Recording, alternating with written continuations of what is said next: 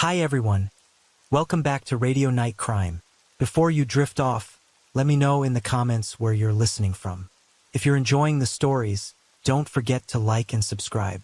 Now let's relax and jump into tonight's case. Story 1. Glory and Moon, a married couple from Hong Kong, have two sons, Hoying and Henry. Henry was born on June 7, 1983, in Hong Kong. The family lives in an apartment on the outskirts of the city. From a young age, Glory and Moon began investing in real estate by buying and selling apartment units. They pursued this business over the years and eventually built considerable wealth. Glory, as a father, was very strict with his sons and wanted them to become independent. To prepare them for the future, he and Moon made sure they received a good education. Hoying excelled in his studies, but Henry struggled. Despite his parents' efforts to provide him with quality education and piano lessons, Henry showed little interest. He lived in his own world, focused primarily on investments, women, and gaming. Henry was known to be arrogant, often looking down on others, and was generally a quiet and isolated child. By middle school, he had almost no friends. When he began to receive poor grades, his parents were deeply disappointed. In response, Glory sent Henry to study abroad in Australia at the University of Canberra in 2000. However, Henry faced bullying and discrimination from his classmates at university. Unable to cope, he dropped out in 2003 and returned to Hong Kong, lying to his parents that he had completed his degree. His parents soon uncovered the truth and, disappointed once again, enrolled him at the University of Hong Kong. Yet, Henry remained uninterested in his education, spending much of his time in the world of online gaming. He also tried working at various jobs but never stayed for long, often leaving due to boredom or dissatisfaction with his income. Henry's personal life was similarly troubled. He struggled to maintain relationships, and one day, a girlfriend told him she was pregnant. Henry, however, refused to take responsibility and pressured her to have an abortion. When she decided to keep the baby, Henry broke off the relationship. In 2007, Henry met Angus, who would go on to become his best friend. Henry was generous with Angus, frequently treating him to meals and buying him clothes.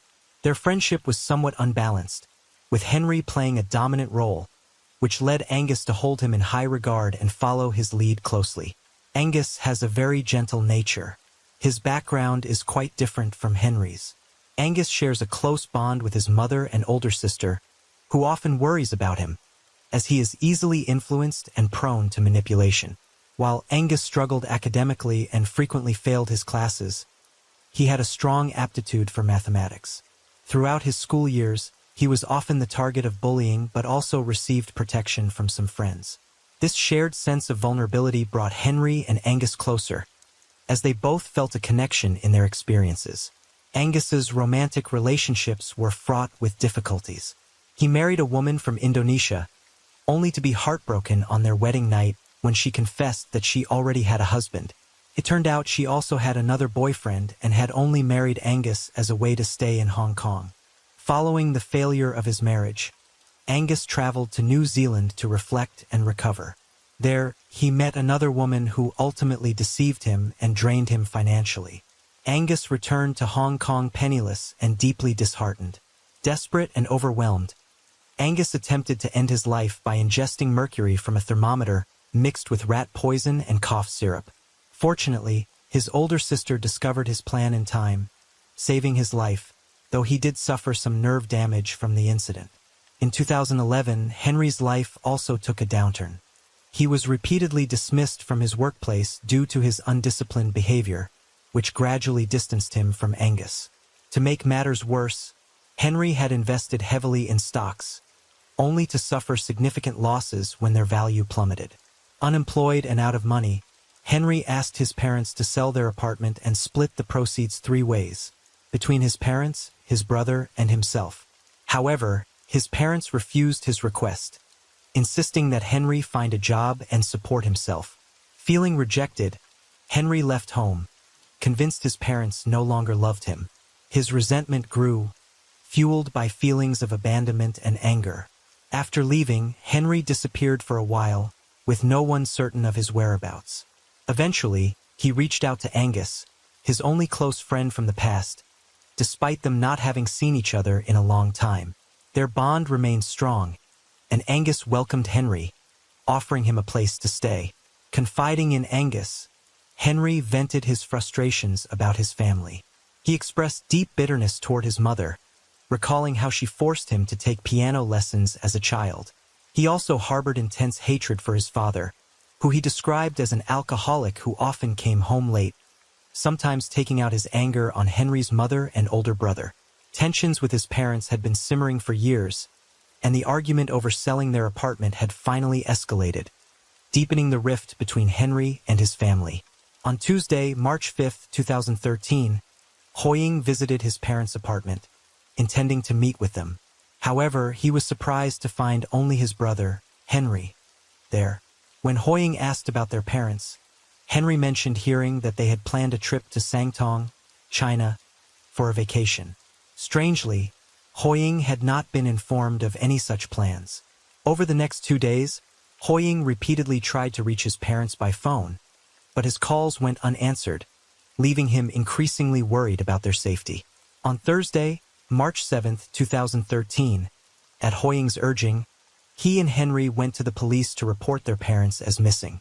At the station, Henry explained that the last time he had seen their parents was on Saturday, March 2, 2013, when they met for tea at Langham Place in Mongkok.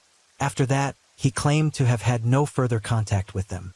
5 days later, on Sunday, March 10, 2013, the police informed Hoying and Henry that, according to the Immigration Department, there was no record of their parents leaving Hong Kong. Their names did not appear on any flight schedules, nor was there any recent activity associated with their passports. The disappearance of Glory and Moon remained a mystery, leaving family and friends confused and concerned. During this difficult time, while their parents were officially listed as missing, Hoying launched a public campaign. He created a Facebook page asking the public to share any information about his parents' whereabouts, hoping someone might help unravel the mystery. The next day, Hoying and Henry went to the Apple Daily News Agency to report their parents' disappearance. The story of the missing couple quickly captured public attention across Hong Kong, prompting the police to prioritize the case. That day, the police summoned the brothers for a second round of questioning. While Hoying stated that he had no knowledge of his parents' whereabouts, Henry repeated details about his last meeting with them. During the interrogation, however, Henry began sending messages in an online gaming WhatsApp group, confessing shocking details. To the astonishment of his friends in the group, Henry claimed he had killed his 65-year-old father and 63-year-old mother. He also wrote, "I am a psychopath. I cannot empathize with other people's pain because of experiences from my childhood and adolescence. For some reason, I just didn't want them here." Henry's friends, alarmed by these confessions, immediately reported the messages to the police. Later that evening, Henry was allowed to return to his parents' apartment. But early the next morning, at around 7 a.m., the police arrived and arrested him. That same day, at 10:30 a.m., the police also detained 35-year-old Angus at his home. During questioning at the police station, Henry openly admitted to planning the murders as early as September 2012. He had meticulously listed the tools he would need and noted the gruesome steps he intended to take, including dismembering the bodies and draining the blood. By January, Henry had enlisted Angus's help, arranging for him to visit his apartment. Having prepared a list of required items, Henry began purchasing tools such as butcher knives, hammers, lunch boxes, and bleach. Between January and February, to avoid raising suspicion, Henry occasionally asked Angus to purchase various items, though Angus was unaware of Henry's true intentions. In the days leading up to the murder, however, Henry confided in Angus, discussing his plans to kill his parents. Henry initially intended to carry out the crime near the border of Sanchin City and Hong Kong, but Angus felt the location was too exposed and instead suggested using his own apartment in a remote area. On Friday, March 1, 2013, Henry invited his parents, Glory and Moon, to lunch at Angus's apartment, under the pretense that he had moved there. Unaware of his intentions, Glory and Moon accepted the invitation. CCTV footage later showed Henry leading his parents through the apartment lobby. The three of them waited in the lobby until the elevator arrived, then went up together. Once inside the apartment, Henry and Angus initially created a calm and welcoming atmosphere, inviting Glory and Moon to sit down. But the tension quickly escalated when Henry and Angus launched a sudden attack. Angus covered Moon's mouth from behind and plunged a knife into her neck, killing her. Henry then attempted to stab his father in the back, but his father resisted, and in the struggle, the knife in Angus's hand accidentally wounded Henry's thigh. As Henry began to falter, Angus stepped in to help, fatally stabbing Henry's father in the neck. With both parents now dead, Henry left the apartment, still in his blood-stained clothes, and went to the hospital to receive treatment. After getting 11 stitches for his thigh wound, he visited a local market to buy new trousers and changed out of his bloody clothing. That afternoon, Henry returned to the apartment to help Angus with the grisly task of disposing of their parents' bodies. Under the cover of night, they began dismembering the bodies. They preserved some parts with salt to slow down decomposition, stored others in lunchboxes in the freezer, and even boiled or microwaved some with barbecue sauce, intending to eat these parts as side dishes with rice. Other body parts were mixed with sand and cement, placed in plastic bags, and gradually disposed of at a nearby pier. After hours of interrogation, the police decided to search Angus's apartment for evidence. Upon entry, they found blood-stained carpet remnants that pointed to the crime. It was clear the apartment had been prepared for murder. The police discovered 3 trash bags containing body parts, additional bags filled with sand and cement, a meat-cutting board, 6 styrofoam lunchboxes, a bucket with a saw, and 7 knives. Meanwhile, in the kitchen, police discovered 2 refrigerators containing the heads of Glory and Moon, along with several lunchboxes filled with meat. They also found a microwave with human flesh mixed with cooked barbecue sauce on a plate of rice. Yellow oil, which turned out to be the victim's fat, had pooled around the microwave. In Angus's room, investigators found a note detailing the tools and steps involved in the murder, hidden beneath his mattress. When news of the case broke, it shocked Hong Kong society. Many were stunned that Henry, a young man with a small, shy appearance, could commit such a brutal act against his own parents. Rumors quickly circulated, with some speculating that Henry had engaged in cannibalism. However, the investigation found no evidence that either Henry or Angus had eaten the cooked meat. While Henry and Angus were detained, the police continued to gather evidence. Over a year after the crime, on Monday, August 4, 2014, their trial began. Charged with premeditated murder, Henry and Angus both maintained their innocence in court. Despite the overwhelming evidence presented, the 2 men turned on each other, each blaming the other. Henry claimed it was Angus who had masterminded the plan and written the note outlining the murder. However, handwriting analysis revealed that the note found under Angus's bed was, in fact, written by Henry. Angus also denied involvement in the murder itself but admitted to helping clean up the scene. He claimed he only returned to his apartment on March 4, 2013, 3 days after the murder had taken place. According to Angus, Henry greeted him with a faint smile and showed him his parents' heads in plastic bags. Angus stated that he helped Henry clean up and dispose of the bodies only because Henry had threatened to kill his mother if he didn't comply. The defense then requested a psychiatric evaluation for Henry, arguing that his actions stemmed from mental health issues. The initial assessment indicated that Henry had bipolar disorder and obsessive-compulsive disorder, OCD. The defense presented these findings, describing Henry as a dropout who was unemployed, unable to maintain relationships, and deeply unhappy, so much so that he had contemplated ending his life. Psychiatrists suggested that his stress and feelings of failure might have contributed to his actions. However, a second psychiatric evaluation found no clinical abnormalities, concluding instead that Henry exhibited narcissistic and psychopathic traits. His IQ test showed an above-average score of 126, while Angus's IQ was found to be below average at 84, consistent with his older sister's description of him as easily influenced and manipulated. The prosecution argued that Henry had carefully planned the murder and manipulated Angus into helping him. Amid public pressure and heightened interest in the case, the trial was postponed several times. Finally, on Friday, March 20th, 2015, Henry was convicted of premeditated double murder and sentenced to life imprisonment, plus an additional 9 years and 4 months. This sentence was notably different from Angus's, who received only a 3-year prison sentence, as he was found not guilty of planning the murder but rather of obstructing the burial. After serving his time, Angus was released immediately following the trial. During Henry's trial, additional insights surfaced about his deep-seated resentment toward his parents. Henry blamed them for all his perceived failures in life.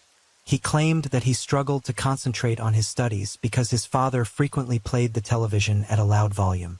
He also harbored intense resentment toward his mother, not only for forcing him to take piano lessons but also for humiliating him in front of a woman he admired. Henry stated, "I thought if I could resolve the emotional relationship with my parents, that would be a solution. If they died, I could be reborn." He admitted he had wanted to complete the act before he turned 30 and felt a sense of relief once his parents were dead. Initially, he had even planned to kill his older brother, but the feeling of inner peace he experienced after his parents' deaths ultimately led him to abandon this idea. In a disturbing revelation, Henry also claimed that if he had managed to avoid capture, he and Angus would have gone to China, where he planned to commit further crimes, including assaults on random women. Fortunately, Henry's crimes were discovered before he could carry out these intentions, preventing further harm. Story 2. Uruguaiana, located in the state of Rio Grande do Sul, Brazil. This city, with a population of over 120,000, shares a border with Argentina and faces the city of Paso de los Libres, separated only by a river. It was in Uruguaiana that a 29-year-old man named Jonathan Martins del Almeida was born and raised. While little information about Jonathan's childhood is available, it is known that he is the youngest of 7 children and is affectionately called Naco or Naquinho by his family and friends. Jonathan was known as a hardworking and tireless young man, dedicated to helping his family financially. In 2013, Jonathan accompanied his father to Caxias do Sul, approximately 650 kilometers from his hometown, where they both worked as construction laborers on a project. It was during this time that Jonathan met a 51-year-old woman named Lida Nadalina Alves Pinheiro. Despite their 22-year age difference, Jonathan was drawn to Lida and admired her. Not long after, they began dating. A few months later, Jonathan and his father's work contract came to an end, necessitating their return to Uruguaiana. Jonathan left Lida in Caxias do Sul, but they maintained their relationship despite the distance. In the midst of their conversations, Jonathan expressed his desire to move back to Caxias do Sul to live with Lida. Ultimately, he kept his promise and relocated to be with her. They lived together for a time before deciding to move again, this time to Arroio do Sal, a small coastal town in southern Brazil with a population of about 10,000. There, Jonathan found a job as an expert in installing home security systems, and he and Lida moved into a house not far from his workplace. Although Jonathan had grown more distant from his family in recent years, he maintained his connections through phone calls, WhatsApp messages, and family group chats, where he often shared jokes and engaged in lighthearted banter. However, in mid-December 2016, Jonathan suddenly stopped responding to messages in the family group. On a Sunday in mid-December, he replied to a WhatsApp message for the last time, and soon after, his family noticed his silence. They realized he hadn't even read their subsequent messages. In the hours that followed, they attempted to reach him, but to no avail. Assuming he was simply busy, they decided to wait until the next day to contact him again. When a full day passed without any communication, the family grew increasingly worried. Knowing that Jonathan lived with Lida, they reached out to her to inquire about his whereabouts. Instead of providing a clear answer, Lida claimed she didn't know where Jonathan was. She even mentioned that he had left to be with another woman, adding that he had taken his belongings and departed in a green Chevrolet Celta parked at the edge of their housing estate. Doubtful of Lida's story, one of Jonathan's older brothers decided to visit Lida's house in Arroyo do Sal. While he didn't find Jonathan or any of his belongings, he did notice that the motorcycle Jonathan had purchased just a few months earlier was still at the house. The fact that Jonathan had left without his motorcycle intensified his family's suspicions. Weeks passed without any sign of Jonathan, prompting the family to officially report his disappearance to the police in mid-January 2017. A week after their report, Lida also went to the police station to declare that Jonathan had left her home for another woman without any prior notice. However, Jonathan's family couldn't take Lida's report at face value. They remained convinced that Jonathan had mysteriously disappeared. The following day, Jonathan's family and friends began distributing missing persons posters and sharing information on social media. They searched for him in various locations, including emergency rooms, mental hospitals, and even the morgue, but there was no trace of Jonathan. The police, who launched an investigation into Jonathan's disappearance, also visited Lida's house. Unfortunately, they found no evidence of wrongdoing. Jonathan's belongings were gone, with the exception of his new motorcycle. The police attempted to obtain CCTV footage from the area, but none of Lida's neighbors had installed cameras. As the investigation stalled, Jonathan's disappearance seemed to fade into the background. Meanwhile, Lida moved on with her life and began a relationship with a 47-year-old man named Antonio in January 2018. The two were married just a month later, and Antonio moved in with Lida. A year passed without any new leads in the investigation, leading the police to close the case, leaving Jonathan's family frustrated and without answers. Despite the lack of progress, they continued to spread information about Jonathan's disappearance on social media, holding on to hope that the truth would eventually emerge. Then, 4 years after Jonathan's disappearance, an anonymous caller contacted the local police station in November 2020. The caller claimed that Jonathan had been murdered and that his body was buried under the floor of a construction site where he had once worked. The minimal information provided to the police prompted an immediate visit to Lida's house to investigate the area where Jonathan's body was allegedly buried. Initially, the police suspected that Jonathan might be buried in the backyard, as it was the only area that seemed a plausible hiding spot. However, after excavating the site, they found nothing. For years had passed, and the police were beginning to believe that any evidence might have been lost. To aid in their search, they decided to bring in a bloodhound. Shortly after arriving, the dog indicated a spot on the living room floor. At first, the dog seemed uncertain, but when the officers began to demolish the floor, the dog showed signs that it had discovered something. Without delay, the officers dug beneath the living room floor and unearthed human remains. The condition of the remains made immediate identification impossible, so they were sent to the hospital for DNA testing and autopsy. Lida was arrested at the scene, and her husband, Antonio, was also taken into custody by the police. When the remains were found under Lida's house, the police were convinced they belonged to Jonathan, who had vanished 4 years prior. However, only DNA testing could confirm this. Jonathan's family in Uruguayana was notified and rushed to the city. Meanwhile, the autopsy results were released. The forensic doctor noted multiple fractures in the skull, suggesting Jonathan had suffered significant trauma from several blows. The separation of the bones indicated that the body had likely been dismembered, potentially to fit into a burial pit. Ultimately, the DNA test confirmed the heartbreaking truth. The remains were indeed those of Jonathan, who had disappeared 4 years earlier. Lida, when questioned, refused to speak without a lawyer and subsequently hired one to communicate with the police. According to Lida's account, on the night of the incident, Jonathan returned home very drunk after spending the entire night at the bar with friends.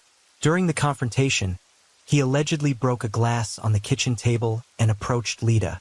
In fear, Lida claimed she picked up another glass and struck Jonathan on the head, asserting that her actions were in self-defense. However, when she discovered Jonathan was dead, panic set in, leading her to hide his body and bury it in an empty lot beside her house. However, Lida's testimony was met with skepticism. How could she have felt threatened by Jonathan when he had not attacked her? Additionally, the fracture in Jonathan's skull suggested that the object used to strike him was not merely a glass. The police also uncovered other evidence that contradicted Lita's statements, highlighting inconsistencies in her story. They continued to urge her to confess, emphasizing that lying would only worsen her situation. Eventually, Lita admitted to her actions and provided a second version of her story. On the afternoon of December 18, 2016, Lita and Jonathan had a heated argument because Jonathan wanted to end their relationship and start anew. Unwilling to accept the breakup, Lita accused him of infidelity. Although there was no evidence to support her claims, Jonathan, tired of the confrontation, sat down to drink a beer. In a fit of emotion, Lita struck him with a beer bottle, causing serious injury and leaving him helpless. In a panic, she dug a hole in the dirt next to her house and dragged Jonathan's still-breathing body into it. In an effort to fit him into the shallow grave, she mutilated parts of his body with a saw. To cover her tracks, Lita disposed of all of Jonathan's personal belongings and fabricated a story for his family, who were searching for him. 2 weeks later, she called a construction worker to build a living room over Jonathan's burial site. The construction worker installed walls and tiles, effectively concealing the fact that Jonathan was buried beneath them. However, it is likely that he sensed something was amiss about the house. This has led to speculation that the anonymous caller who reported the presence of a body in Lita's home was, in fact, the construction worker himself. 2 years after her arrest, Lita, now 61 years old, faced trial on Thursday, January 19, 2023. Her defense team argued that Lita did not intend to kill Jonathan and claimed that the beating was an unfortunate accident. They asserted that she was unaware of the severity of her actions. In contrast, the prosecution maintained that Lita was guilty of murdering Jonathan, suggesting that her intentions became clear after he ended their relationship. The following day, January 20, 2023, Lita returned to court for the trial's conclusion and to hear the verdict. She was found guilty of murder and sentenced to 18 years in prison, along with an additional 10 months for concealing a body, with no chance of parole. Her husband, Antonio, was also tried that day, accused of being complicit in the murder and of hiding the victim's body. However, Antonio denied the allegations, stating that he had only met Lita a year after the murder occurred. With no evidence linking him to the crime, he was acquitted. The case surrounding Jonathan's death garnered significant public attention, highlighting how Lita, with her cunning and cruelty, committed the murder and constructed a living room over her victim's grave. Story 3. Marlene May McKinnon Warren was born on April 15, 1950, in Mount Clemens, Macomb County, Michigan, United States. She was the second of 3 children born to Bill Twing and Shirley Twing. Marlene enjoyed a happy childhood, spending part of her youth on her grandfather's farm in a town north of Detroit. Her family and friends described her as friendly, open-hearted, and always willing to help others. Marlene had a talent for painting and developed a particular fondness for clown characters. At the age of 14, she completed a painting featuring clowns, reflecting her love for them. She married her high school sweetheart at a young age and gave birth to her first child when she was just 15 years old.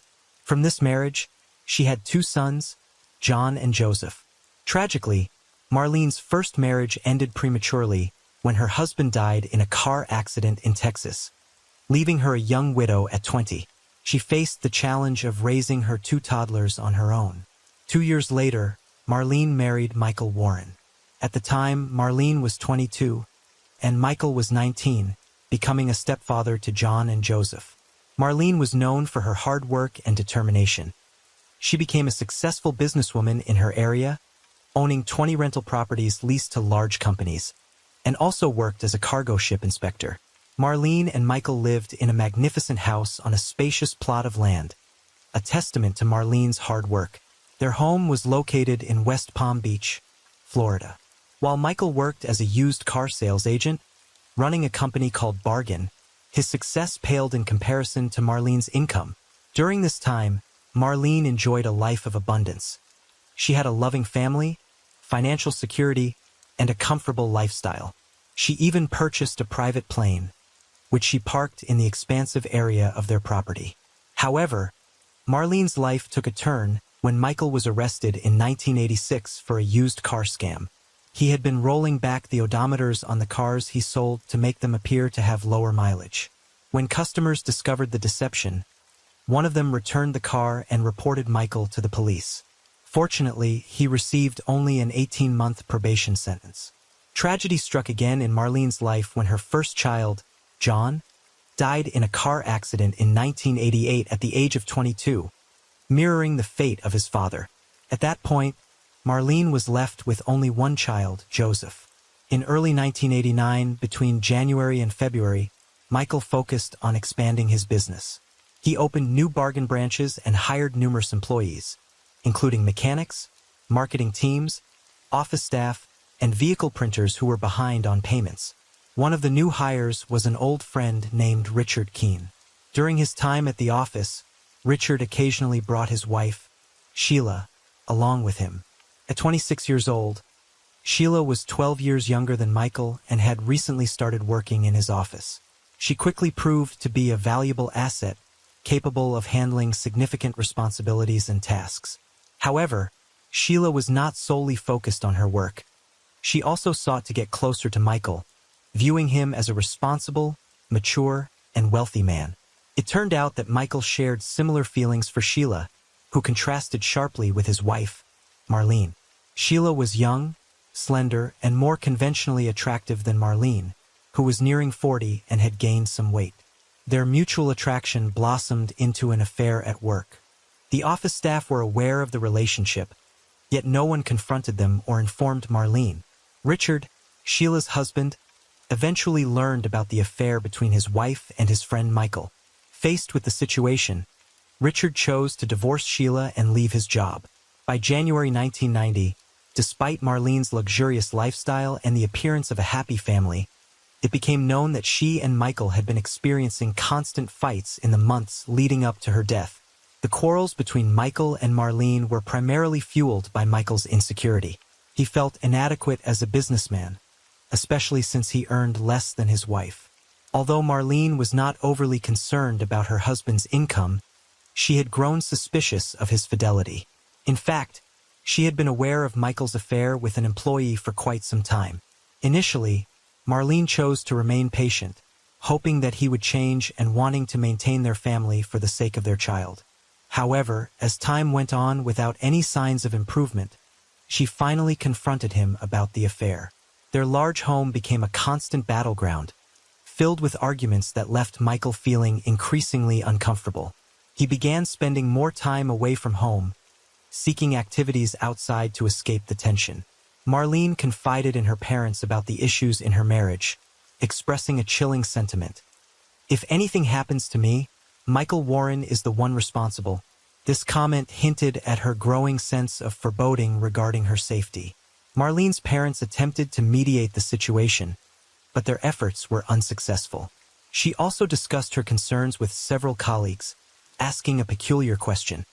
If a wealthy woman is killed by her husband, who inherits her wealth?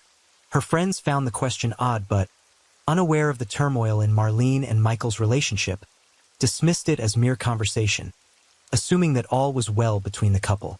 In May 1990, on a bright morning at their spacious home in the elite area of Wellington, Florida, Joseph, Marlene's 21-year-old son, was having breakfast with 3 friends. Michael, his father, had been out since the morning. At around 11 a.m., there was a knock at the front door. Since Joseph and his friends were still at the table, Marlene, still in her pink pajamas, went to answer the door. To her surprise, she found a clown standing there, complete with orange hair, a red nose, and white face paint. The clown presented her with 2 foil balloons and a basket of flowers. Joseph and his friends, watching from the dining area, commented on the clown's cheerful demeanor. Suddenly, there was a loud bang that Joseph and his friends initially thought was a balloon popping. But when they turned to see Marlene lying on the floor, bleeding profusely from her face, they quickly realized the horrifying truth. The clown had shot her. In a panic, Joseph's friends rushed to help Marlene and called 911 for emergency assistance. Meanwhile, Joseph caught sight of the clown, who calmly turned and walked towards a white Chrysler LeBaron convertible parked nearby. which had no license plates. Without thinking, Joseph and one of his friends jumped into their car to chase after the clown, but their efforts were futile as the clown sped away, disappearing from sight. The medical team that arrived on the scene quickly worked to save Marlene and transported her to the hospital. Meanwhile, Joseph called Michael, who rushed to the hospital to see his wife's condition. Tragically, 2 days later, Marlene succumbed to her injuries and was pronounced dead at the age of 40, due to a close-range gunshot wound to her face. An immediate investigation was launched, including a thorough examination of the crime scene to uncover any new evidence that might reveal the identity of the killer clown. Shortly after the news broke about Marlene's shooting, the police received a mysterious phone call from a woman who cryptically suggested, "If you want to know who the real perpetrator is, just ask Michael Warren and Sheila directly," before abruptly hanging up. This led the police to focus their attention on Michael Warren, especially given the rumors of his affair with Sheila. Although Michael denied the allegations, further investigation revealed that he had left the house and was several miles away at the time of the shooting, heading toward a racehorse location. This alibi was corroborated by friends who had seen him en route. Consequently, the police turned their focus to local shops that sold balloons, flowers, and costumes, suspecting that the killer might have visited one of these establishments to purchase the items used in the crime. At that time, the police visited a shop that sold balloons and flowers to inquire whether anyone had purchased items identical to those found at Marlene's house. The employee on duty reported that a customer who matched Sheila Keene's description, a 20-year-old woman with brown eyes and shiny brown hair, had bought balloons and flowers shortly before the shooting. The police then turned their attention to local costume shops. One shop owner revealed that, around 8 a.m., approximately 3 hours before the shooting, a woman had purchased a clown costume complete with a red nose and orange hair. Once again, this description aligned with that of Sheila Keene. Based on the statements from the shop employees, the police began to suspect Sheila as a potential perpetrator. However, due to the lack of strong evidence, they continued their investigation. For days after Marlene was shot, the police received a report about a white car without a license plate that had been abandoned for 4 days. Joseph recognized the car as matching the one used by the clown on the day of the incident. Upon investigating the vehicle, officers discovered orange threads believed to be from the clown wig, as well as several strands of human hair on the car seat. This is where the police's suspicions regarding Sheila deepened, leading them to issue a search warrant for her apartment. During the search, investigators discovered thread fibers on one of Sheila's dirty clothes that matched those of the clown's wig. Unfortunately, the police were unable to locate the gun that Sheila allegedly used to kill Marlene, leaving them with insufficient evidence to bring charges against her. At that time, DNA and forensic testing were not as advanced as they are today, allowing Sheila Keene to remain free of any charges and continue living her life. In 2002, 12 years after the shooting, Sheila married Michael Warren, and they moved to a luxurious home in Virginia. She changed her name to Debbie and opened a burger business called the Purple Cow in 2014. Meanwhile, the case surrounding Marlene's death, which had gone cold since 1990, was reopened due to advancements in DNA testing technology and forensic science. The police promptly conducted DNA analysis on the strands of hair found in the abandoned car, as well as on the orange thread fibers discovered in both the car and Sheila's dirty clothes. After thorough testing and investigation, the police confirmed in 2014 that Sheila was the suspect they had been pursuing all along. Although they had been aware that the perpetrator had been right under their noses, the lack of strong evidence had previously restricted their actions. Finally, in 2017, at the age of 54, Sheila was arrested at the luxurious home she shared with Michael Warren. She was extradited from Virginia to Florida for further questioning. At that time, it was revealed that she had disguised herself as a clown, presenting 2 foil balloons and a basket of flowers before shooting Marlene in the face. After the crime, she fled and abandoned the car she had used at a nearby shop. In 2020, a press conference was scheduled to address the case, but due to the pandemic, it was postponed, and the first conference finally took place on March 30th, 2021. During the proceedings, the defense team repeatedly denied that their client was responsible for the crime. They argued that witnesses at Marlene's house, specifically Joseph and his friends, described the clown as a tall man. They contended that the hair found could have come from elsewhere and pointed out that the evidence was over 3 decades old. The defense also suggested that a male perpetrator was more likely, thus insinuating that the killer was a man, not a woman. However, DNA analysis of the hair found in the abandoned car and the orange threads from the clown's wig provided more conclusive evidence.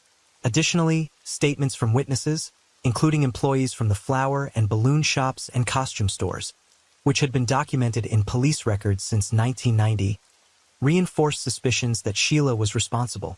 During the initial investigation, Sheila had evaded suspicion due to the limitations of DNA testing and forensic science at the time, allowing her to go free.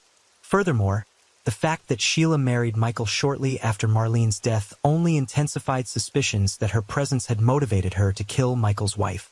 Although they denied ever having an affair, Michael Warren has never been prosecuted for his wife's death. He has not been proven to be involved in the plot to kill her and is thought to have been unaware of Sheila's actions. However, there was a witness named John Jr., who claimed to be the son of one of Michael's employees, John Sr. John Sr. was a former subordinate at Bargain, tasked with resetting the odometers of the used cars that Michael sold, which led to Michael's police report in 1986. In his final moments, John Sr. confessed to his son that he knew the location of the gun and clown costume used by the killer, buried at one of Michael's used car lots. He alleged that Michael had instructed him to bury the evidence. Just weeks before the shooting, Michael had made a joke to John Sr., saying, "Can you make my wife disappear like you made the car disappear from its owner?" At the time, John Sr. thought it was merely a joke, but he later realized it reflected a grim reality.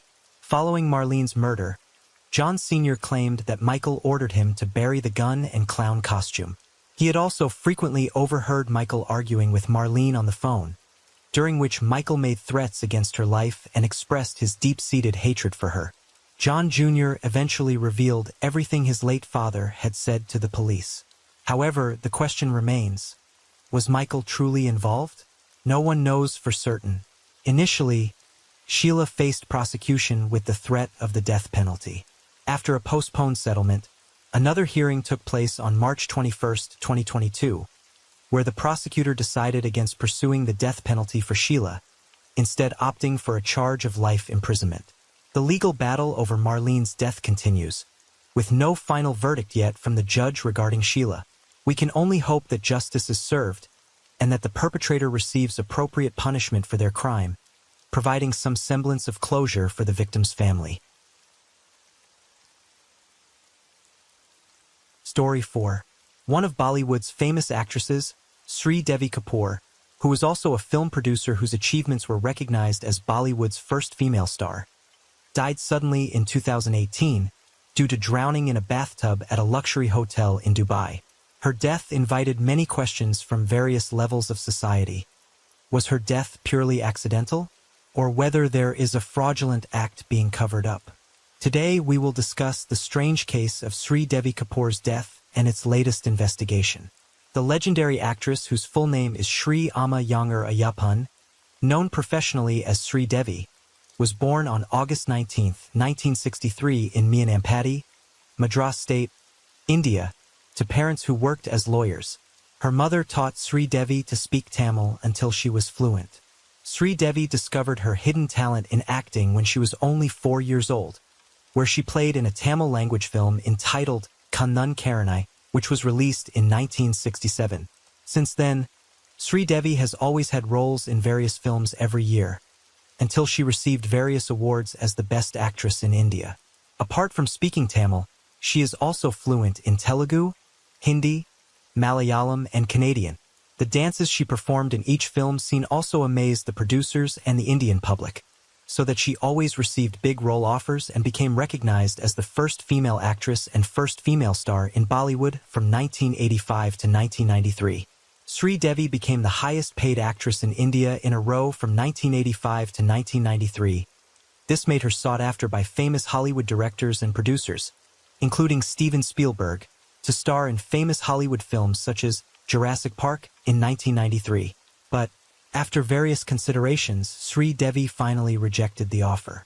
Like other actresses, Sri Devi has also been hit by unpleasant rumors due to rumors of snatch someone's husband in the household of actor Mithun Chakraborty and actress Yogita Bali. She was suspected of having an affair from 1986 to 1987 with Mithun, but the rumors soon died down when Mithun did not divorce his wife and still maintains their relationship till now. Behind her beautiful face and stunning acting roles, Sri Devi was once called an arrogant actress, but she clarified that her silence was misinterpreted. Actually, she is a shy girl, even though her name is famous everywhere because she started acting at 4 years old, so she never received formal education and experienced free interaction with her school friends, which formed her as an introverted person. As a result, she was always accompanied by her mother when she was on set. Even when Sri Devi was an adult, her mother always accompanied her. In 1995, when Sri Devi was 32 years old, she met a famous producer from the Kapoor family named Boney Kapoor. But this introduction again drew harsh criticism when Boney divorced his first wife, Mona Shori, whom he had been married to since 1983 and had given birth to 2 children. Shortly after his divorce in 1996, Boney married Sri Devi, which made Sri Devi known as a woman who destroyed other people's homes. From that marriage, Sri Devi and Boney were blessed with 2 daughters. The first was Janhavi Kapoor, born in 1997, and Kushi Kapoor, born in 2000.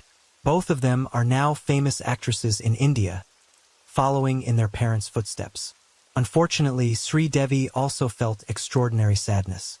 After giving birth to her first child while filming a film, her mother, who had always accompanied her during every filming, had to experience serious complications in 1997 due to brain tumor surgery which she underwent in 1995. After investigation, a neurosurgeon discovered that there had been a procedural error. Surgery by performing surgery on the wrong part of her mother's head. This causes damage to vital tissues and nerve centers related to vision and memory. Only a few weeks after complications, her mother died, leaving Sri Devi with deep sorrow so much, so that she decided to take a hiatus from the world of entertainment for 15 years. In 2012, Sri Devi returned to the world and made her name by appearing in several films. Sri Devi's return to the world of film made the film she played in a huge success. This made Sri Devi's name the single most successful comeback actress in Bollywood history after a long hiatus. In 2013, she also received many awards for her films and roles after her comeback. In 2017, Sri Devi signed a contract with a production house to play a film entitled Kalink, which was planned to be released in 2018. But during the filming process, Sri Devi was found to have died suddenly in Dubai, so the filming process had to be restarted from the start and role was replaced by Madhuri Dixit, and the film's release was postponed to 2019. Actually, what happened to Sri Devi? How did she die? And what irregularities were discovered during the investigation into his death? On that day, Sri Devi's husband, Boney, and her youngest daughter, Kushi, traveled all the way to the United Arab Emirates to attend the wedding of their nephew, Indian actor Mohit Marwah, which was held at the luxury Waldorf Astoria Hotel in Ras Al Khaimah city, 6th largest city in Arabia. Unfortunately, their eldest daughter, Janhavi, couldn't go there to accompany her mother because she had to finish shooting. Janhavi sends a shopping list to her mother as a birthday gift. In early March, after the wedding party finished on February 21, 2018, Sri Devi, accompanied by her husband and youngest daughter, went shopping and traveled around the country for a full day. They planned to return to India the next day, on February 22, 2018, to head to Lucknow City, Uttar Pradesh state. But when she was leaving by plane, Sri Devi realized that she had left her cell phone in the Waldorf Astoria hotel room. She returned to the hotel and let her husband and daughter go first to India. She said that she would follow to Lucknow City, but actually Sri Devi planned to stay in that country for the next few days so that she could take advantage of her relaxing time from her filming activities. Sri Devi also called Boney to express how much she missed him. Boney suggested that Sri Devi continue her journey to Dubai, so she could enjoy her holiday in the United Arab Emirates. Sri Devi agreed and booked a room at the Jumeirah Emirates Tower Hotel for several nights starting on February 22, 2018. Apparently, Boney advised Sri Devi to go to Dubai because he had planned to surprise her by secretly visiting his wife in Dubai on February 24, 2018. Boney called Sri Devi again to make up a story so that his wife would stay at the hotel and not return to India. In the afternoon, Boney took a flight from Lucknow to Dubai and explained to Sri Devi that he was attending an important meeting, so he would turn off his cell phone in the next few hours after arriving in Dubai. He arrived at the Jumeirah Emirates Tower Hotel, where Sri Devi was staying at around 18:30 p.m. He also checked in secretly and asked the hotel receptionist for a duplicate access card to his wife's room. When Boney entered room 2201, Sri Devi couldn't contain her excitement, so Sri Devi, who was supposed to be shopping again that night, decided to postpone her shopping because Boney invited Sri Devi to enjoy a romantic dinner at a luxury restaurant. Boney is sure that his surprise on his wife was successful. Sri Devi, who was very happy, immediately went to the bathroom to shower and prepare, while Boney sat in the living room of their room and watched TV while waiting for his wife. But after half an hour had passed, around 7 p.m., Boney didn't see his wife leaving the bathroom and he knew that dinner would be late. Boney knocked on the bathroom door, but there was no answer, so he went inside.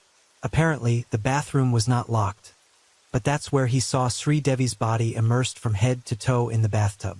Boney immediately called the hotel staff and called the Dubai City Police. From the results of the interim investigation, Dubai police confirmed that there were no drops of water coming out of the bathtub, so it is believed there were no signs of movement or resistance.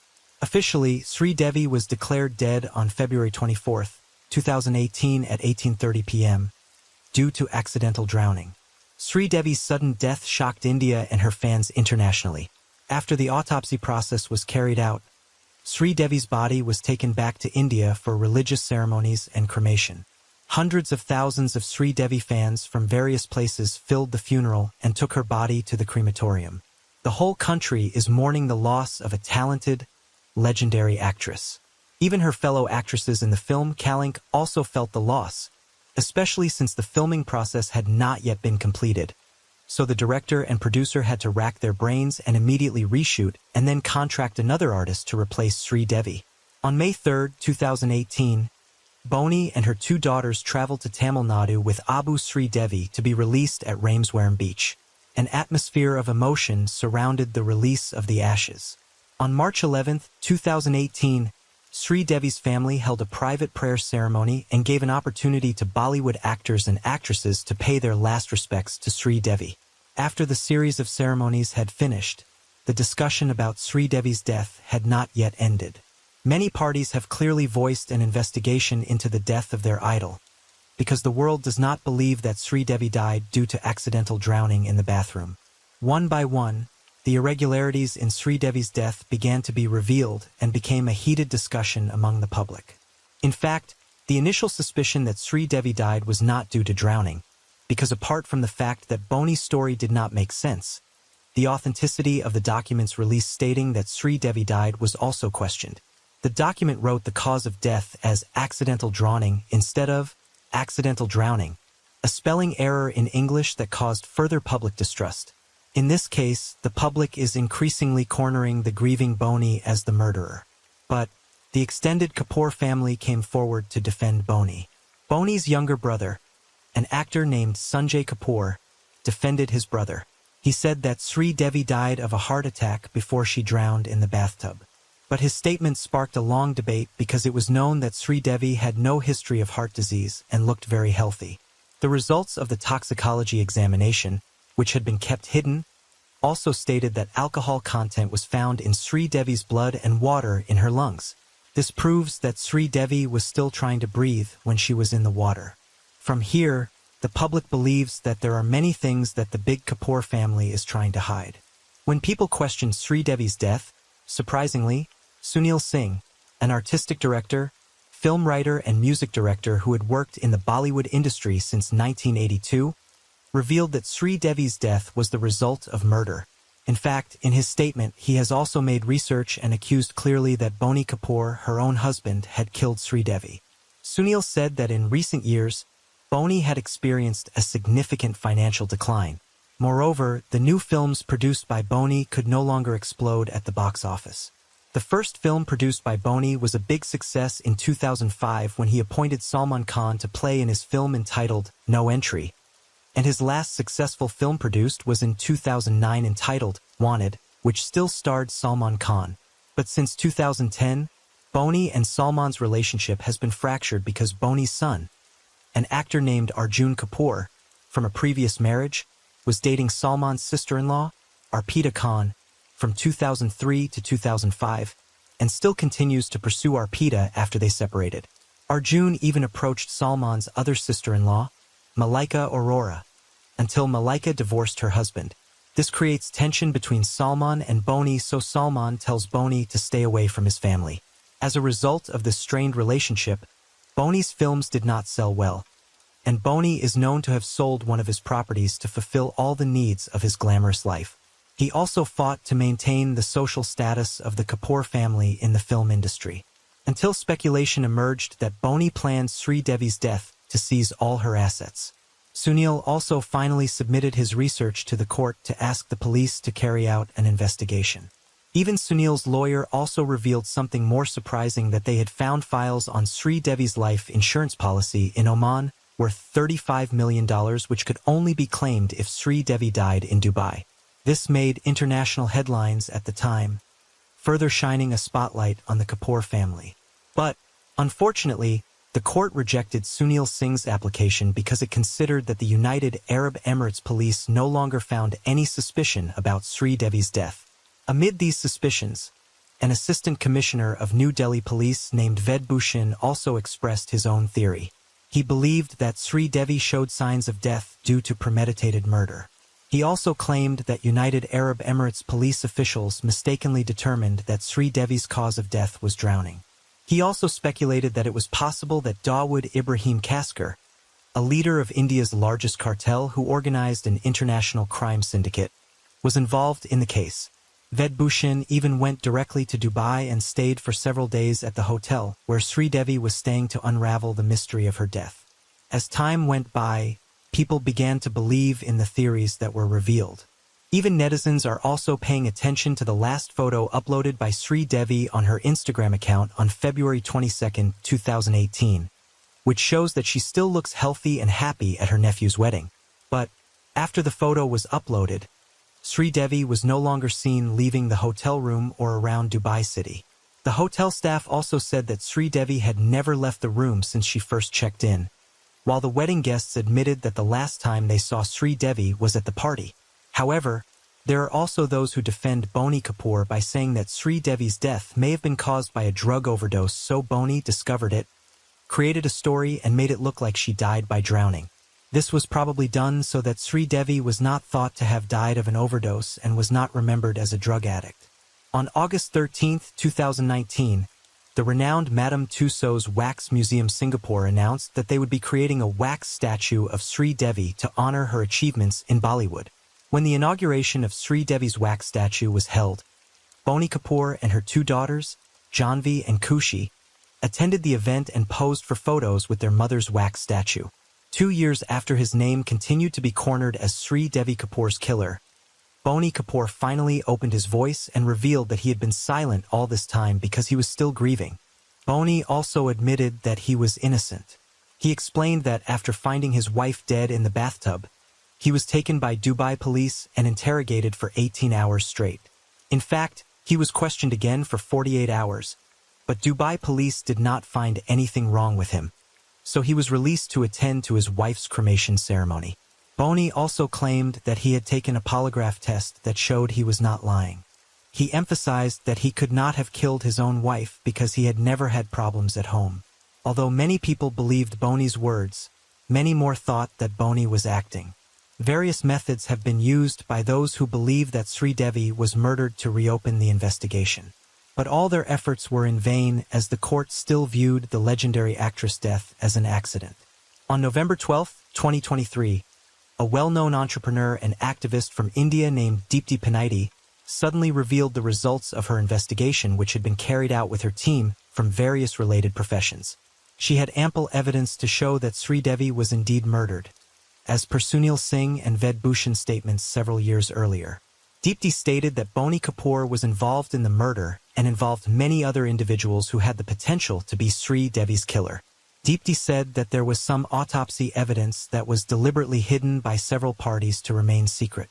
One of the surprising results of the autopsy was the presence of large needle injection marks on Sri Devi's body, which appeared to have been around for a long time because they were almost closed.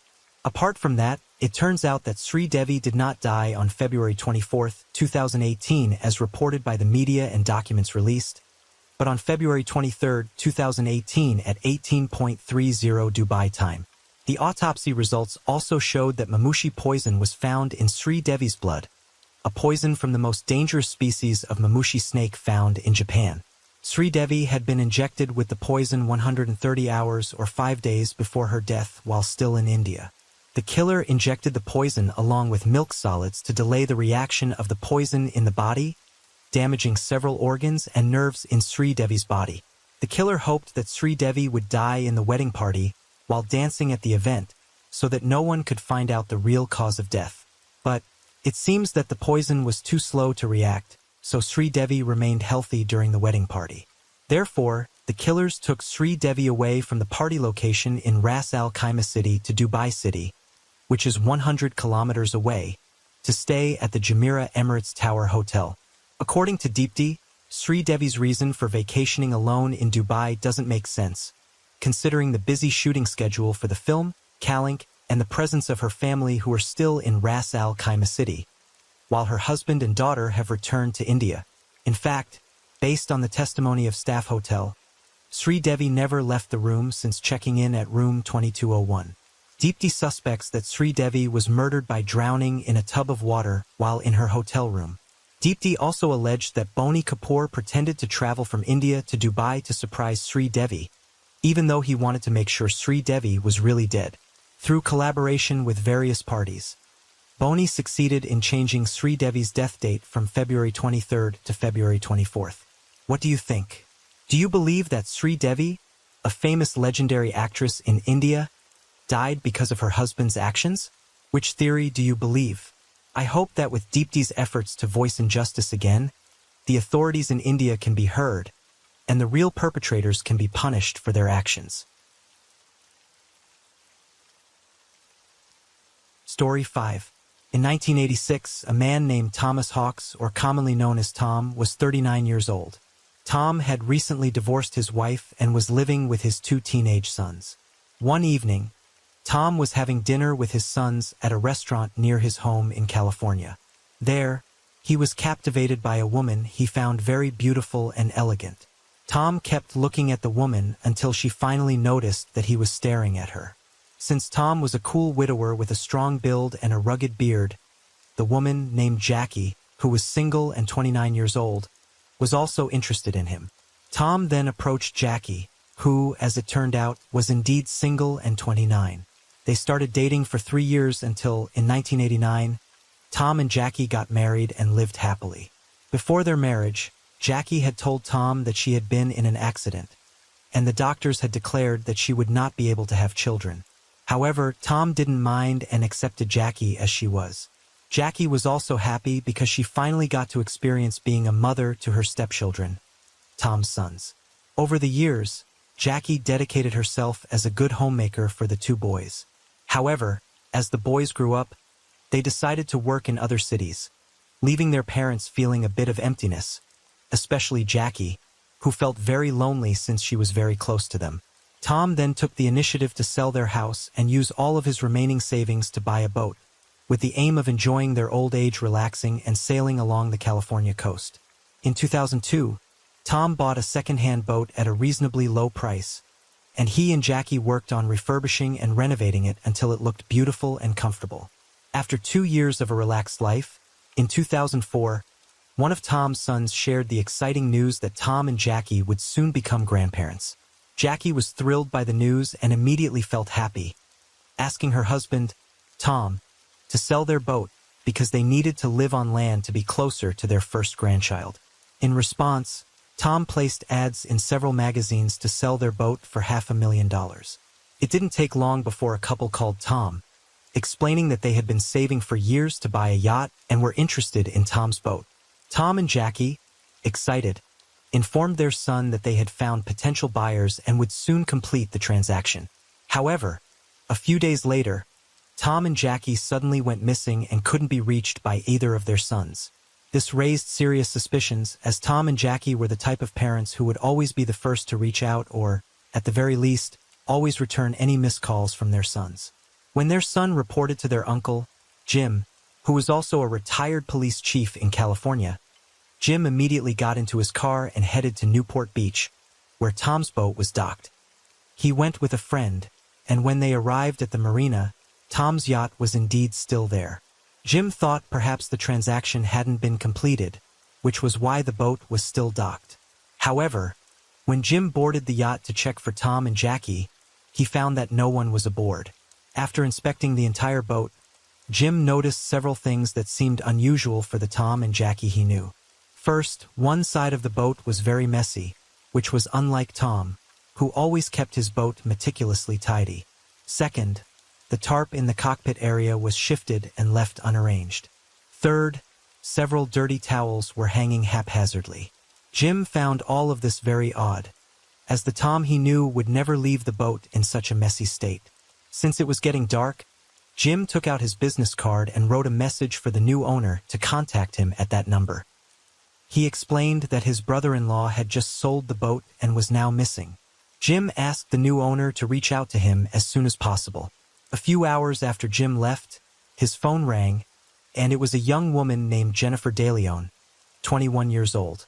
Jennifer told Jim that she had found his business card inside her yacht. Indeed, her husband had just bought the boat from Tom and Jackie. However, like Jim, Jennifer admitted that they had trouble reaching Tom, as they had a few questions about the boat's controls. In addition, some personal belongings of Tom and Jackie had been left in the boat's closet, so they were also trying to return those items to them. Jennifer explained that the last time they saw Tom and Jackie was when they completed the transaction. After her husband handed a suitcase of cash to Tom and Jackie, the couple immediately got into their car and drove off. Since then, both Jim and Jennifer had been unable to contact Tom and Jackie. Jim then asked Jennifer if she had any idea where the couple might have gone, but Jennifer replied that she didn't know, as they hadn't discussed personal matters, only the details of the boat transaction. However, Jennifer did recall hearing a conversation between Tom and his wife, Jackie, in which Tom mentioned wanting to buy a house in Mexico, near the Arizona border where his sons lived. Jim thanked Jennifer and asked her to inform him if she learned anything about Tom and Jackie's whereabouts. Jennifer asked Jim to do the same if he found out anything. After the call, Jim remembered there was someone who might know where Tom and Jackie were: Patricia, an accountant hired by Tom and Jackie to handle their finances, especially when they were at sea with limited internet access.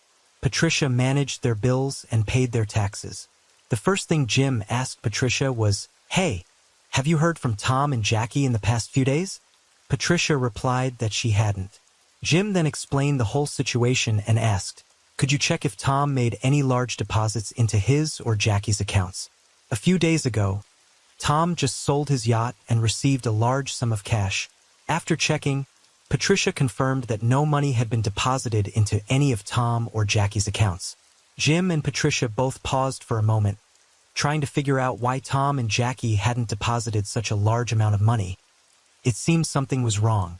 Extremely concerned, Jim immediately called the Newport Beach Police Department in California to report Tom and Jackie's disappearance. The first step the police took in the case was to gather information from the young couple who had bought Tom's yacht, Skylar DeLeon and his wife, Jennifer. Upon investigation, police discovered that Skylar, who was 25 at the time, was a former convict who had previously been imprisoned for armed robbery. This raised immediate red flags, and the investigation quickly focused on the DeLeon family, who were the last known people to see Tom and Jackie. Skylar was summoned to the police station to give his statement. There, he was asked to explain his last interaction with Tom and Jackie. Skylar was very cooperative, telling the police that he initially saw Tom's yacht advertisement in a magazine and immediately called the number listed. After speaking over the phone, he and Tom met a few days later to do a test drive of the yacht. After the test drive, Skylar told Tom he loved the yacht and would complete the payment soon. On November 15, 2004, Skylar went to the marina with his wife Jennifer, who was pregnant, and their child to make the payment to Tom and Jackie. He also brought a notary and a friend to accompany him and serve as witnesses for the transaction. When they met, Skylar handed Tom a suitcase filled with cash, which Tom then gave to his wife Jackie. Tom then signed several sale documents with the notary present. Once everything was completed, Tom and Jackie got into their car and immediately drove away. However, when the police asked Skylar where he had gotten so much money to buy a yacht, Skylar explained that he was a former child actor from the 90s. He mentioned that one of the shows he appeared in was the Power Rangers series, where he played a cameo or minor role. He claimed that, thanks to that small role, he managed to save up bit by bit over the years, eventually amassing enough to buy a yacht. But the police were skeptical of his answer and kept pressing him. Eventually, Skylar admitted that the money wasn't from his child acting career. It was actually stolen money he had hidden away before he went to prison. After being released, he intended to launder the stolen money by buying a yacht. While the police considered arresting Skylar for money laundering, they decided to let him go, as he was being very cooperative and helpful with the information he provided. The police then continued by interrogating Skylar's wife, Jennifer. They also went on to question the notary and Skylar's friend, who had acted as witnesses in the transaction. The three of them were interrogated separately, and their statements matched Skylar's previous story. Feeling frustrated and concerned that the case was approaching a dead end, the police asked the TV media to report on Tom and Jackie's disappearance, including their photos and the car they were last seen driving. They requested that anyone who had seen Tom, Jackie, or their car contact the police immediately. Sure enough, the police received a call from an elderly couple in Mexico. The couple informed the police that they had seen the news, and the car from the broadcast was now parked in front of their home. Local authorities in Mexico quickly responded and went to the location. However, when they arrived, Tom and Jackie were not in the car. Instead, a young local man, who appeared very confused, was found in the car. He explained that he didn't know anyone named Tom or Jackie. The car actually belonged to his friend, Skylar DeLeon. The police immediately realized they had been deceived by Skylar DeLeon, and they were now certain that Skylar knew the whereabouts of Tom and Jackie. Armed with Skylar's recorded statements, the police detained him on money laundering charges and searched his house for additional clues. Inside Skylar and Jennifer's home, police found numerous personal items belonging to Tom and Jackie, such as a camera and a laptop, providing clear evidence. However, Skylar continued to deny any wrongdoing, as did his wife, Jennifer, who appeared on various talk shows to defend Skylar. Jennifer stated that her husband had done nothing wrong and insisted that this was all a misunderstanding. She emphasized that they had no involvement in Tom and Jackie's disappearance. However, the police were no longer willing to be deceived by the DeLeon family's claims. They decided to reinterrogate both the notary and Skylar's friend, who had served as witnesses to the transaction. Kathleen Harris, the notary, came to the police station and endured hours of questioning that left her physically and mentally exhausted. Finally, she broke down and admitted that she had never actually met Tom and Jackie. It had all been a hoax. She had simply been paid by Skylar to validate the sale documents. The notary swore to the police that she had no knowledge of what had happened to Tom and Jackie. The police then turned to the other witness, Skylar's friend Alonso McCain. Initially, Alonso stuck to Skylar's original story, but the police urged him to stop lying, informing him that the notary had already confessed to the falsehoods. Shocked, Alonso apologized and promised to tell the whole truth after being promised a reduced sentence. Alonso explained that he met Skylar when they served time in the same prison and had maintained their relationship after being released. In 2004, Skylar approached Alonso, asking for his help to get rid of Tom and Jackie, with a promise of $1 million in payment. On November 15th, Skylar, Alonso, and another man named John Kennedy gathered to execute their plan. John Kennedy was a local thug in California recruited by Skylar to assist them. The three of them went to the marina to do a test drive of the yacht with Tom and Jackie. However, before they boarded the boat, Tom canceled the test drive, citing that it didn't seem like a good day. Skylar immediately called Jennifer to come with their baby. The baby managed to change the initially awkward dynamic into a warmer atmosphere. Tom, who had been hesitant, eventually softened and agreed to sail with them. Just as they were about to board the boat, Jennifer told Tom and Jackie that she wouldn't be joining them because the baby was a bit fussy. At that moment, Alonso noticed Tom's expression change to one of awkwardness and suspicion. However, since Tom was already committed to the test drive, they set sail together. Once they were out in the open sea, Skylar and John approached Tom, telling him they wanted to show him something down below deck. Jackie stayed in the kitchen while Alonso went with Tom to the bedroom. However, Jackie heard sounds of a struggle coming from the bedroom. Before she could react, Alonso jumped on her and tied her up. Then Skylar and John came into the kitchen without Tom. Jackie realized that they were the bad guys. She was forced down to the bedroom to sit beside her husband, who was tied up on the bed. Jackie glared angrily at Skylar and asked why he was doing this to them, especially after they had just met his beautiful wife and lovely child. Jackie just wanted to return to shore and be reunited with her family. However, Skylar didn't care and went back up to pilot the boat to the pre-planned location. In the cabin, Alonso admitted that he could see Tom trying to calm himself and saying that whatever happened, they would face it together. Once their boat reached the deepest point of the ocean, Tom and Jackie were dragged up to the deck and forced to sign the sales documents and a power of attorney over all their bank accounts. After the signing was completed, Tom and Jackie were pulled toward the back of the boat where the anchor was located. At that moment, Jackie, filled with fear, pleaded with Skylar to let her go because she wanted to live to see her grandchild who was about to be born. Unexpectedly, an angry Tom managed to break free from John's grip and kicked at Skylar. But unfortunately, John, who was muscular, quickly caught Tom again. Tom was then made to sit on the floor with Jackie, their backs pressed against each other, and their hands handcuffed together. Skylar ordered John to move the anchor toward the back of the boat and then chain Tom and Jackie's bodies together. After that, Skylar walked to the back of the boat and kicked the anchor into the sea, which would automatically pull Tom and Jackie's bodies down to the ocean floor. Alonso admitted that he saw Skylar laughing joyfully and jumping around like a child. Even more surprising, although Jennifer, Skylar's wife, was not on the boat, it turned out that she was the mastermind behind their actions. In fact, Alonso said that this whole plan was Jennifer's idea. Jennifer was the one who initially found the yacht ad in a magazine and convinced her husband, Skylar, to kill Tom and Jackie, then sell their boat to make money easily. Jennifer also intentionally brought their small baby along so that Tom and Jackie would be softened and fall into their trap. Before and after they carried out their plan, Skylar always made time to contact Jennifer just to update her on the progress of their scheme and to discuss what they should do next. The most shocking part of this case was Jackie's camera. When the police found the camera at Skylar and Jennifer's home, they reviewed its footage and discovered a video recorded by Jackie herself. In the video, Jackie expressed her happiness about selling the boat and being able to reunite with her children and grandchildren. However, when the police tried to view the subsequent recordings, the video switched to footage recorded by Jennifer, showing their small family celebrating a Thanksgiving dinner while playing with their little daughter. This happened just a few days after they had killed Tom and Jackie, which was extremely inhumane given that they had just committed such a heinous act.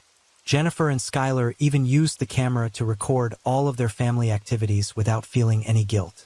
In the end, Alonso was sentenced to 20 years in prison. Jennifer De Leon received a life sentence, while Skylar De Leon and John Kennedy were sentenced to death. Story 6. San Jose, California, United States, is a quiet area with neatly lined residential houses. The residential neighborhood is well maintained because its residents are diligent about cleaning their surroundings and trimming the weeds in their yards. There are also several vehicles parked along the streets, such as buses, SUVs, and shiny sedans. In addition, American flags are displayed and waving on every porch. However, the city is not without its share of crime, such as theft and carjacking. On June 6, 2003, at 4 p.m., a school bus arrived to pick up students in the Southwind Drive area of San Jose. One of the passengers was 9-year-old Jeanette Tamayo, a 4th-grade student at Bellasumble Elementary School. After getting off the bus, Jeanette waved goodbye to the driver and her friends. She then walked towards her home. Upon arriving, Jeanette was surprised to find the front door slightly ajar. The 9-year-old had no negative thoughts, assuming that her mother and older sister had returned from gardening. The girl then closed the door and called out for her mother, but there was no response at all. It turned out that her mother and sister had not yet returned home. Jeanette then went to her room to change clothes and rest. While inside, the girl was startled to find shards of broken glass scattered around. At that moment, Jeanette began to feel anxious. She suspected that an intruder was trying to break into her house. Before long, she heard footsteps and a knock on the door, but she did not want to open it and instead chose to peek through the living room window. Jeanette saw an unfamiliar adult man from behind the door. The man began talking to Jeanette and asked her many questions. This mysterious figure also said that he wanted to come inside the house. Jeanette started to panic as the strange man tried to peer into the house through the window. At that moment, Jeanette became very frightened and began to cry. She then tried to call her mother, but the home phone was unusable. Moments later, Jeanette realized that the phone line had been cut. Before long, the mysterious man forced his way in and opened the sliding door of Jeanette's house. The girl tried to back away and evade him, but the stranger quickly caught her and took her to one of the rooms in the house. There, the man unbuttoned Jeanette's pants and began to assault her. The girl was utterly confused by what was happening to her. She could only surrender and was unable to resist. Afterward, the man tied Jeanette's legs with rope, handcuffed her hands, and gagged her with a cloth. He then dragged the girl to the garage and put her into a car. Not long after, Jeanette heard the sound of a car engine approaching her home. She hoped that her mother and sister had arrived. This time, Jeanette's assumption was correct. Her mother parked the car in front of the garage and saw the stranger trying to abduct her daughter. Jeanette's older brother, Paul, had also noticed from a distance that his sister was being kidnapped by someone. Realizing this, Paul became extremely angry and started to rage. The 14-year-old then grabbed a screwdriver from his car and attacked the stranger. However, the screwdriver was snatched from his hand by the assailant. Paul struggled and became overwhelmed while battling the kidnapper. The teenager was dealt a barrage of blows that sent him staggering and crashing to the ground. The mother, named Rosalina Tamayo, tried to help her son, but the woman was brutally beaten in the face by the kidnapper. At that moment, Paul struggled to get up and ran to the kitchen to grab a pot, trying to hit the kidnapper on the head with it. However, the stranger countered the attack, pummeling Paul until the teenager fell down, battered and bruised. After both of his victims lay helpless, the stranger rushed to his car and drove away with Jeanette inside. The girl saw her mother struggling to stand and trying to chase after her, albeit weakly. Jeanette watched as Rosalina grew farther away, realizing that her mother was staggering while enduring immense pain. Jeanette couldn't hold back her tears, but she couldn't scream because her mouth was gagged with cloth. In her heart, she felt very sorry for her mother, whose face was smeared with red marks. The girl was also deeply worried about Paul, who was unconscious after falling with severe injuries. In an instant, Jeanette's thoughts became chaotic, and her vision started to blur from the tears she couldn't wipe away. At Paul's house, he had begun to regain consciousness after fainting. The teenager remembered his sister's safety, which needed to be fought for, without considering his own pain. Paul ran around, calling for help from anyone who could hear him. He pleaded for someone to notify the police about Jeanette's kidnapping. Soon after, several people approached Paul and helped him. They took the teenager back to his home and reported the incident to the police. Before long, officers arrived at the scene to conduct an investigation. Meanwhile, medical personnel intended to evacuate Paul and Rosalina to the hospital via ambulance, but the mother refused to go. She preferred to stay at home and asked relatives for assistance in caring for her. Meanwhile, the police interviewed the neighbors regarding the incident involving Rosalina's family. One neighbor, who lived 3 houses away from Jeanette's residence, informed the police that he had CCTV footage from his home. The surveillance camera captured the street in the neighborhood. The neighbor then provided the CCTV recording to the authorities for immediate investigation. In the footage, an old car was seen entering Jeanette's house, but the video was too blurry to clearly identify the vehicle's license plate. In handling kidnapping cases, the police usually activate an Amber Alert. However, in Jeanette's case, the officers postponed doing so because they did not yet have the suspect's vehicle license plate. An Amber Alert is a notification system for child abductions originating in the United States, created in 1996. The police in San Jose would activate an Amber Alert once they obtained information about the victim's name, a description of the incident, witness statements, and the license plate of the vehicle used by the suspect. The police then asked for the help of journalists to cover the news about Jeanette's disappearance. Officers also instructed the media to broadcast the story regularly on television. This was done so that everyone throughout the city could be aware of the kidnapping case involving the 9-year-old girl. After hearing this news, residents on Southwind Drive expressed their concerns about the safety of their children. Community members across San Jose were also very saddened by what happened to Jeanette. They hoped that such an incident would not happen again in the city. On the other hand, Rosalina felt that she had failed in protecting Jeanette.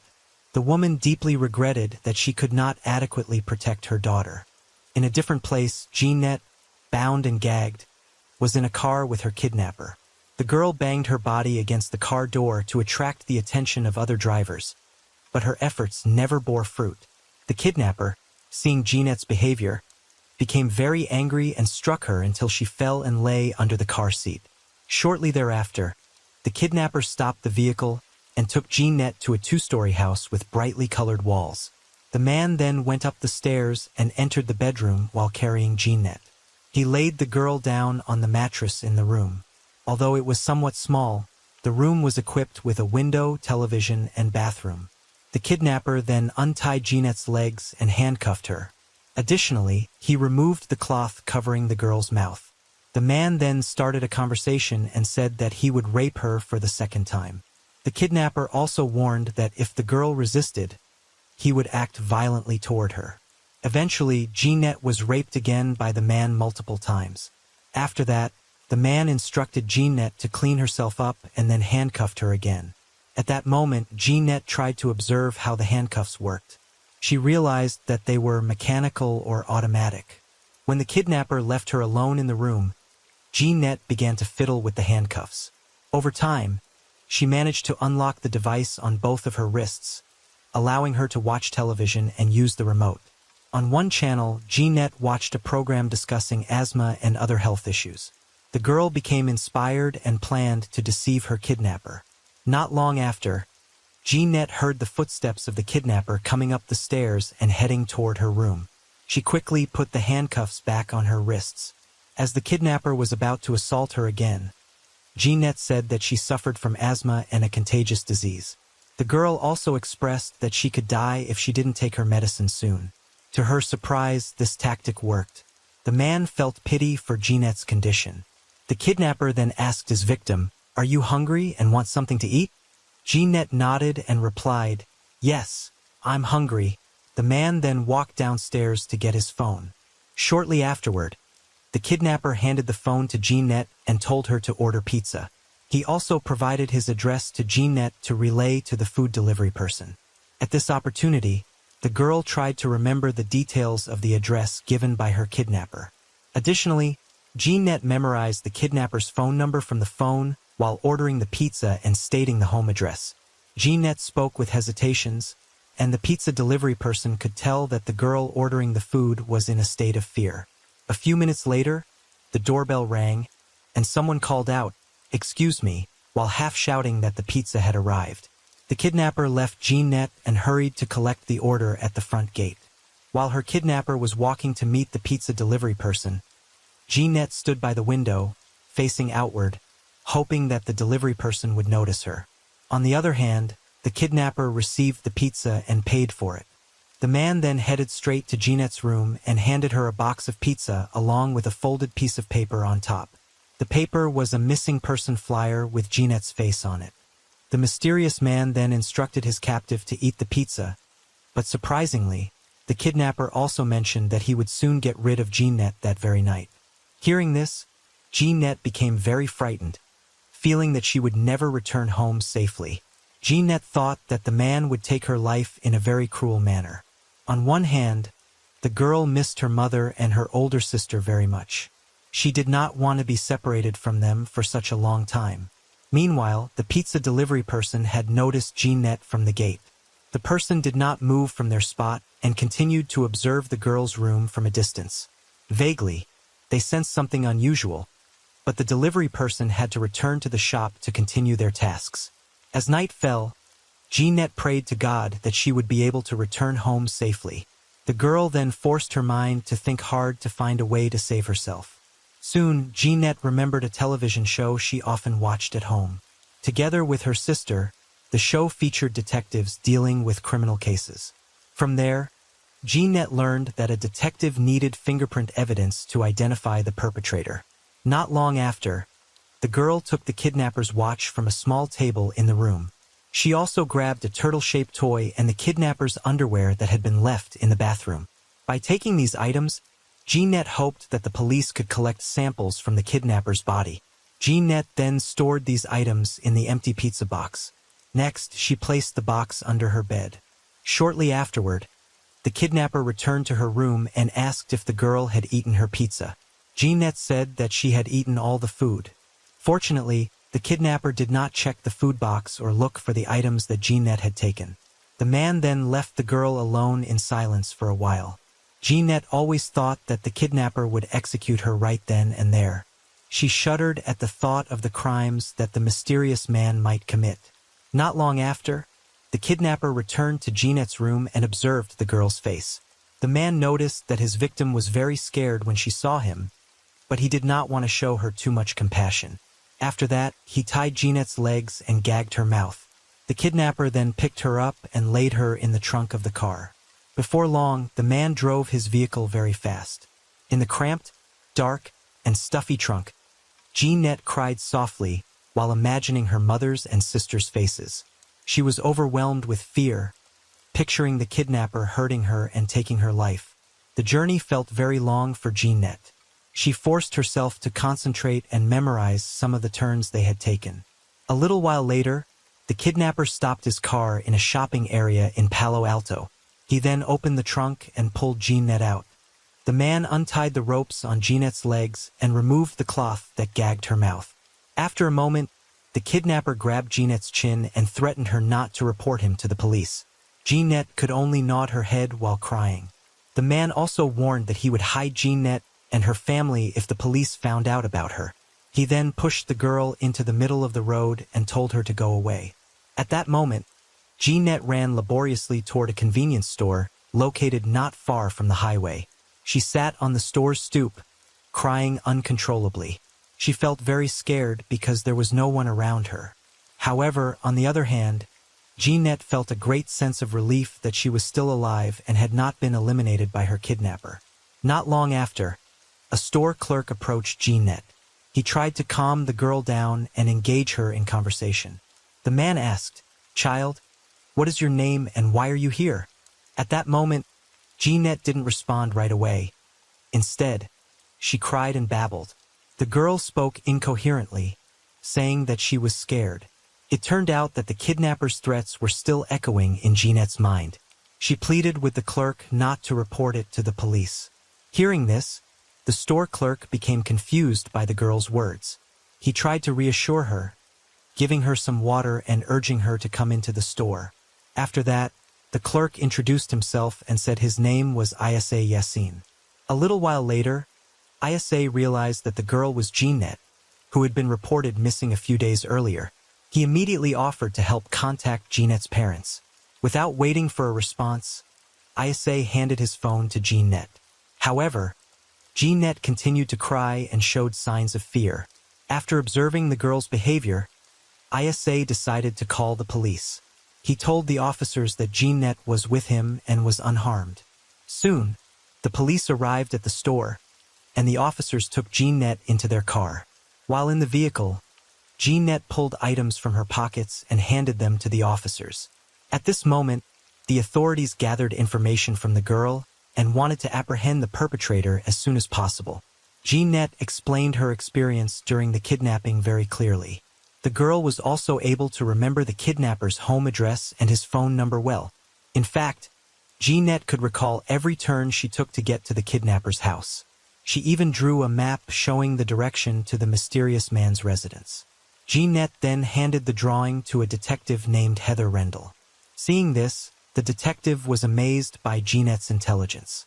Additionally, the girl shared her experience of being instructed to order pizza by her kidnapper with the police to confirm her statements. The officers inquired with the pizza shop owner about that address. It turned out that the information matched what Jeanette had said. The police immediately rushed to the house indicated by the girl. Upon arriving there, they conducted a raid and searched the perpetrator's home. At that time, the kidnapper was in the attic of his house.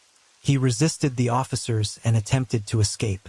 Eventually, the police deployed several tracking dogs to subdue the suspect. The dogs successfully bit the kidnapper's leg, bringing him down helplessly. The perpetrator was then subdued by the officers and taken to the police station. There, he was interrogated very firmly by the detective. Through this interrogation process, it was discovered that the suspect had several aliases but revealed that his real name was David Montiel Cruz, a 26-year-old man. He also admitted to frequently committing kidnapping and abuse against minors. Meanwhile, Jeanette had been taken to the hospital and was reunited with her mother and sister. At that moment, the girl noticed scars on Rosalina's face, which made it difficult for her to recognize her mother at first. However, it didn't take long for Jeanette to recognize her mother while crying. Rosalina, seeing her daughter safe, felt extremely relieved and happy. Some time later, the trial for Jeanette's case was held at the San Jose court. In that trial, David was sentenced to 102 years in prison for his actions against Jeanette and other victims. Jeanette was very grateful to have escaped that ordeal and felt that the perpetrator received a fitting punishment. She also vowed to help many people out there who were struggling and experiencing kidnapping and assault. The girl aspired to become a detective and wanted to assist victims of crime. After several decades, Jeanette was reunited with the detective who had helped her. They embraced each other and happily exchanged stories. At present, Jeanette is still undergoing training to become a detective, while Heather has been promoted to head the San Jose Police Department. Story 7. It was supposed to be the best day of Gladys Rickard's life. Dressed in her wedding gown, she moved around her home, sharing happy moments with family and friends as they all got ready for the big day. Laughter filled the air, and photographers snapped every joyful smile. But outside, someone from her past was watching from his car, unable to let her go. He waited, growing more tense with every passing moment, until finally he decided to go inside. Gladys' family, busy with last-minute details, didn't notice him at first. What happened next would change everything for everyone there that day. Gladys Rickard was born on October 15, 1960, in a small town in the Dominican Republic. She was raised by her mother, Ana Rosario, a single mother of 4. Gladys had 3 siblings, Norma, Yolanda, and Juan. The names of their fathers remained unknown, but Ana kept her children close and instilled strong family values in them. From a young age, Gladys stood out for her compassionate nature, consistently displaying kindness and empathy. She shared a particularly close bond with her older sister Norma. Even as a teenager, Gladys dreamed big. Her ambitions included becoming a successful professional, having a beautiful wedding, and starting her own family. However, she knew that achieving these dreams would require dedication to her studies. In 1978, shortly after graduating high school, 18-year-old Gladys fell in love and became pregnant. Unfortunately, the relationship ended, and the following year, she gave birth to her son alone. The child's father, whose family background remains unknown, never took responsibility for him. Determined to provide for her son, Gladys decided to set aside her academic pursuits. Raising him was challenging, but her son became a source of immense joy and strength for Gladys, encouraging her to move forward. Gladys eventually secured a stable job to support her son. Around this time, her sister Norma had moved to New York with her 2 daughters. Gladys began to consider joining her sister, hoping that relocating to the United States would offer her and her son better opportunities. She worked tirelessly to save up, while her other siblings, Juan and Yolanda, also moved to join Norma in the U.S. In 1978, Gladys was in 1983. At the age of 22, Gladys finally saved enough money to move, though she couldn't afford to bring her son with her at that time. He stayed behind in the care of his grandmother. Upon arriving in New York, Gladys settled in the heart of the Dominican immigrant community in Manhattan, close to her sister and nieces. With her priorities set, she started working as and soon enrolled in a local college to study accounting. Days turned into years, and by 1987, Gladys was able to bring her son to the U.S., fulfilling a long-held dream. They moved into a comfortable apartment where they lived with her sister and nieces. This marked a joyful time in Gladys' life, as she was surrounded by her loved ones, who admired her courage and optimism. In 1992, while on her routine commute to work via the New York City subway, Gladys caught the attention of a man named Agustin Garcia, who happened to be on the same train.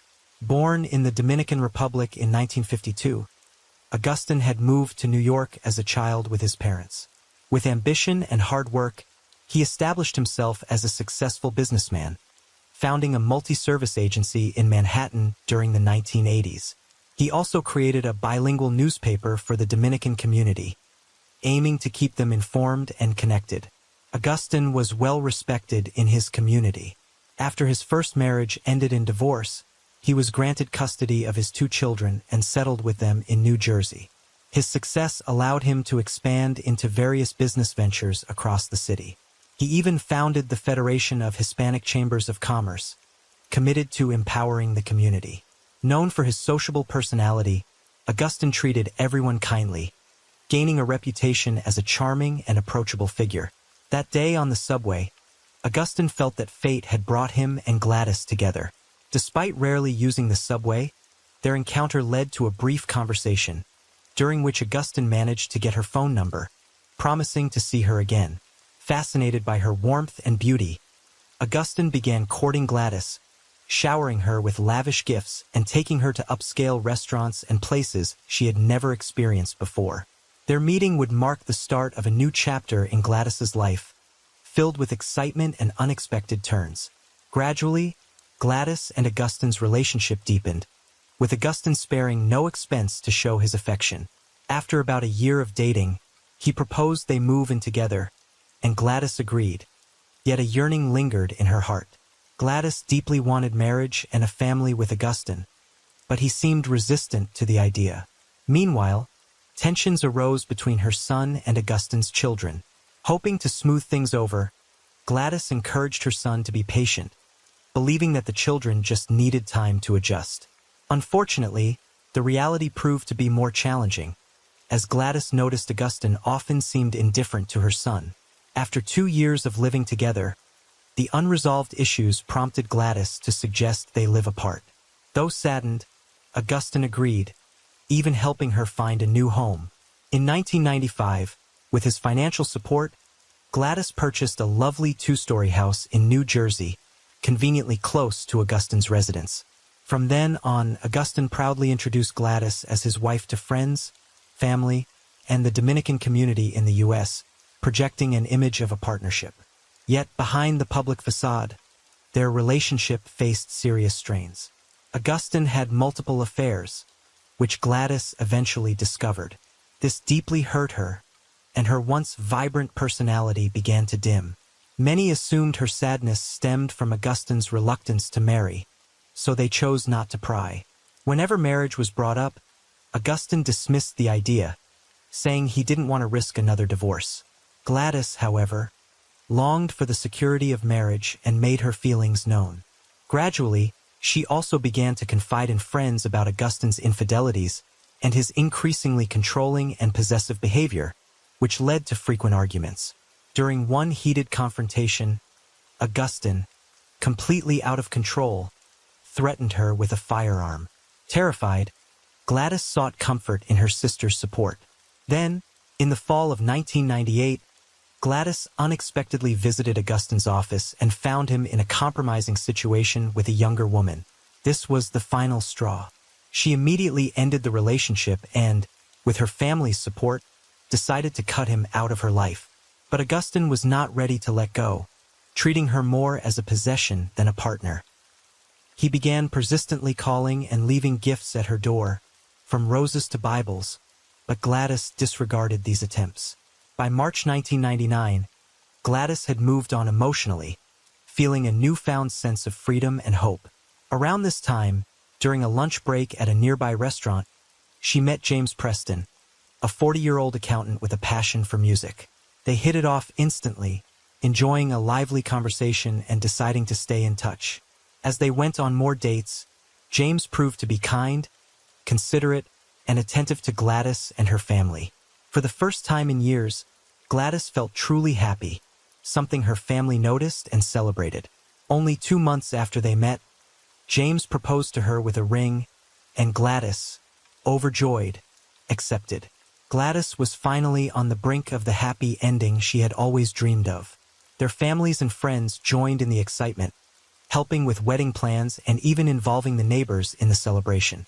Gladys and James set the wedding date for Sunday, September 26, 1999. However, when Augustine heard about her engagement, he became increasingly desperate to win her back. His calls intensified, and he would often park near her house at night, watching from his car and noting down the license plates of visitors. Though several neighbors noticed him lurking, Gladys remained unaware of his behavior until the night of August 12, 1999. That evening, while she and James were enjoying a quiet night at home, Augustine showed up unexpectedly at her door. Augustine arrived at Gladys' door with a calm demeanor, asking her to let him in so they could talk. But Gladys, sensing his true intentions, firmly refused. When he realized she wasn't going to let him in, Augustine's facade fell, and his anger surfaced.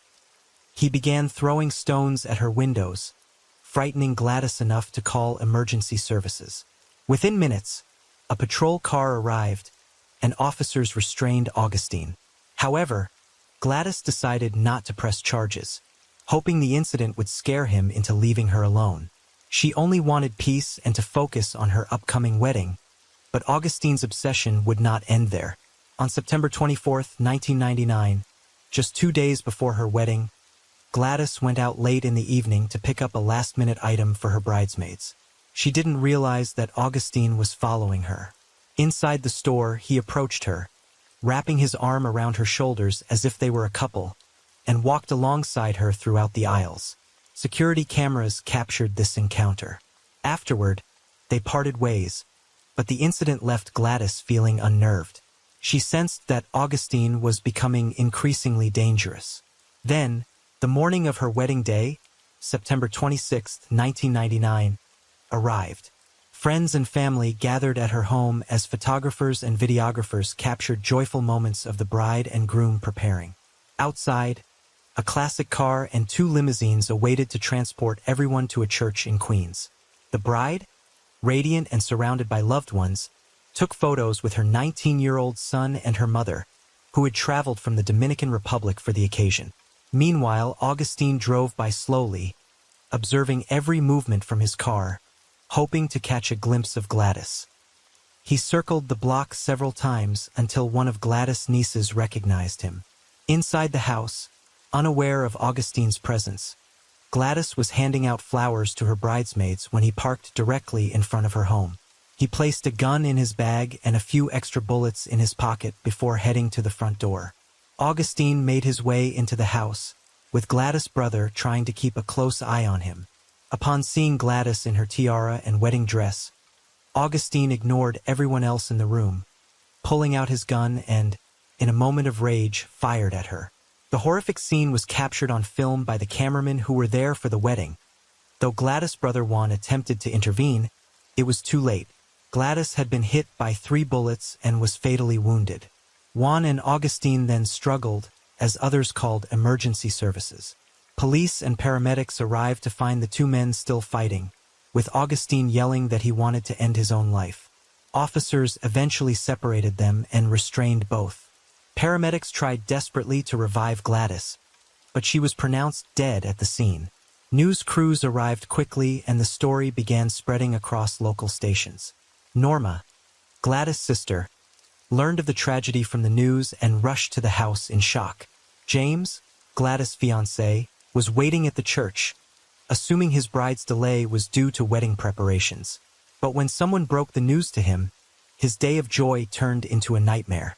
Augustine was taken into custody and investigators swiftly began piecing together the crime. Surveillance footage and the extra bullets found in his pockets were clear evidence. In his car, police discovered a list of license plate numbers from vehicles parked near Gladys' home. Forensic examinations revealed 3 gunshot wounds on Gladys, one in her upper arm, another in her spine, and the fatal one to her head. During his initial interrogation, Augustine claimed he had simply planned to stop by and hadn't intended to harm Gladys. But when pressed by investigators, he finally admitted to the killing, expressing regret for what had happened. The following day, September 27, 1999, Augustine appeared in court for his first hearing. Despite his claim of innocence, he was charged with murder, illegal possession of a firearm, and endangering the lives of minors present at the scene. The judge set Augustine's bail at $5 million, and he was confined to county jail to await trial. On October 1, 1999, Gladys' funeral was held, attended by a large number of people, including the investigators working on her case. Loved ones gathered around her casket, where she lay dressed in her wedding gown to bid their final farewell. Later that day, Gladys' family, along with James' relatives, traveled to the Dominican Republic to bury her. Due to the high-profile nature of the crime and Augustine's status, the case quickly gained widespread media attention in both the Dominican Republic and the United States. The trial was scheduled for early October 2001. During preliminary hearings, Augustine's defense introduced an alternative version of events, holding press conferences where they argued he had acted in self-defense against an attack by Gladys' brother. They claimed Augustine never intended to harm Gladys. From that point, the defense pursued an aggressive strategy, aiming to tarnish Gladys' public image to sway opinion in Augustine's favor. The defense team suggested that, although Gladys was engaged to James, she had supposedly maintained a secret relationship with Augustine. They argued that jealousy had driven him to kill her impulsively and requested the charges be downgraded to involuntary manslaughter, which would result in a lighter sentence of 10 years in prison under New Jersey law. This tactic found some traction in the community, where gossip began circulating that Augustine was actually a victim of heartbreak, with some saying Gladys had brought it upon herself. However, on the first anniversary of Gladys' death, a Dominican-born woman in Miami, deeply moved by the story, started a campaign to raise awareness about domestic violence and support victims. She wore her wedding dress while participating in a marathon, sparking a powerful movement that led other women to join her each year in what became known as the Bridal March. Gladys' family joined this initiative, attending press conferences and supporting the cause to preserve her memory and stand against domestic violence. The defense, meanwhile, continued its efforts, holding public discussions about the case. This led the prosecution to ask the judge to issue a gag order, which was granted. Yet, much of the damage was already done as rumors persisted in the community. The prosecution knew that showing the wedding video footage, which captured the tragic moment, was crucial for their case, a move Gladys' family supported in the hope of attaining justice. On February 14, 2001, a hearing was held where only the judge viewed the footage while the courtroom heard the audio. For Gladys' family, it was a painful experience, and the defense argued the video was an unfair advantage for the prosecution.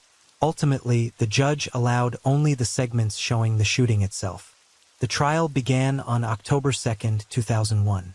The defense maintained that Augustine had been overwhelmed by the news of Gladys' upcoming wedding and that he was only defending himself from her brother and son.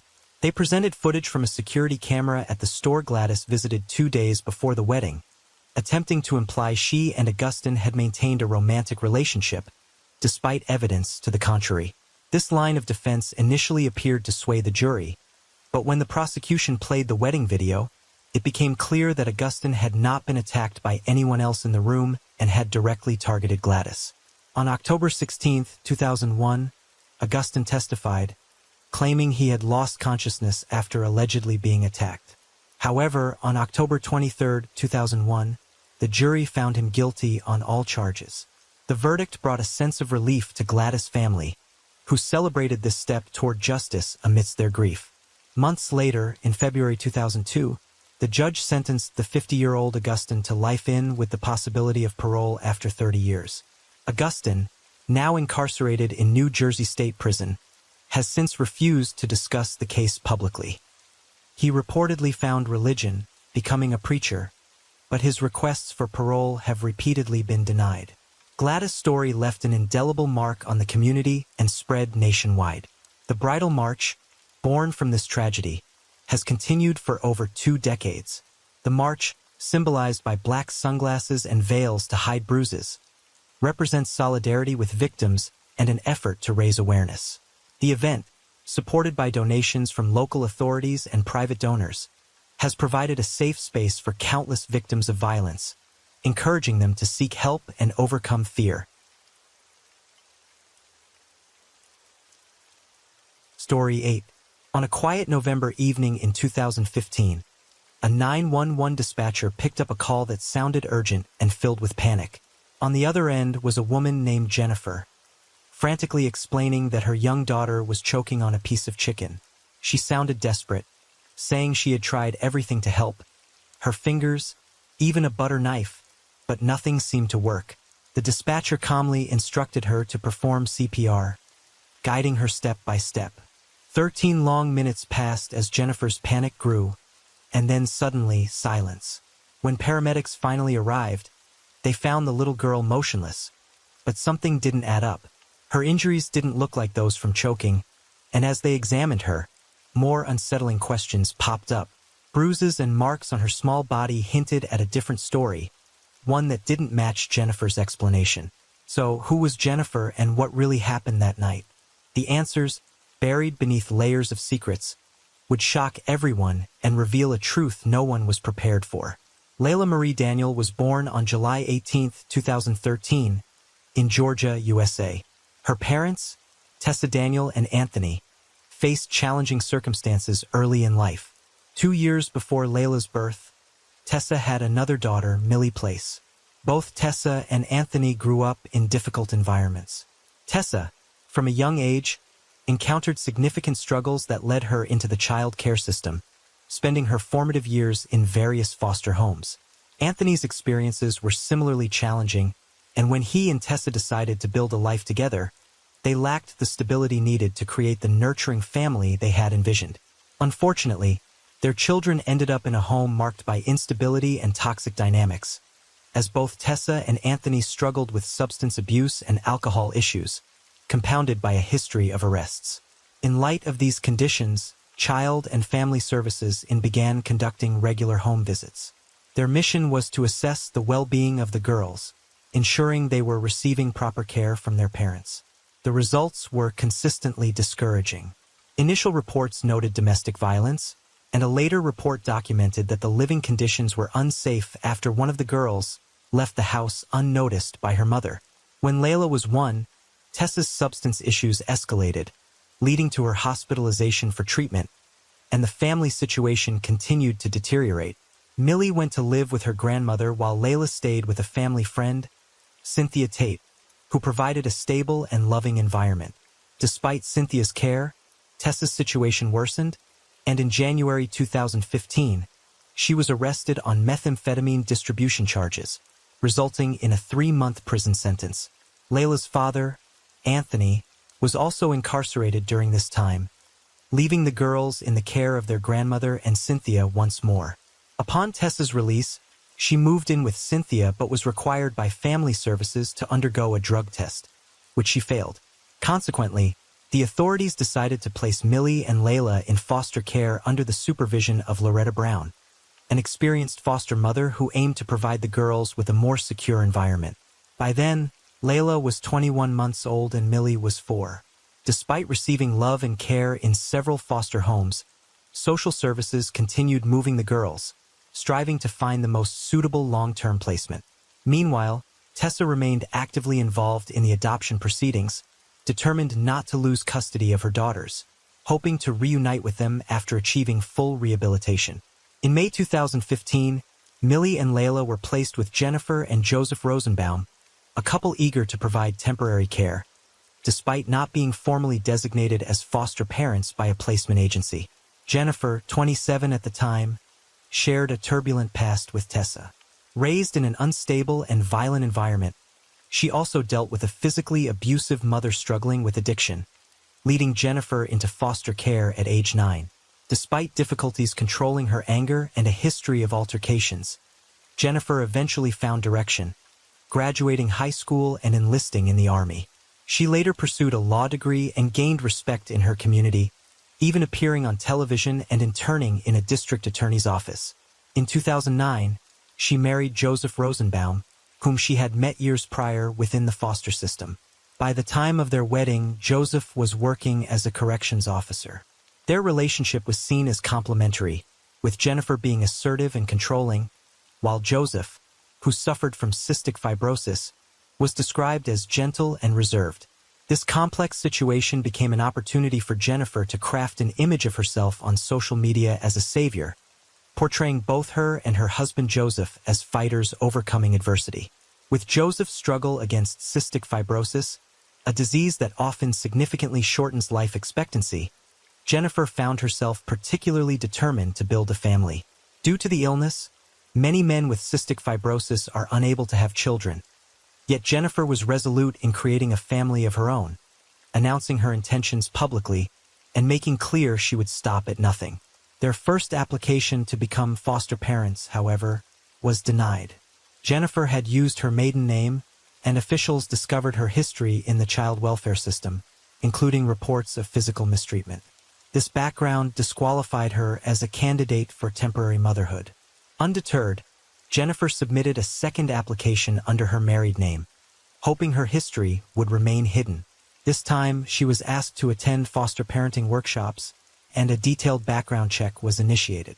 Jennifer, however, was unwilling to be evaluated, seeing herself as an exceptional candidate given her own challenging upbringing and rapid achievements. She believed any child would be fortunate to have her as an adoptive mother, and the assessment process infuriated her. In a heated phone conversation with a child services worker, Jennifer lost her composure, responding harshly and even issuing threats. Her application was immediately denied. But in April 2015, while working in the courthouse, Jennifer spotted a familiar face, Tessa's grandmother. Seizing this opportunity, Jennifer conducted her own unauthorized research into Tessa's case, uncovering everything about the ongoing adoption search for Layla and Millie, and Tessa's role in the process. She crafted a meticulous plan, contacting Tessa through social media and rekindling their connection from childhood. Presenting herself as a compassionate figure, Jennifer offered to take in the girls, promising them a loving home. At that time, Jennifer's life seemed almost ideal. She was preparing to run for a county commission seat in her third year of law school and had gained a promising reputation with a strong social standing and financial security. Her life appeared to offer a world of possibilities for Layla and Millie, convincing Tessa that this was the right choice. Feeling hopeful, Tessa contacted the case's social worker, requesting that her daughters meet the Rosenbaums. Soon, Layla and Millie began visiting the Rosenbaum home. Despite being 2, Layla was not yet speaking and had inconsistent eating habits, while 4-year-old Millie acted protectively toward her younger sister. During these visits, the sister's temporary caregiver, Patricia Lambert, who meticulously documented everything related to the girls' care, noticed concerning signs. After visits to the Rosenbaums, the girls would return with burns and bruises. Patricia reported these incidents to social services, but her concerns went unaddressed. Persisting, Patricia even brought the girls directly to the agency, supporting her claims with photographs, but still no action was taken. Speculation arose that Jennifer, leveraging her professional connections, influenced the outcome. Jennifer even claimed the injuries occurred during visits with the girls' biological family, a false statement that could have been disproven had Patricia's records been reviewed. Ultimately, the system failed the girls. On July 24, 2015, a judge ordered that Layla and Millie be permanently placed with Jennifer and Joseph, bypassing essential requirements and paperwork needed to finalize their status as adoptive parents. After the girls moved in, Jennifer emailed Tessa, falsely stating that social services had mandated no visits for at least 30 days to allow the girls to adjust. Even after this period, Jennifer continued to fabricate reasons to restrict contact between the girls and their biological family, tightening her control and severing family connections entirely. Amid the ongoing manipulation, Tessa discovered she was pregnant again.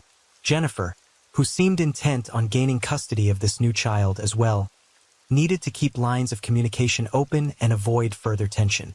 Tessa, still somewhat trusting, often asked Jennifer to send her photos of her daughters. Although Jennifer had roughly 2,000 photos of Millie on her phone, she sent only the oldest ones. When Tessa specifically asked for a recent picture of Layla, Jennifer reluctantly obliged. The photo showed Layla with an injury near her eye, which Jennifer attributed to an accident at daycare, a false claim as Layla wasn't enrolled in any such program. The case was overseen by a social worker tasked with making monthly home visits, documenting observations, and conducting private interviews with each girl to assess their physical and emotional well-being. However, none of the reports from these visits indicated any signs of trouble. Then, in August 2015, a neighbor noticed bruising around both of Layla's eyes. Jennifer explained that Layla had fallen down the stairs and hit her nose. Unconvinced, the neighbor, a nurse, urged Jennifer to take Layla to the children's hospital immediately. Hours later, realizing Jennifer hadn't sought medical care, the neighbor confronted her again, stressing the potential severity of head injuries in young children. Jennifer promised she would go the next day. Such concerning incidents continued. In October 2015, Layla sustained a leg injury, later diagnosed as a fracture at the emergency room. Jennifer claimed it happened during a gymnastics class at her grandmother's house, a statement that was later disproved when it was revealed Layla wasn't enrolled in any such activity. Then, on the night of November 17, 2015, a 911 operator received a frantic call from Jennifer. She reported that her young adopted daughter was struggling to breathe, supposedly choking on a piece of chicken. For over 13 minutes, the operator provided CPR instructions, but Jennifer claimed she was too afraid of performing the procedure incorrectly. In her panic, she described trying to dislodge the food with her fingers and even using a butter knife. Tragically, Layla passed away moments before paramedics arrived. Upon arrival, paramedics attempted resuscitation, but it was too late. They noticed concerning injuries on Layla, including marks on her back. When asked about them, Jennifer claimed she had no knowledge of their origin, citing Layla's adoption. At the hospital, further examination revealed a disturbing number of injuries, prompting staff to alert social services and authorities. Millie was also brought to the hospital, where she was found to have bruises in various stages of healing on her hip, head, arm, and back, clear signs of child abuse. A nurse noted that while Millie's injuries weren't as severe as Layla's, they were nonetheless concerning. This discovery led police to investigate the home environment, eventually moving Millie back to Patricia's care. The following day, on November 18, 2015, an autopsy on Layla revealed extensive injuries, including numerous bruises and fractures. The cause of death was identified as blunt force trauma to the abdomen rather than airway obstruction, as Jennifer had claimed. With these findings, Jennifer and Joseph were arrested. They posted bail and returned home, causing outrage within the biological family and the community. The case also sent shockwaves through the Child Welfare Department, leading to the dismissal of the two social workers responsible for overseeing Layla and Millie's case after an internal review found they had ignored critical warning signs that could have prevented the abuse.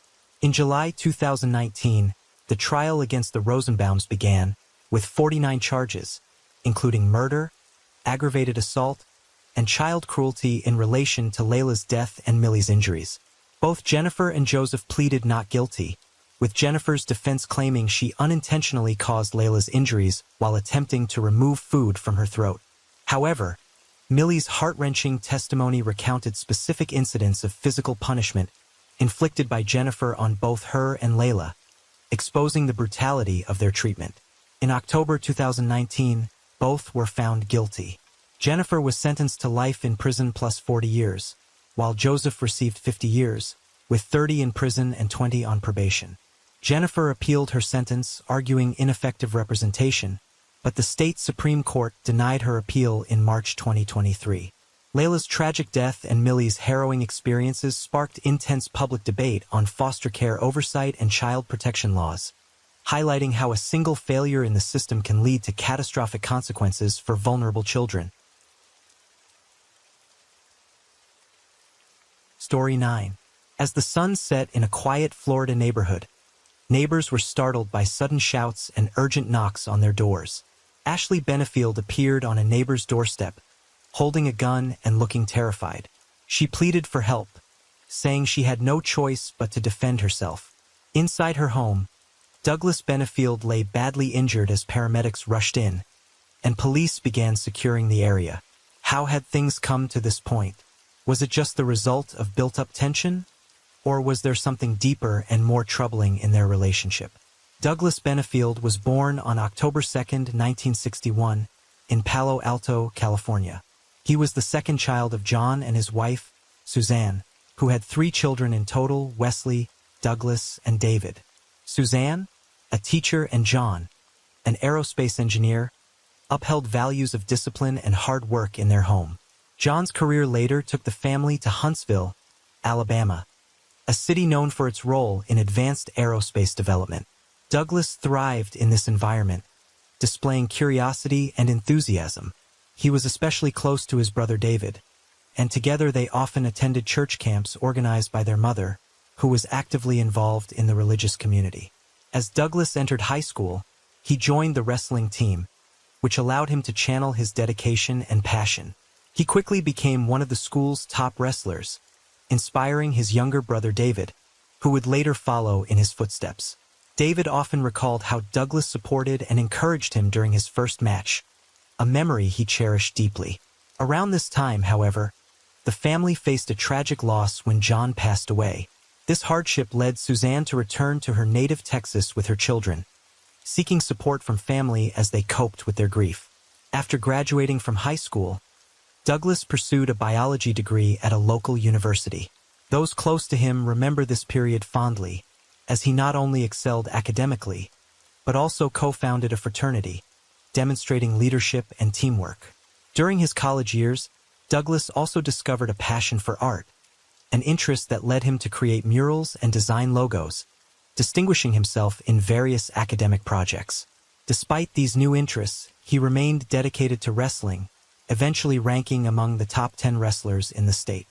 After completing his degree, Douglas enlisted in the Navy, initially serving as a navigator and co-pilot on aircraft carriers. He continued his training at flight school, where he earned the rank of Naval Flight Officer. In the early 1990s, Douglas met someone special, leading to a whirlwind romance and marriage.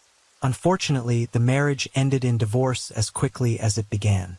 Douglas refocused on his career, enrolling in intelligence training and joining the Naval Intelligence Division.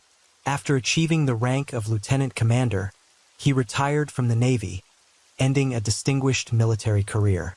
Seeking a new direction, he moved to Charleston, South Carolina, where he opened a restaurant. His military background also allowed him to work as a consultant for security and communications technology firms, securing government contracts. During this time, he met a single mother of 2, and the two married in 1999, creating a blended family. However, despite appearances, their relationship was sometimes tumultuous, with reports of conflict, including physical altercations that they chose not to report. Nevertheless, life went on, and in 2001, they welcomed a daughter, Eva. Shortly after Eva's birth, Douglas underwent a vasectomy. The following years appeared stable as Douglas managed several tech businesses, working with both private clients and government projects. Eventually, he became involved in national security initiatives, focusing on strategic policy development. As Douglas' professional obligations increased, he was frequently away from home, which strained his relationship with his wife to the point where they began sleeping in separate rooms. In December 2015, Eva returned home from school one day to find the front door locked and no response from her mother. Worried, she crawled through the bushes to a window. With the help of a neighbor who forced the door open, they discovered her mother's lifeless body. The emergency services were called, and her remains were taken to the morgue, where an autopsy later revealed that the woman had passed away from an undiagnosed heart condition. This unexpected loss deeply affected the family, and Douglas found solace in faith. He began attending church regularly and started each day by reading Bible verses, sharing them with his daughter. By 2016, he had established connections in political circles, particularly with prominent donors of the Republican presidential campaign. During a summer fundraiser in Florida, he met Ashley Burns, a striking young woman born in Texas in 1991 to Alicia and Raymond Burns. Ashley had been immersed in ballet from a young age, working with renowned instructors and joining prestigious ballet companies. However, at 23, a leg injury forced her to retire from professional ballet, setting her on a new path. Ashley subsequently began teaching dance classes to children and maintained costumes for student workshops. She also explored modeling, primarily in swimwear and lingerie photography, though her success was limited. On a personal note, Ashley had been through a divorce after a 2-year marriage and remained close to her mother. She was a dedicated Republican, and after attending a political event, met then-presidential candidate Donald Trump. This encounter led her to join his campaign office in Florida, where she met Douglas at a fundraising dinner. Her beauty, paired with her elegance as a former ballerina, immediately caught his attention. Despite their significant age difference, Douglas was 54 and she was 24. They connected effortlessly that evening. Later, Douglas texted her, expressing gratitude for the time they shared. 2 days later, when Douglas flew to Israel for business, he and Ashley maintained a steady flow of text messages, resembling two teenagers in love. As they got to know each other better through these exchanges, they discovered shared interests, from a deep religious faith to similar music tastes. Both also shared a notable enthusiasm for collecting firearms. Upon Douglas' return to the U.S., they had already decided to marry, opting to keep their plans private, even from Douglas' daughter, Eva. On September 6, 2016, they married in a small private ceremony in Charleston, with only a close friend of Douglas as a witness. Ashley then moved into Douglas' home. Their early days of marriage faced an unexpected complication when Eva's friend, Sydney, moved in due to issues at home. Douglas and Ashley handled this situation with composure, eventually becoming Sydney's legal guardians. Despite her efforts, Ashley struggled to connect with Eva, who was still grieving her mother's death. It didn't help that Eva had been unaware of her father's plans to remarry. Ashley made numerous attempts to bond by sharing activities, like watching ballet videos and working on gardening projects, but she couldn't shake her insecurity and jealousy, sensing that Douglas would always prioritize his daughter over her. In early 2017, the couple decided to pursue a shared dream by launching a ballet company in Charleston. They sought to challenge traditional ballet norms by recruiting dancers from diverse backgrounds, creating an inclusive space for talent. At the same time, Ashley persuaded Douglas to undergo a vasectomy reversal so they could have a child together. This succeeded, and in July of that year, they learned they were expecting. However, the news intensified tensions between Ashley and Eva, especially when Ashley found Eva's diary, revealing the girl's deep resentment toward her. The diary discovery ignited a series of arguments between Douglas and Ashley that grew increasingly frequent and intense. During one confrontation, Douglas punched a wall, later even lashing out at the family pets. In another heated moment, he threw a gun toward Ashley, leaving a hole in the wall.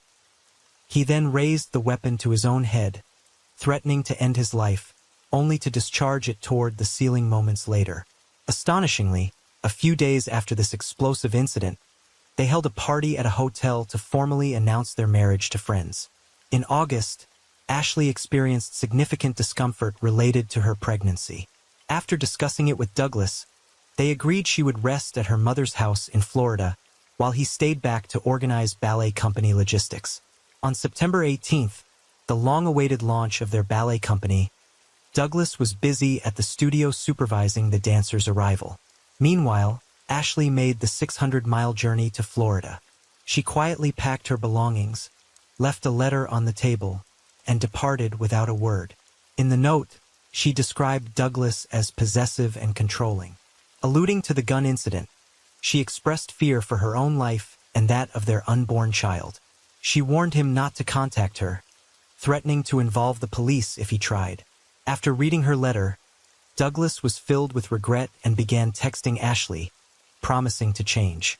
For weeks, he sent apologies, declarations of love, and assurances of a different future. Ashley's responses, however, remained practical, focusing only on company contracts and financial matters. Despite his continued promises, Ashley wasn't open to reconciliation. She eventually contacted the police, informing them of Douglas' anger issues and recounting the incident with the firearm. As a result of the ongoing conflict, Child Protective Services visited Douglas' home and conducted an interview with his daughter, Eva. Following this, Douglas was required to undergo a comprehensive psychological evaluation. However, the results showed no signs of mental health issues, nor was he considered a threat. Ultimately, he was cleared of the accusations. By this point, though, Douglas was grappling with financial issues, as his efforts to save the ballet company were in vain. The initial investment they believed was secure didn't exist. Despite his optimism, he hoped to secure enough funding to avoid exposing the truth. Under mounting pressure, he borrowed tens of thousands of dollars to cover the first payroll. Nonetheless, by late October, half of the dancers were dismissed, and Ashley publicly distanced herself from the organization on social media. Douglas asked her to take down the post to avoid affecting the remaining dancers, but she refused. Shortly afterward, he admitted the financial reality and had no choice but to close the company. Meanwhile, in Florida, Ashley's health was worsening, plagued by intense pain and fatigue. After numerous unsuccessful medical attempts to diagnose her condition, she sent a hair sample to a lab, which revealed dangerously high toxin levels, suggesting potential intentional exposure. She then recalled the tea Douglas prepared for her each morning and began suspecting that he might have been poisoning her, perhaps even contributing to his previous wife's sudden death. Soon after, Douglas, unaware of her suspicions, sent her a package of tea bags. Ashley, however, avoided drinking it, opting to take it to the police for analysis by a specialized team. Tests later showed no traces of toxic substances. 3 weeks before her due date, Ashley checked into a hospital without informing Douglas. From the beginning, she told medical staff that she believed her husband had poisoned her, exposing her unborn baby to heavy metals. She also accused him of domestic violence, claiming he had held her captive and harassed her in Florida. While her claims couldn't be substantiated, the hospital took precautions for her safety and assigned her a new name. After a cesarean section, her daughter was born healthy. Nevertheless, Ashley immediately sought hyperbaric oxygen treatments for the baby, enrolling her newborn in 26 sessions. In late July 2018, Ashley and Douglas came face-to-face for the first time in months at a courthouse in Florida. Douglas sought custody of his daughter, whom he hadn't yet met. Meanwhile, Ashley, alleging domestic violence and attempted poisoning, requested a restraining order against him. After a 2-day hearing, the judge denied Ashley's request and decided on shared custody of their daughter, citing insufficient evidence of poisoning or related illness. Following the court's decision, they were required to attend counseling sessions together for the sake of their child. During Easter weekend in 2019, while having dinner as a family, Ashley and her mother privately questioned Eva. Ashley's suspicions of Douglas hadn't faded, and she wondered aloud if he might have been involved in the death of his second wife. Eva tried to reassure them, insisting her father was a good man. The following year, Douglas noticed Ashley wearing what appeared to be an engagement ring. He secretly installed a tracking device in her car and hired a private investigator, confirming that she was seeing someone new. Ashley, on the other hand, filed a police report accusing Douglas of allegedly abusing their young daughter, prompting him to file for divorce. After an investigation, authorities found no evidence supporting the allegations. Frustrated, Douglas emailed the police, claiming Ashley had a split personality. By then, their relationship seemed irreparable. Yet in mid-2020, despite divorce proceedings, Ashley surprised Douglas by reaching out, hinting at reconciliation. They began seeing each other again, and hopeful that things might work out, made plans to move in together. Douglas rented an apartment close to Ashley's mother's home, packed up his belongings, and arranged for a moving truck. On September 27, 2020, when Douglas arrived in Florida, Ashley's mother took their daughter for a walk while the couple settled into their new home. Suddenly, a heated argument erupted, loud enough for a neighbor to hear. Concerned, the neighbor immediately called 911. Moments later, Ashley, carrying a firearm, ran to a neighboring house, knocking on the door and asking for help. The armed neighbor also contacted emergency services. When paramedics arrived, followed closely by police officers, the entire team secured the area. The paramedics noted that Douglas was still breathing, though he had multiple injuries, including wounds to his leg and arm. A bullet had also penetrated his chest cavity, complicating his condition. Despite all efforts to save him, Douglas was pronounced dead at a local hospital an hour later. That night, Ashley claimed she acted in self-defense, offering few details to detectives. Meanwhile, her mother asserted that she and Ashley had endured domestic abuse from Douglas for over 3 years, adding that they had attempted to seek help on multiple occasions but received no support. Ashley's lawyer told a detective that her client had been planning an escape to get away from Douglas once and for all. According to her, Ashley had arranged for a psychologist, 2 attorneys, a disposable phone, a safe location, and a rental car. She intended to execute the plan the next day, fearing Douglas might discover her intentions. Though Ashley wasn't initially arrested, investigators began to uncover inconsistencies in her self-defense claim. For instance, there were no weapons or blunt objects near Douglas, and Ashley showed no visible injuries or bruises.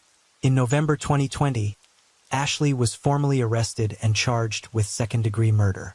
After pleading not guilty and posting bail, she was released a week later. She was allowed visitation with her daughter, but primary custody was granted to her mother. Despite her legal troubles, Ashley continued to give interviews, defending her version of events. As the case garnered national attention, Ashley became widely compared to the protagonist of the 2010 film Black Swan, a psychological thriller set in the ballet world. After many legal twists and delays, Ashley's trial took place in the summer of 2024. According to the prosecution, Ashley had always intended to be a single mother and never planned to grant Douglas visitation rights. For them, her abuse claims were merely part of a strategy to achieve this goal. Ashley and her defense maintained their original story, and during her turn on the stand, she captivated the court and the nation following the trial by recounting, with deep emotion, her account of what happened on that tragic day. Her defense argued that authorities had failed to respond appropriately to her numerous complaints against Douglas, and that she suffered from battered woman syndrome. Among Ashley's supporters in the courtroom were her mother and her 6-year-old daughter, who even spoke to a journalist, stating she was doing what was right for her mother. Despite this, after a late-night deliberation, the jury found Ashley Benefield guilty, not of the murder charge she faced, but of the lesser charge of manslaughter in the death of her husband, Douglas Benefield. The minimum penalty for this charge was 11 years in prison, with a maximum of 30 years. Afterward, Eva praised the verdict in a video posted on social media. Ashley's defense team, however, quickly expressed dissatisfaction with the verdict, announcing their intention to file for a mistrial, citing alleged juror misconduct. Although Ashley's sentencing was initially set for October 22, 2024, the judge announced that he would consider the defense's motion, claiming juror bias, possibly due to alleged dishonesty in a juror's responses and the potential use of a cell phone during deliberations. As of the final week of October 2024, our investigation found that the court was still deliberating on the defense's motion. Ashley's fate remained uncertain, as she could face up to 30 years in prison if the judge denies the motion and issues a sentence.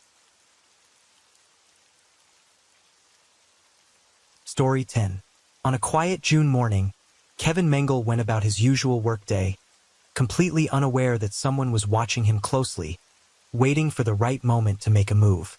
Nearby sat a bottle of iced tea, a favorite drink he assumed would help him get through the day. But what he didn't know was that this tea held a dark secret, and it wasn't just meant to quench his thirst. What started as a quiet day would soon turn into something unimaginable. A story of betrayal, a twisted romance, and the shocking length someone close to Kevin was willing to go to get what they wanted. Morgan Marie Wixon, later known as Morgan Mengle, was born on September 25, 1975 in Pennsylvania, USA. Details about her early years and personal life are scarce. From what little information is available, it's known that Morgan's relationship with her family faced challenges, especially as she grew into adolescence, adopting a rebellious attitude that her parents disapproved of. Still, the Wixons hoped she would eventually find direction and stability in life. In 1997, fate led Morgan to cross paths with a young man, Kevin Mengle Jr., who was just a year younger than her. Their connection was immediate, and they soon became a couple. Kevin was born on July 2, 1976 in Springfield, Pennsylvania, the oldest of three children of Kevin Mengle Sr. and Kathleen. Known affectionately as Kevin Sr., his father was a respected local businessman, and Kevin grew up in a close-knit family with his siblings, Christopher and Michelle. However, by the time Kevin finished high school in 1995, his parents had amicably divorced, each moving on to new relationships. Kevin Sr. settled in Downingtown with his second wife, and Kathleen remarried Dr. Richard Barton, adopting his last name, and settled in Westchester. The family separation had a deep impact on Kevin, as he valued family above all else. Though he experienced periods of distance from his father, those who knew him described Kevin as ambitious, hardworking, and determined. When he met Morgan, he believed he had found the ideal partner to build the family he'd always dreamed of. Friends recalled that Morgan was initially affectionate and seemed to compliment him well. However, as time passed, Morgan's behavior began to raise concerns, revealing a pattern of deception. One early red flag surfaced when, about a year into their relationship, Morgan attended a family dinner at the Mengles' home with an unexpectedly noticeable belly. When someone asked if she was pregnant, Morgan denied it, claiming she was simply bloated. Yet, just one day later, she gave birth to a baby girl named Mercedes. Even in the hospital, Morgan insisted she hadn't known she was pregnant, despite her family's doubts. Her demeanor lacked the usual excitement of a new mother, which surprised the Mengles, although Kevin was thrilled at becoming a father. Overjoyed, he and Morgan decided to marry soon after their daughter's birth. Following their wedding, Kevin established a landscaping business with Morgan helping him run it. Their family expanded with two more children, Kevin Jr. and Billy, and Kevin devoted himself to his family, even naming the business with the initials of his children. Although they appeared to be a happy, perfect family, tensions began to surface. Reports suggested that Morgan had been involved with some of Kevin's friends, and that he was aware of her infidelities. Heartbroken but unwilling to break up his family, Kevin remained steadfast, hoping to provide a stable home for his children, despite the toll it took on him. In 2009, Morgan left their home on several occasions, staying with her mother but always returning. Even as friends described an increasingly turbulent relationship. Kevin's devotion to family extended to reconciling with his father that year, and they grew closer than ever. Even as his marriage became strained, he remained hopeful, valuing unity and stability for his children. By spring 2010, things seemed to be in relative order. That year, a 21-year-old named Stephen Chappell, known as Steve, joined Kevin's landscaping business. Kevin quickly trusted and valued Steve as a team member, unaware that his presence would alter Kevin's life forever.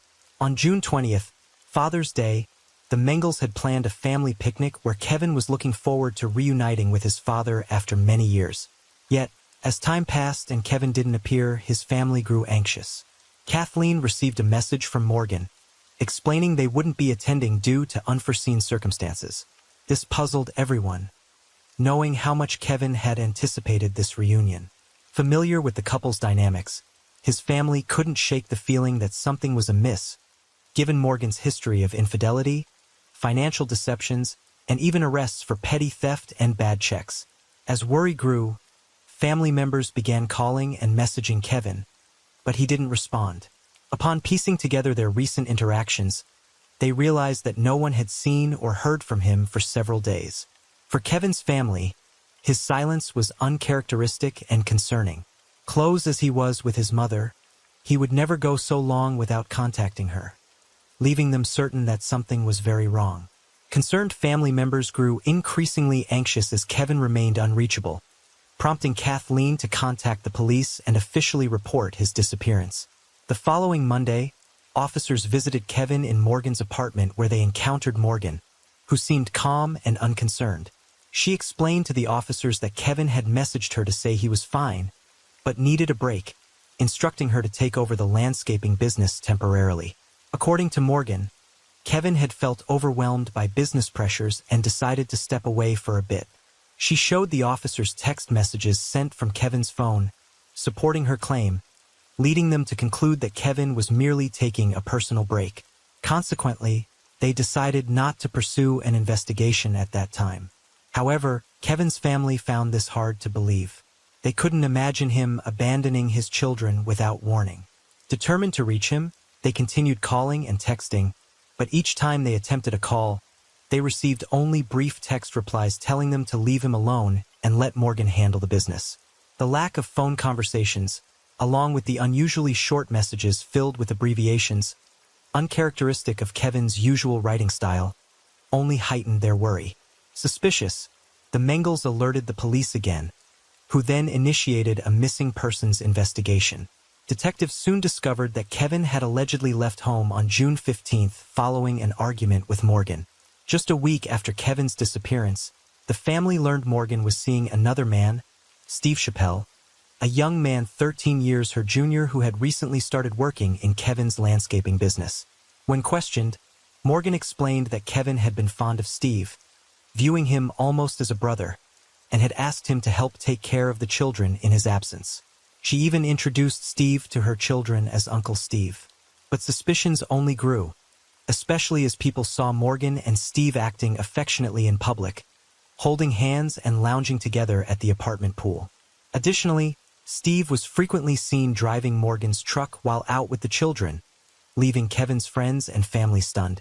Police then brought Steve in for questioning. Under pressure, Steve admitted to having an affair with Morgan, stating she had initiated the relationship by showering him with compliments until he fell in love with her. Steve described intimate encounters in Morgan's truck and at the company workshop, but denied that Kevin knew of their affair. During the interview, detectives warned Steve that if anything had happened to Kevin, suspicion would naturally fall on him. Overcome, Steve broke down in tears and refused to answer further questions. Days later, as the investigation progressed, Kathleen received an unexpected request from Morgan to watch the children for a few days, arousing suspicions that Morgan might be planning to flee. On June 24th, Kevin's brother Chris and some friends decided to keep watch outside Morgan's apartment. Early that morning, they saw Steve leaving the apartment with a bag, followed shortly by Morgan, who loaded more bags into a truck before driving off. Notably, the children were not with them. Chris immediately alerted the detectives and began following them. The pair drove to the landscaping business, where one of the detectives was coincidentally present, hoping to uncover any clue to Kevin's whereabouts. When Morgan exited the vehicle, the truck's back was filled with clothing. She walked past the detective in a hurry, but when he tried to speak to her, Steve suddenly sped away in the truck. Confronted, Morgan claimed that Steve might have harmed Kevin, leading the police to take her to the station for further questioning. During the interrogation, Morgan admitted that Steve had expressed his love for her and his willingness to do anything to be with her. When detectives asked if she thought Steve had hurt Kevin, she quickly revealed that Steve had struck Kevin in the back of the head with a shovel. Morgan was then left in the interrogation room while police used phone tracking to try to locate Steve. Though they didn't find him immediately, they uncovered something far more incriminating: an extensive exchange of messages between Steve and Morgan. Realizing these texts might hold clues to Kevin's disappearance, a dedicated team spent hours analyzing the conversations. That same afternoon, they discovered the extent of the chilling plan Morgan and her lover had devised to eliminate Kevin and gain control of the business and children. In one exchange, Morgan had explicitly told Steve that once Kevin was gone, they could take over the company and build a life together as a family. The investigation revealed a premeditated scheme involving poisonous nicotine. Messages showed that on the evening of June 16, 2010, Steve had been in his mother's kitchen, concocting a potent nicotine solution, lethal with just a few drops, after researching its preparation online. Once the poison was ready, Steve added it to Kevin's favorite tea and handed it to Morgan. The next morning, she placed the bottle in Kevin's truck, hoping he would drink it throughout the day. Sure enough, while working, Kevin took a sip to quench his thirst, unaware that Steve was watching him closely. When the tea didn't seem to take effect immediately and Kevin continued working as usual, the two resorted to their backup plan. Steve texted Morgan, indicating he was ready to act with a shovel in hand, waiting for Kevin to bend down. Around 10:20 a.m., while Kevin was trimming hedges, Steve seized the moment, striking him hard on the head with the shovel. The blow was so forceful that the shovel broke, prompting Steve to grab another and continue the assault until Kevin stopped breathing. Steve messaged Morgan, confirming, "It's done," to which she insisted on seeing for herself. Morgan arrived at the workshop, reportedly stepping over her husband's lifeless body, showing no remorse for the man she'd been married to for 13 years. She kissed Steve and took control of the situation, giving him instructions to dispose of the evidence and the body. Together, they wrapped Kevin in a tarp, bound it with rope, and hid his body in an unused garage at the landscaping company. After cleaning up, they left the scene. According to court records, they appeared to take satisfaction in their actions, with Morgan even joking about endorsing the brand of tea they used in their failed poison attempt. For days later, Steve transported Kevin's body to a wooded area behind his former high school, where he buried him in a shallow grave he had dug in advance. Meanwhile, Morgan began using Kevin's phone, sending texts to his family, friends, and even herself, attempting to create the illusion that he was still alive and simply taking time away. However, she failed to consider that technology could reveal both phones' locations as the same, a clue that would soon unravel their plan. While still at the police station, Morgan was confronted with the incriminating messages, and she was promptly placed under arrest. By tracking their cell phone locations, authorities found Kevin's burial site shortly afterward. 2 days later, Steve, who had fled to Colorado in Morgan's truck, was apprehended. Although he initially resisted extradition, he eventually agreed to return to Pennsylvania, where he tearfully confessed to everything. On July 18th, a memorial service was held for Kevin, with his family asking for donations to a trust fund for his children instead of flowers. The children were left in the care of Kathleen and her husband, with support from extended family, as they faced the challenge of helping them cope with the tragic loss of their father and the absence of their mother. As the family mourned, they found solace in knowing the perpetrators of Kevin's murder were behind bars and facing justice.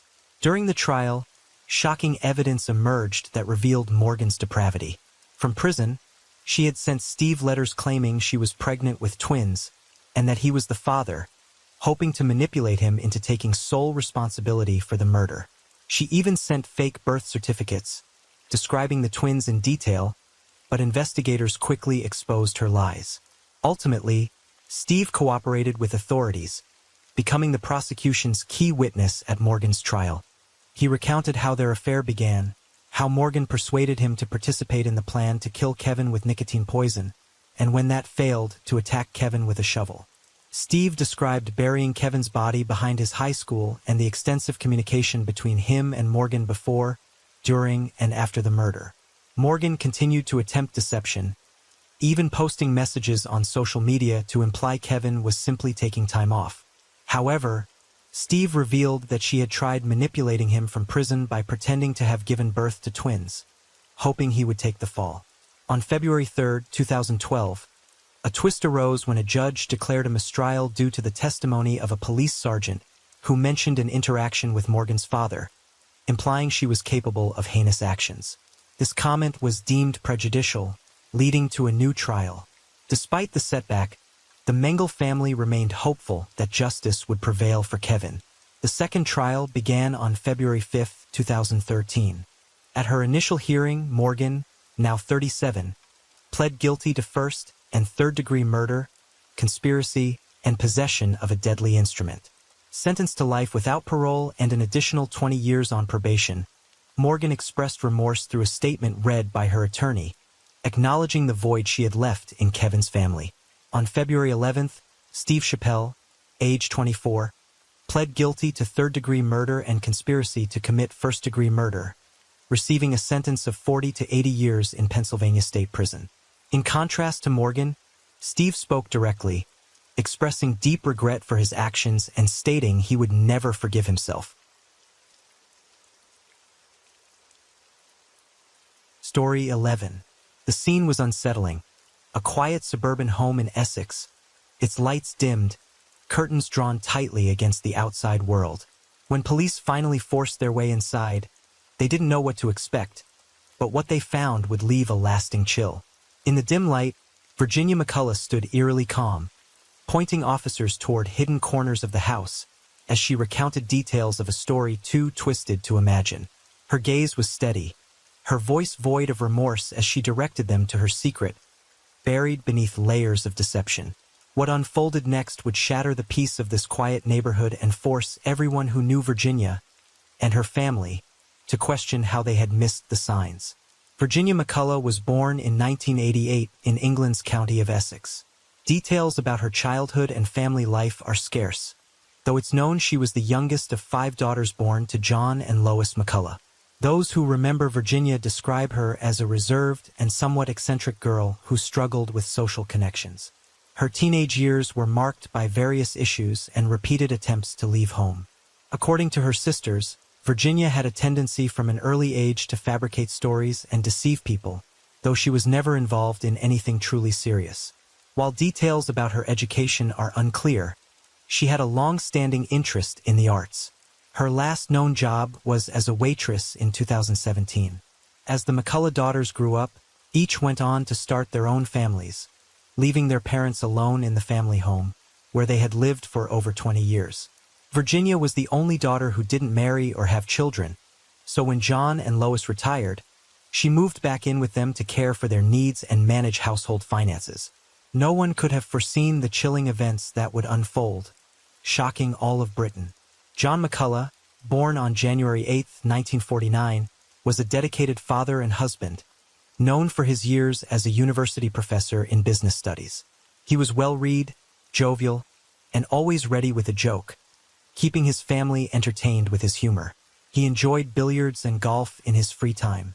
Lois, who was reportedly born on October 15, 1948, was more reserved but equally caring. She had a long career in education and a keen interest in British royal history. Through her love of correspondence, she developed lasting friendships with people in the UK and abroad. A shared love of the sea defined the McCullough family. They frequently traveled to coastal destinations and spoke of retiring to the sunny shores of Clacton-on-Sea. By 2019, John and Lois, then in their early 70s, were pleased to have Virginia managing household duties, shopping, and bills. Her sisters felt reassured knowing their parents weren't alone, even if they had concerns about Virginia's tendency to exaggerate. Still, they trusted she wouldn't harm or neglect their parents. Virginia herself was an enigmatic figure in the neighborhood, sometimes seen as friendly, though her dark humor and aloofness made her something of a mystery. Neighbors noticed that the McCullough house was always neat, though at night it took on an unsettling air, with drawn curtains and quick shadows inside. Given her parents' advanced age and multiple health conditions, it was odd to see such movements. John suffered from conditions like high blood pressure and diabetes, while Lois battled anxiety and agoraphobia. Virginia, too, claimed various health issues and spoke of career aspirations in the arts, which she said would benefit the family financially. For years, everything seemed normal. The McCullough sisters stayed connected through letters, receiving greetings from their parents for birthdays and holidays. However, by mid-2019, sightings of John and Lois became rare, with Virginia explaining their absences as due to illness or vacations. Alan Thompson, a neighbor who had rented out a television to the McCullough, recalled receiving a call from Virginia notifying him of a cancellation. When his staff arrived to retrieve the television, Virginia had it placed by the door, refusing them entry. With the onset of COVID-19 lockdowns, most neighbors didn't think much of it when the McCullough weren't seen, assuming they were staying indoors for health reasons. However, on August 18, 2023, Virginia herself alerted authorities, reporting an assault in her backyard. Police responded, interviewed her inside the house, and eventually dismissed the case. The investigation initially had nothing to do with Lois and John. According to various explanations Virginia gave to people who inquired about her parents, they were either at a beach, recovering from a health issue, or attending a medical appointment. When asked by a local shop worker where John and Lois were regular customers, Virginia mentioned they had moved to a seaside home, while to others she claimed they were on vacation. However, their doctor began to worry as more time passed without seeing the couple.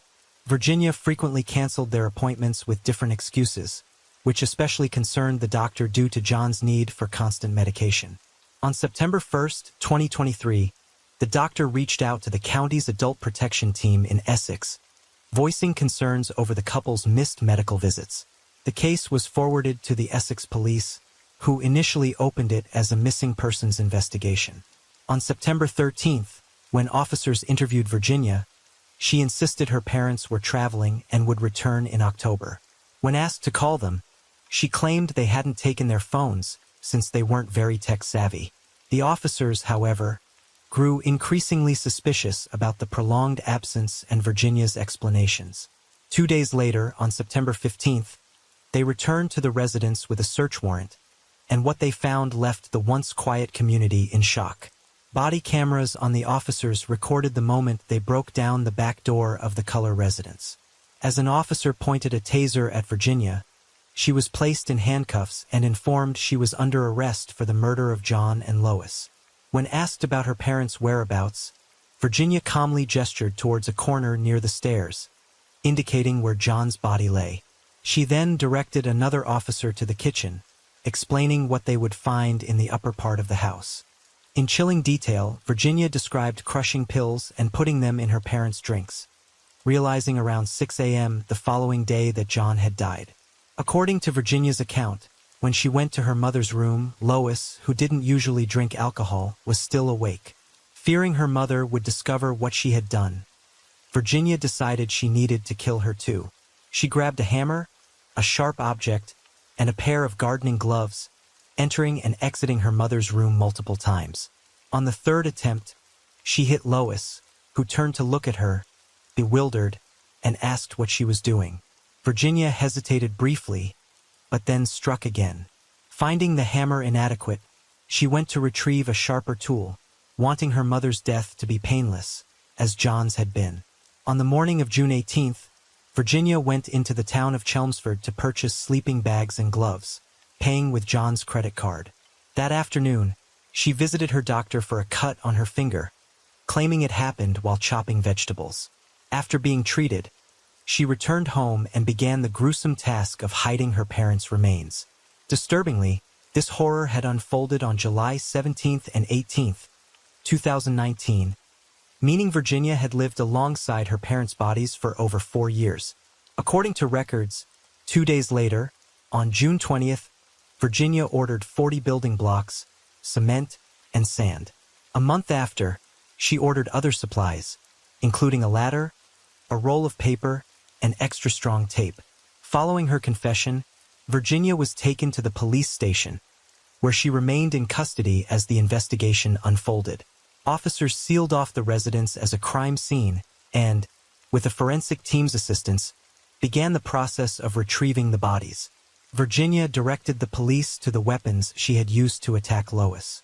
John's body was found on the ground floor, concealed in a makeshift mausoleum of masonry blocks and wooden panels, plastered with white caulking.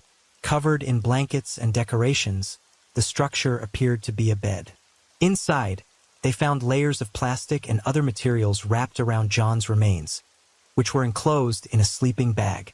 Lois' remains, as Virginia had described, were found in a double closet on the second floor, wrapped in plastic and placed in a sleeping bag, both bodies in an advanced state of decomposition. They were transported to the local morgue, where dental records were used for identification. A preliminary forensic report published in October confirmed that Lois McCullough had died from stab wounds to the neck and chest. John's cause of death was initially undetermined and listed as pending further investigation. During the search, police uncovered documents showing Virginia's attempts to hide the financial disaster she had created. Not only had she abused her parents' trust by living rent-free, but she had also drained their accounts and racked up credit card debt in their names. Investigators found falsified bank statements and letters showing she'd taken out loans in their names and fabricated excuses to delay repayments, convincing her parents that she'd lost funds in scams. Through forensic analysis of her records, it was revealed that Virginia had fabricated a stable employment story for her parents, claiming she hadn't been paid because the company she worked for had been hit by a cyber attack. Investigators also uncovered 145 phone numbers linked to Virginia between 2022 and 2023, as well as 10 numbers linked to Lois and 16 to John, with one phone going through at least 78 SM card swaps in less than a year.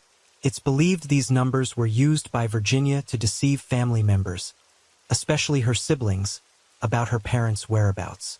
Just after committing the crime on June 18, 2019, Virginia sent a message to one of her sisters, impersonating Lois and claiming they were on a week-long trip. Virginia sometimes mimicked Lois' voice to fool her siblings and also to speak with her parents' doctor, canceling appointments and assuring them that she and John were perfectly fine. The investigation revealed that after her parents' deaths, Virginia continued collecting their pensions, benefiting from them as well as from loans obtained through credit cards and asset sales, totaling $195,000. Records showed that Virginia had accumulated a lot of debt in online gambling debts, which combined with other unpaid bills. Shortly after her arrest on September 19, 2023, Virginia appeared via video. The judge ordered her to remain in custody until a plea hearing, scheduled for December 1st, where she was charged with 2 counts of murder.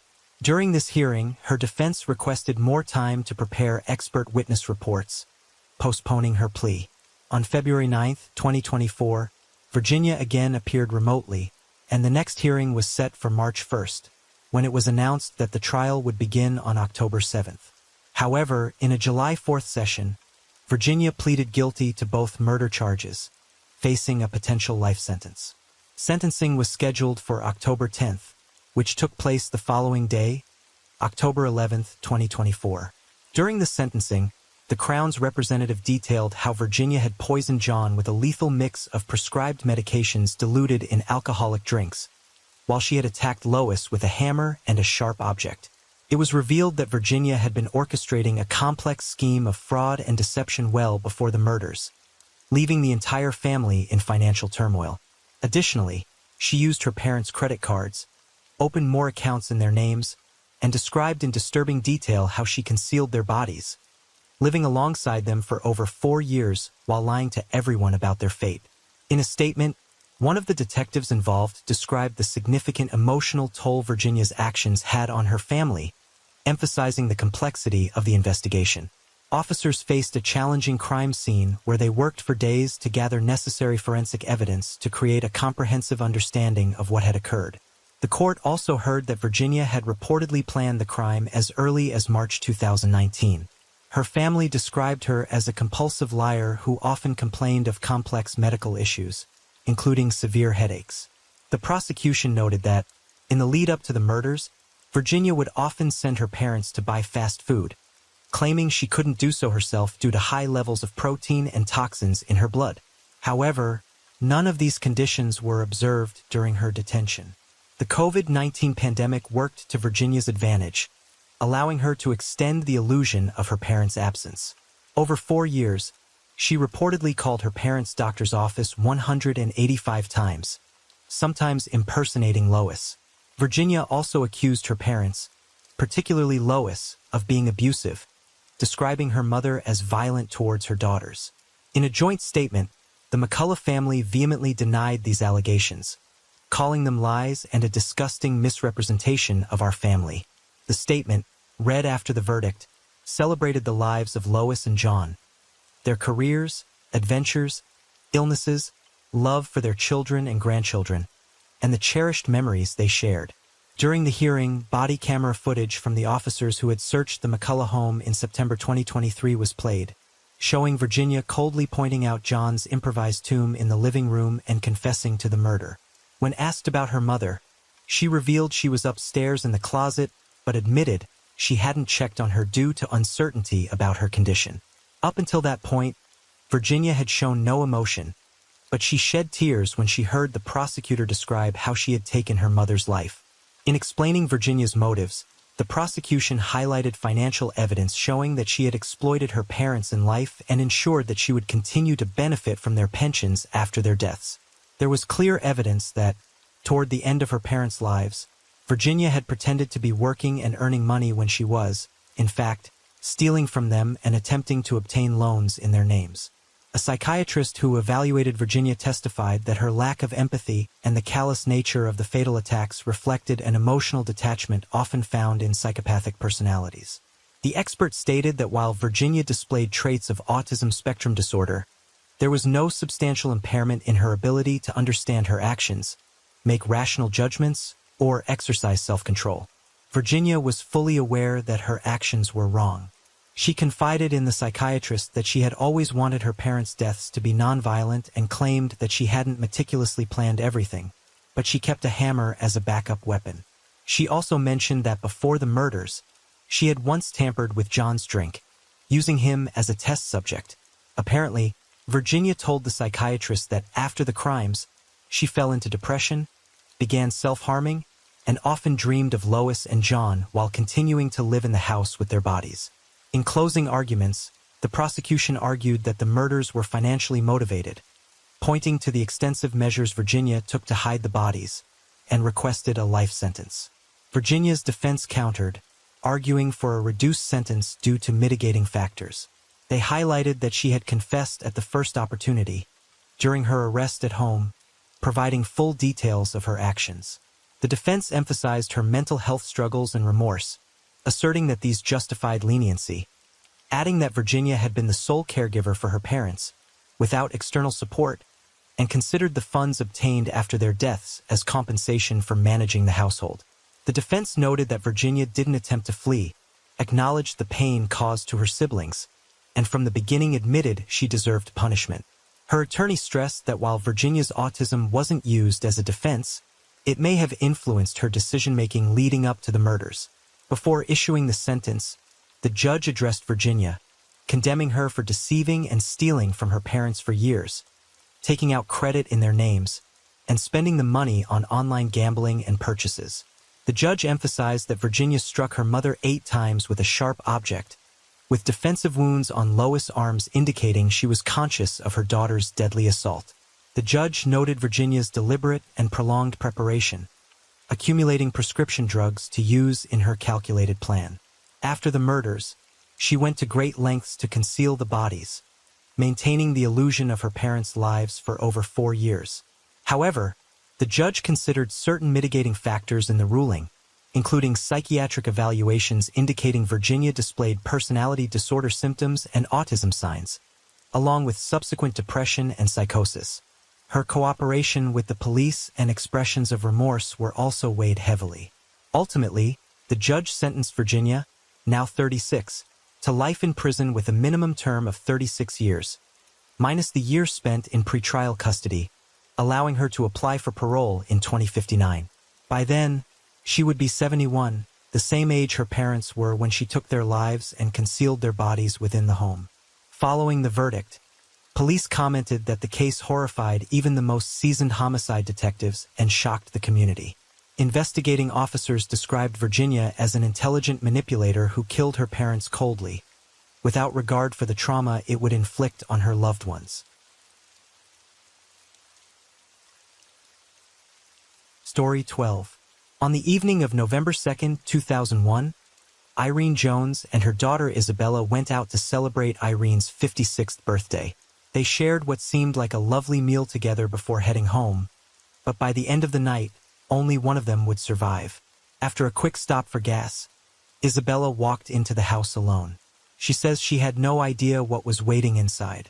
What unfolded would set off years of suspicion, uncover strange secrets, and leave friends and family questioning everything.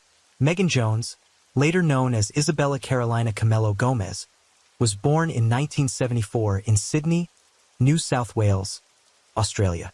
Public information about her early years and personal life is extremely limited, though it is known she was the only child of Irene Jones, a single mother who raised her. No details about her father's identity have surfaced, nor are there records of her schooling or employment history. Isabella lived with Irene into adulthood in a charming suburban home Irene had bought in Sydney. Irene Caroline Jones, born on November 2, 1945, was widely known as a devoted, generous woman and a caring mother. After retiring, she dedicated much of her time to volunteering for various charities. Friends and neighbors described her as sweet and hospitable, often offering her home to those in need. Irene was known to provide not only a loving home, but also financial support to Isabella. Even during brief periods when they lived apart, Irene always welcomed Isabella back. To the outside world, their relationship appeared close-knit and supportive. However, later accounts would reveal a different dynamic.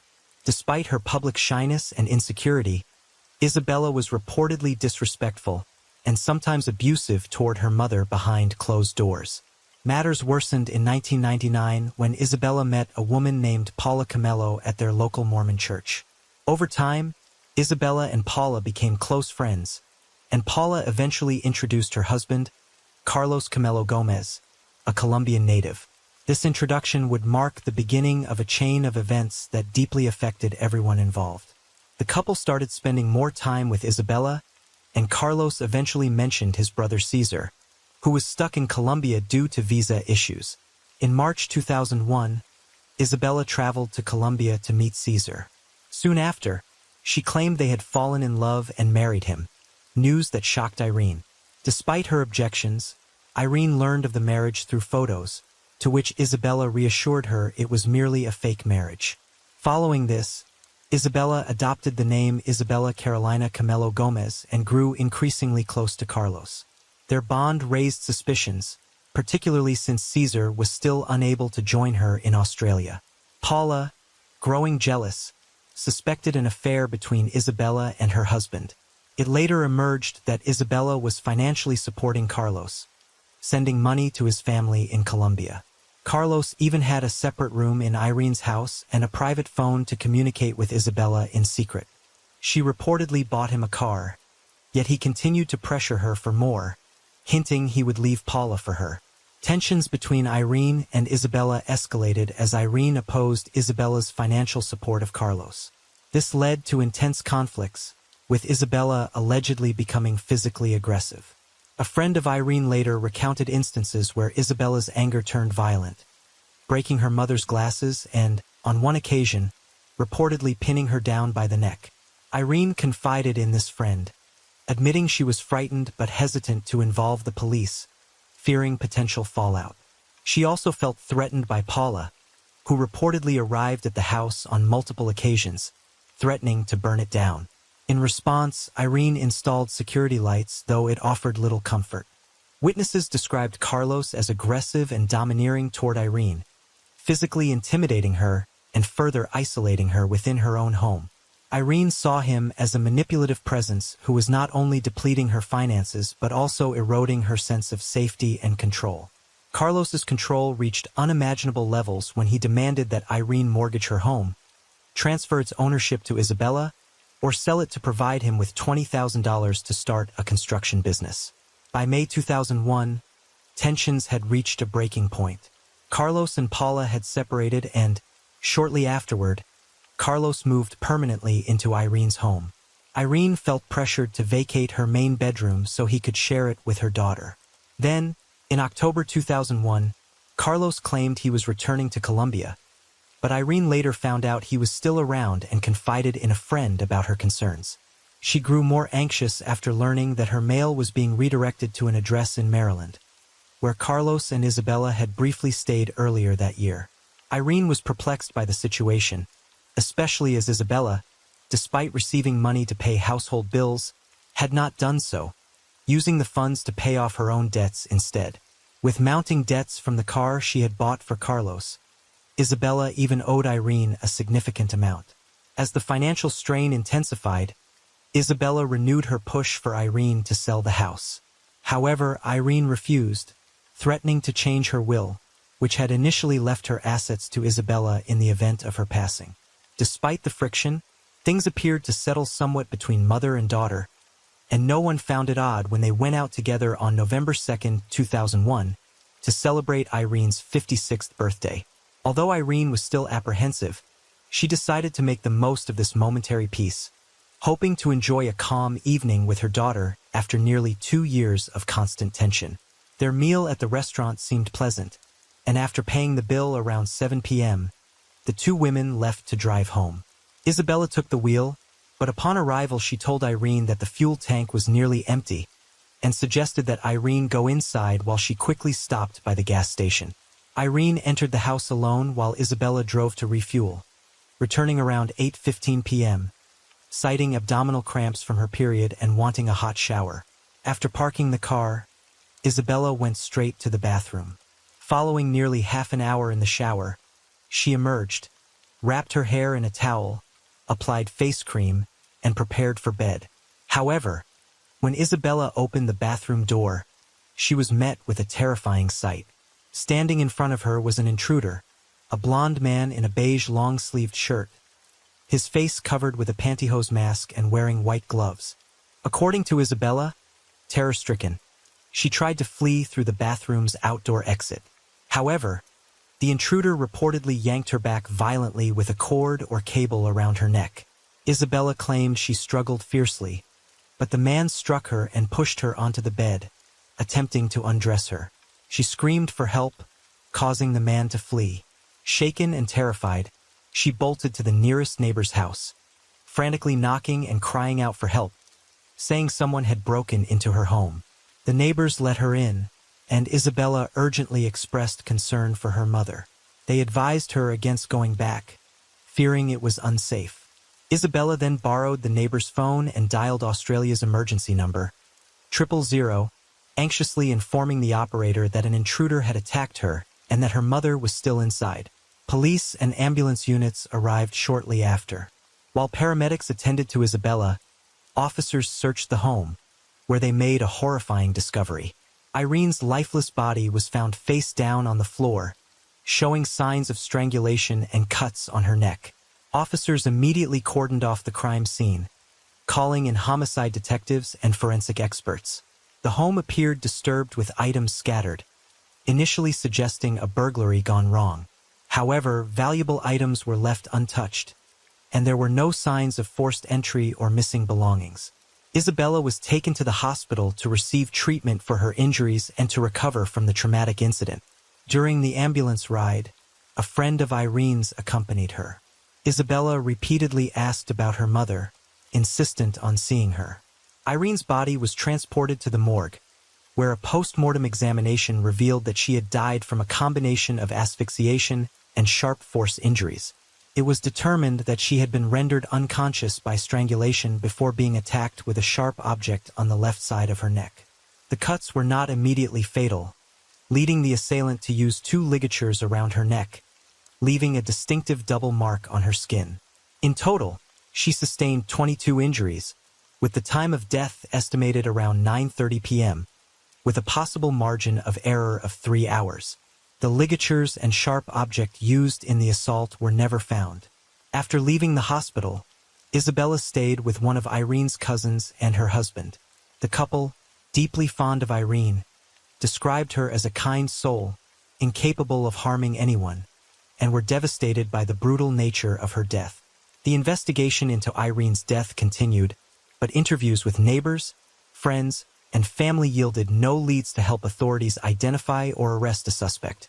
Frustrated, investigators sought to re-interview Isabella, but Irene's cousin and her husband reported that Isabella was constantly distressed and often cried when remembering her mother. Some sources even claim they had to call an ambulance after Isabella overdosed on sleeping pills prescribed to help her rest. When the police finally spoke with her, they asked if Irene had any enemies or if anyone might wish to harm her. Isabella mentioned only a minor traffic incident she was involved in, but the other driver was quickly ruled out. By this point, investigators began doubting Isabella's account. Although both Isabella and Carlos were seen as suspects, there was no concrete evidence tying them to Irene's murder. At Irene's funeral on November 9th, some attendees allegedly heard Isabella mutter incriminating words, though this information would surface only years later, as witnesses initially believed she was rambling in grief. After the murder, Carlos and two of his friends were questioned. One of them, named Sean, stated he was at home, arriving around 5 p.m. and then falling asleep until 8:30 p.m. when Carlos and another friend, Nicholas, joined him. He explained that Carlos sometimes stayed over, sleeping on his couch. Around 1 a.m., Sean woke briefly to find his friends on the sofa. By 3 a.m., the police arrived to interview him, to which he claimed no knowledge of Carlos' connections with Irene or Isabella. Carlos and Nicholas provided statements placing themselves together in various locations until midnight, giving Carlos an alibi near the time of Irene's death. Carlos admitted meeting Irene and Isabella through his ex-wife Paula, claiming they had helped him post-separation. He noted that he once held a key to the Jones house, but had since lost it. The investigation seemed to stall until, a year after Irene's death, her daughter sold the house for $300,000. In November 2002, Isabella gave birth to her first child with Carlos. Initially, she denied he was the father, stating he was only a friend and brother-in-law.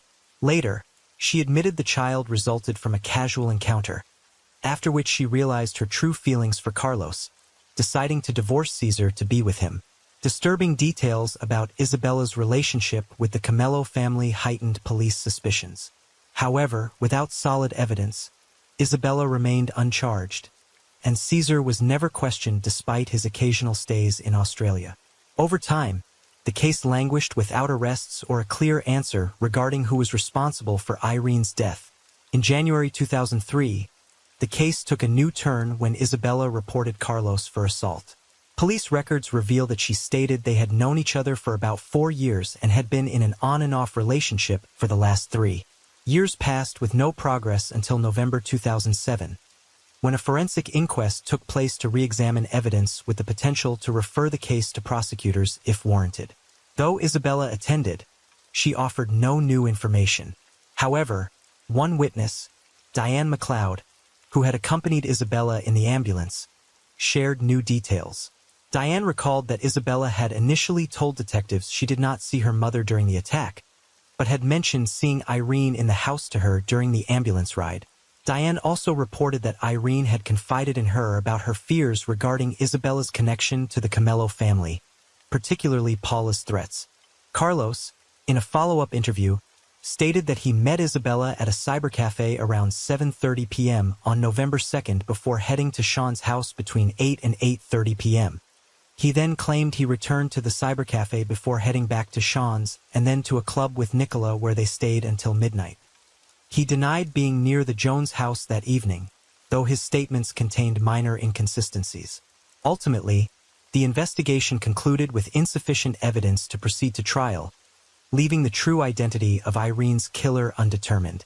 The lead investigator recommended offering a $100,000 reward for information leading to an arrest and suggested the case be transferred to the Homicide and Cold Case Unit for further examination. Between March and September 2013, the deputy state coroner reviewed the case again, yet it remained amid 700 other unsolved cases, limiting resources and attention. No further developments occurred until March 2017 when the Ministry of Police approved the suggested reward. New witnesses came forward and a forensics team re-examined evidence collected from the initial investigation. Among the items was a yellow blouse Isabella wore the night of the crime, preserved in a forensic lab since 2001. This item had not previously undergone forensic analysis, as the technology available today didn't exist at the time. According to records, the blouse was retrieved from storage by state forensic staff in March 2013, photographed, and then returned to the lab for analysis in April that year, remaining under police custody thereafter. The forensic analysis from July 2017 provided significant insights when microscopic tests and DNA sampling were conducted on the blouse Isabella wore on the night of Irene's death. The The tests revealed small brown stains consistent with traces of bodily fluids on the front and back of the blouse, along with several strands of hair. The forensic report concluded that the blouse had been exposed to an area with blood splatter, indicating direct exposure rather than mere contact with the perpetrator or the victim's body. Experts suggested the splatter likely came directly from the victim, Irene. Further tests showed that traces of bodily fluids on the blouse matched Irene's DNA, while seminal fluid found on it matched the genetic profile of Carlos. Unfortunately, by this time, Carlos was unavailable for questioning due to a severe brain injury from a 2013 motorcycle accident, which left him with deep retrograde amnesia, erasing memories of events before the accident.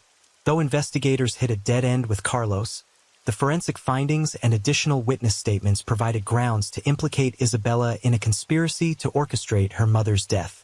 Supporting evidence included statements from witnesses at Irene's funeral, where some recalled hearing Isabella whisper that she didn't mean for things to go so far. This admission prompted authorities to wiretap Isabella and Carlos' phone conversations and set up listening devices. Surveillance tapes captured sounds of intimate interactions between Carlos and Isabella at the residence, confirming a long-standing relationship. Combined with Isabella's 2003 assault report, in which she admitted to a 3-year relationship with Carlos, it became clear that her marriage to Caesar was merely a facade, supposedly arranged by Carlos to facilitate Caesar's immigration to Australia in exchange for affection and sexual encounters. Further corroborating evidence came from Irene's experiences living in fear with Isabella and Carlos, with Isabella willing to do anything to please him, blinded by obsessive infatuation. Hospital records from the night of the attack also noted Isabella's intense interest in seeing her mother post-autopsy, which was interpreted as a need to confirm Irene's death. Another damning testimony came from Paula, Carlos' ex-wife, who claimed that Isabella had once asked her if she knew anyone who could get rid of someone. Despite these incriminating pieces, it would take 2 more years for the case to see another breakthrough. In 2019, new testimony surfaced when Sean, a former acquaintance, disclosed that he had seen Carlos and Isabella together days after the crime. He also revealed that Carlos allegedly described how he had slit Irene's throat and promised Nicholas $10,000. Nicholas, meanwhile, said that, on the night of the crime, Carlos had left to return a car to his boss's home around 8 p.m., returning between 11 and 11:30 p.m. Later, Carlos reportedly confessed the crime to Nicholas after they went to a club around midnight. Due to his brain injury, however, Carlos might never face justice. On the morning of Tuesday, September 24, 2019, detectives arrested Isabella. A detective inspector present at the arrest informed the press that Isabella seemed stunned when officers arrived, and she was taken to the police station, where she awaited a murder charge. Police officials alleged that Isabella had planned her mother's murder and staged a break-in to cover up the crime, her primary motive being the financial gain from selling Irene's home. Following the arrest, Isabella was granted conditional bail but was held in custody pending her arraignment. Her defense argued that she had cooperated with authorities, provided DNA samples when requested, and handed over her passport in 2001 to comply with a travel hold. However, the prosecution denied bail, asserting that despite the circumstantial nature, the case was strong. The prosecution highlighted that the murder was financially motivated, with traces of Irene's blood found on Isabella's blouse from that night. Although the judge deemed the case reasonably strong, he felt it was not overwhelming, ruling that any flight risk from Isabella could be mitigated with strict bail conditions, including a $10,000 bond, twice daily check-ins at the police station, passport surrender, and no contact with witnesses. After remaining in police custody, Isabella's detention hearing proceeded in the New South Wales Supreme Court 3 days later. Nearly 3 years afterward, in May 2022, Isabella, formerly Megan Jones, age 48, was rearrested, and a New South Wales Supreme Court jury found her guilty of murdering Irene Jones on November 2, 2001. Upon hearing the verdict, Isabella expressed disbelief and claimed the jury had made a mistake. Finally, on November 16, 2022, Isabella was sentenced to 20 years in prison, with a minimum of 14 years before eligibility for parole. In delivering the sentence, the judge recounted that Irene had been ambushed in her kitchen while drinking a glass of water and had died from the combined effects of strangulation and stab wounds to her neck. The judge remarked that in her final moments, Irene must have felt confused, terrified, and betrayed, emphasizing that her own daughter had orchestrated and likely carried out her murder, driven by obsessive infatuation and greed. Though the defense argued that Isabella's direct involvement in the fatal attack could not be definitively proven, the court acknowledged her role in a criminal conspiracy with Carlos, who, due to his condition, would likely evade justice. Isabella would be eligible for parole in 2036, at which point she would be 62 years old, with her full term expiring in 2042.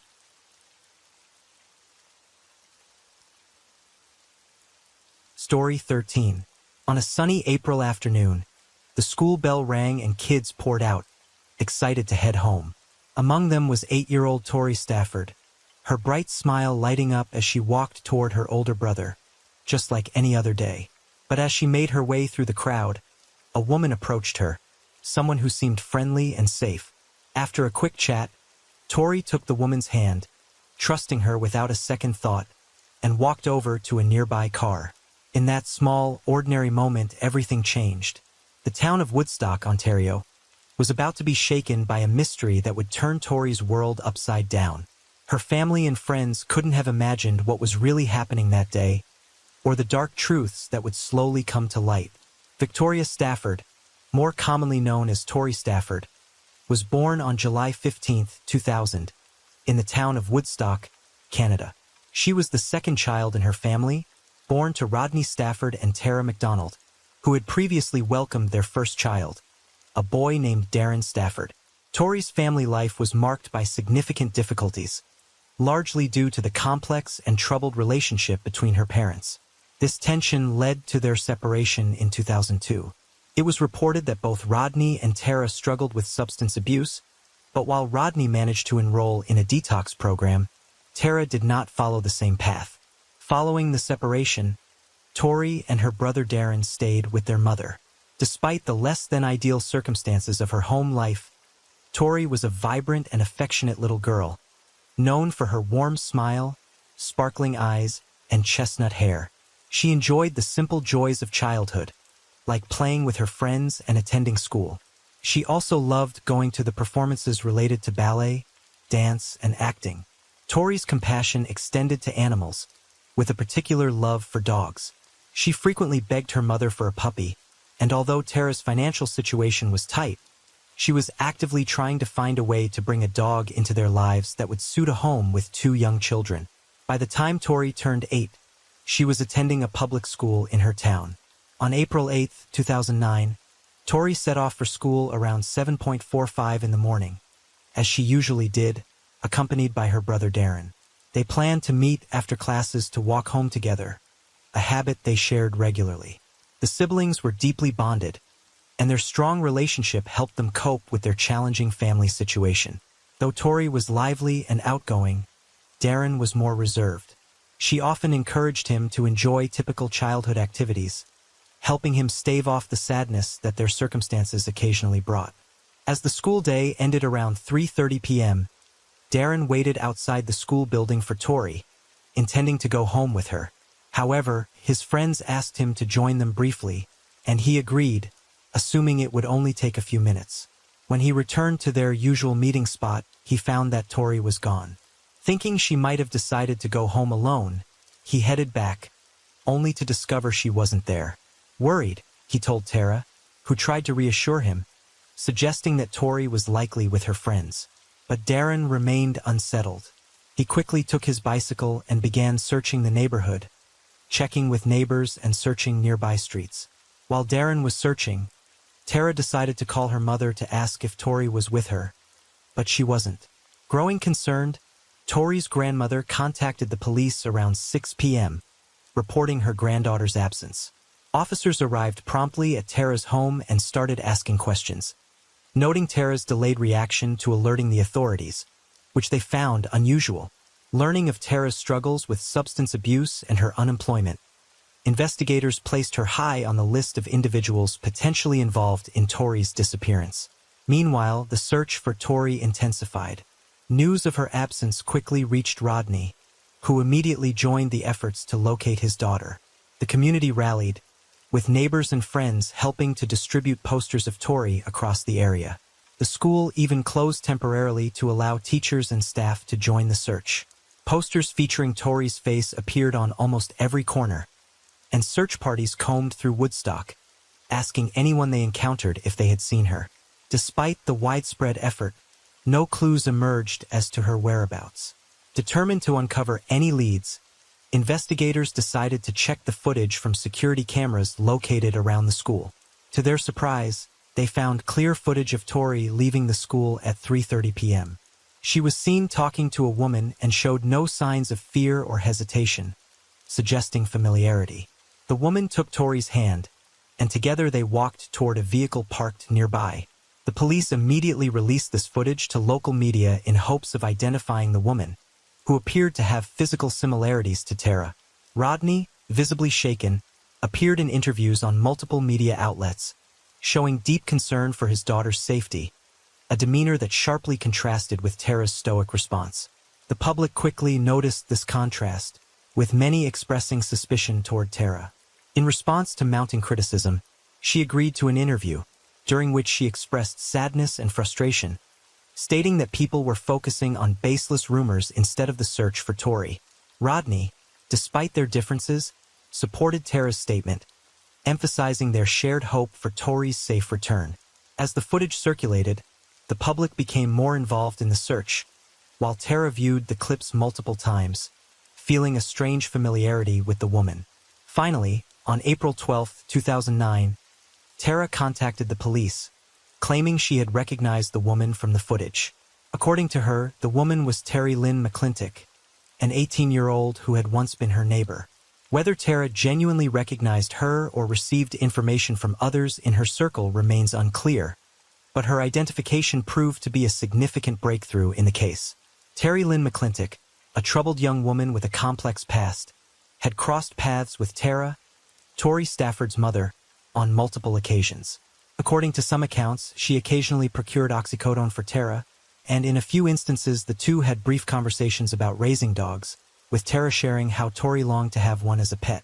Although Tara confirmed that there was no close relationship between her and Terry Lynn, she acknowledged that Terry was aware of Tori's strong desire to have a dog. Terry Lynn's childhood was marred by hardship, shaped by parental neglect and abuse. She was ultimately raised by her adoptive mother, who worked in local nightclubs. These early life challenges deeply affected Terry Lynn, and by adolescence she exhibited violent behaviors, engaging in various altercations, including an attack on her adoptive mother and some local youths. In 2007, she escalated her criminal behavior by committing an armed robbery, injuring a man who resisted. Following this incident, Terry Lynn was detained at a juvenile center, where she reportedly wrote disturbing letters expressing her desire to inflict pain and suffering on others. Though her psychological issues were noted at the time, she was eventually released back into the community. With this background, law enforcement swiftly brought Terry Lynn in for questioning when they identified her as a suspect in Tori's disappearance. Despite extensive interrogations, Terry Lynn insisted on her innocence. By April 13th, the local police handed over the missing person investigation to the Ontario Provincial Police, officially reclassifying it as a kidnapping case. Determined to uncover the truth, the new investigative team monitored Terry Lynn's calls and visits closely, soon noticing her frequent interactions with Michael Rafferty, a 28-year-old man she claimed as her boyfriend. Michael, however, described their relationship as strictly platonic, though he regularly visited her. Born on December 28, 1980 in Woodstock, Ontario, Michael also came from a troubled family background. By 2009, he exhibited aggressive tendencies and had been accused by at least 13 women of physical violence during intimate encounters, often involving attempts to choke them. Continuing their probe, police decided to question Michael during one of his visits to Terry Lynn, framing their inquiries around her recent activities on the day of Tori's disappearance. Unfortunately, they couldn't gather enough evidence to hold him, so they returned their focus to Terry Lynn, increasing the frequency and intensity of their interrogations. Despite mounting pressure, she remained tight-lipped, leading investigators to a standstill. On April 25, 2009, an international television program aired a special segment on Tori's disappearance, drawing significant public attention. To everyone's surprise, the broadcast struck an emotional chord with Terry Lynn, who, 5 days later on April 30th, broke down and confessed that Tori had died on the same day she was taken. Terry Lynn recounted the grim events, providing chilling details of the crime. She explained that on the morning of April 8th, she and Michael were using substances together when he suggested taking a young girl against her will. He specified that the victim should be a child and goaded Terry Lynn, knowing her vulnerabilities, by challenging her courage and hinting she lacked the nerve. Eager to prove him wrong, Terry Lynn went along with the plan. At around 3:15 p.m., they drove to a school nearby and parked at the back. She got out and waited, watching children as they exited until she spotted Tori. Utilizing the information Tara had shared in their conversations, she approached Tori, introducing herself as a friend of her mother and promising that she had a puppy in her car. Innocent and eager to meet the supposed puppy, Tori trusted her, held her hand, and walked with her to the car, where Michael grabbed Tori and forced her into the vehicle. The pair then drove about 80 miles north, keeping the radio on to monitor for news of Tori's disappearance. Confident they hadn't been detected, they made a couple of stops along the way, first at a gas station and then at a department store. Here, Terry Lynn left Michael with Tori and went inside to buy a hammer, garbage bags, and tape. Afterward, they continued driving to a remote field, where Terry Lynn stepped out of the car, knowing what Michael intended to do. According to her account, she turned her back to avoid witnessing the horrors unfolding. However, as Tori's desperate cries echoed from the car, Terry Lynn briefly glanced back and saw the young girl pleading and crying, reaching out for help. Terry Lynn admitted she knew from the outset what would happen and chose not to intervene, claiming she didn't want to be present for the final moments. This confession not only provided the police with the answers they needed, but also shocked the community, bringing an end to the weeks-long search for Tori Stafford. Back in the car, Michael Rafferty unleashed unimaginable cruelty on Tori Stafford. Afterward, Terry Lynn placed a bag over Tori's head and struck her with a hammer, ending her life. Together, they buried her body at the remote location. On the drive back to town, Michael made Terry Lynn numerous promises, that they would always be together and that the police would never catch them. Following Terry Lynn's harrowing confession, investigators immediately headed to Michael's residence to place him under arrest. During the journey, they discovered a security camera and obtained permission to review its footage. The video was a crucial piece of evidence, capturing the pair on their way to commit the crime. In subsequent interrogations, police managed to extract information about the location where Tori's body had been hidden. A search led them to a wooded area, where they found her remains wrapped in garbage bags and secured with tape. On July 20th, the preliminary autopsy report was released, revealing that Tori had suffered multiple hammer-inflicted injuries, with at least 4 blows penetrating her skull, resulting in fatal trauma. She also had 16 fractured ribs and liver damage. However, due to the body's advanced state of decomposition, it was impossible to determine if she had been assaulted in other ways. On July 21, 2009, authorities confirmed publicly that the remains found were indeed those of Tori Stafford. This heartbreaking announcement devastated her family and the community, who had come together in hope throughout the search. A funeral was held for Tori on July 30, 2009, attended by family, friends, and community members who gathered to honor her short but impactful life. The ceremony included heartfelt memories shared by loved ones, and the emotional impact of her case resonated deeply within society. Once the police investigation concluded and all evidence was gathered, the legal proceedings against the 2 accused commenced. Initially, prosecutors considered a joint trial, but eventually decided on separate trials after Terry Lynn pled guilty to first-degree murder.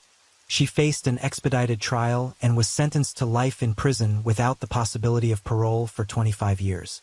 In contrast, Michael Rafferty maintained his innocence, refusing to testify and claiming no responsibility. As a result, his trial took place 3 years after Tori's disappearance, involving 62 witnesses and more than 200 pieces of evidence. Michael, now 31, did not testify. Although he admitted to some involvement in Tori's abduction, he denied the charges of murder, kidnapping, and sexual assault. The jury, however, found him guilty on all counts. Following the guilty verdict, Michael Rafferty received a life sentence for the murder of Victoria Stafford, also known as Tori Stafford, with parole eligibility only after 25 years. Additionally, he was given 10 years for kidnapping and sexual assault to be served concurrently with his life sentence. Even if he were to be released, the judge permanently prohibited him from owning firearms. He was also required to submit a DNA sample to Canada's National Sex Offender Registry. After his sentencing, Michael continued to protest his innocence and even offered to meet with Tori's mother, Tara, ostensibly to fill in the missing pieces. Tara, however, refused any communication with him, stating she could never forgive him. Despite his repeated legal appeals over the years, all attempts to overturn his conviction have been denied. Tori Stafford's tragic story has left an indelible mark on Canadian society, underscoring the importance of child safety, parental responsibility, and the necessity for prompt police response in critical situations. Story 14. On the night of September 29, 2015, a shocking 911 call broke the silence in a small town in upstate New York. Thomas Clayton, a former hockey player, came home from a poker game to find his wife, Kelly, lying on the kitchen floor, lifeless. The scene was disturbing. There was no sign of forced entry, but Kelly had clearly been attacked. But bloodstains on the walls showed signs of a terrible struggle. As detectives started looking into what happened, they uncovered secrets that hinted at something much darker. What really took place that night, and who was responsible for Kelly's tragic death? The truth would soon reveal a shocking twist no one expected. Kelly Elizabeth Stage was born on August 1, 1980, in Elmira, New York. She was the youngest of 3 children of Elizabeth and Howard Stage, both of whom were beloved in the community, especially Howard, who had served as the longtime chief of the local volunteer fire department. Growing up, Kelly was surrounded by her loving family, which included her brother Lenny and her older sister Kim, who, being 10 years her senior, took on a protective role in Kelly's life. The Stage household was filled with warmth and affection, allowing each family member to thrive in their own way. Kelly attended a liberal arts-focused school where she excelled, not only making the honor roll, but also standing out as a cheerleader and softball player. Those who knew her described her as someone who easily saw the good in people and situations, always radiating positivity and a zest for life. Her optimistic and outgoing nature made her naturally attract others. In 1998, Kelly graduated with a degree in education from the State University of New York, and though many assumed she would begin teaching immediately, she surprised everyone by taking a different path. She packed her bags and moved to Las Vegas, where she started working as a cocktail waitress. However, the pull of home was strong, and by 2000, she returned to Elmira to spend Christmas with her family. During this trip, she met Thomas Clayton, a man she would soon fall in love with. Thomas, a native of Binghamton, had graduated in 1998 and joined Elmira's minor league professional hockey team, where he played forward for 4 seasons. He quickly became a local star, enjoying the attention and admiration that came with his status. Some claimed that fame gave him a sense of entitlement, and he was known to engage in multiple romantic affairs simultaneously. His reckless behavior even led to an arrest after dancing naked on a bar table. Despite his wild side, Thomas and Kelly's paths crossed at a hockey game, and they were instantly drawn to each other. That same night, they ran into each other at a local bar, and their relationship blossomed from there. The couple was inseparable, and within a year, they married, with Kelly taking her husband's surname and becoming known as Kelly Clayton. Around this time, Thomas's hockey career came to an abrupt end due to an injury. After retiring from the sport, the couple settled in the small town of Caton, New York, where Thomas became the owner of a franchise that specialized in water and fire damage restoration. In 2008, their first child, a daughter named Charlie, was born, and Kelly embraced motherhood with an overwhelming sense of love and devotion. A few years later, the birth of their son, Cullen, brought even more joy into Kelly's life, as she devoted herself entirely to her family. To those on the outside, the Claytons seemed like the perfect, happy family.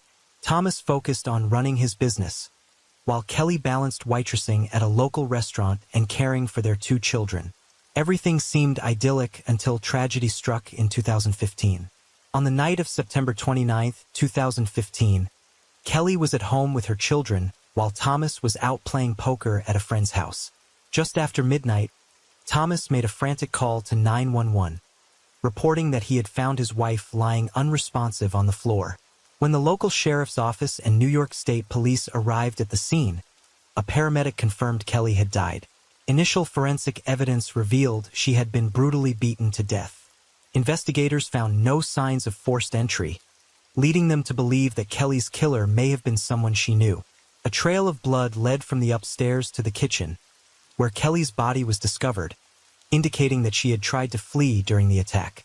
A hole in the wall at the bottom of the staircase was evidence of the sheer violence of the assault, and blood spatter on the walls and floors pointed to her having been struck repeatedly with a blunt object. While questioning Thomas and neighbors in the hours following the murder, a critical piece of evidence came from an unexpected source: Kelly's daughter, Charlie.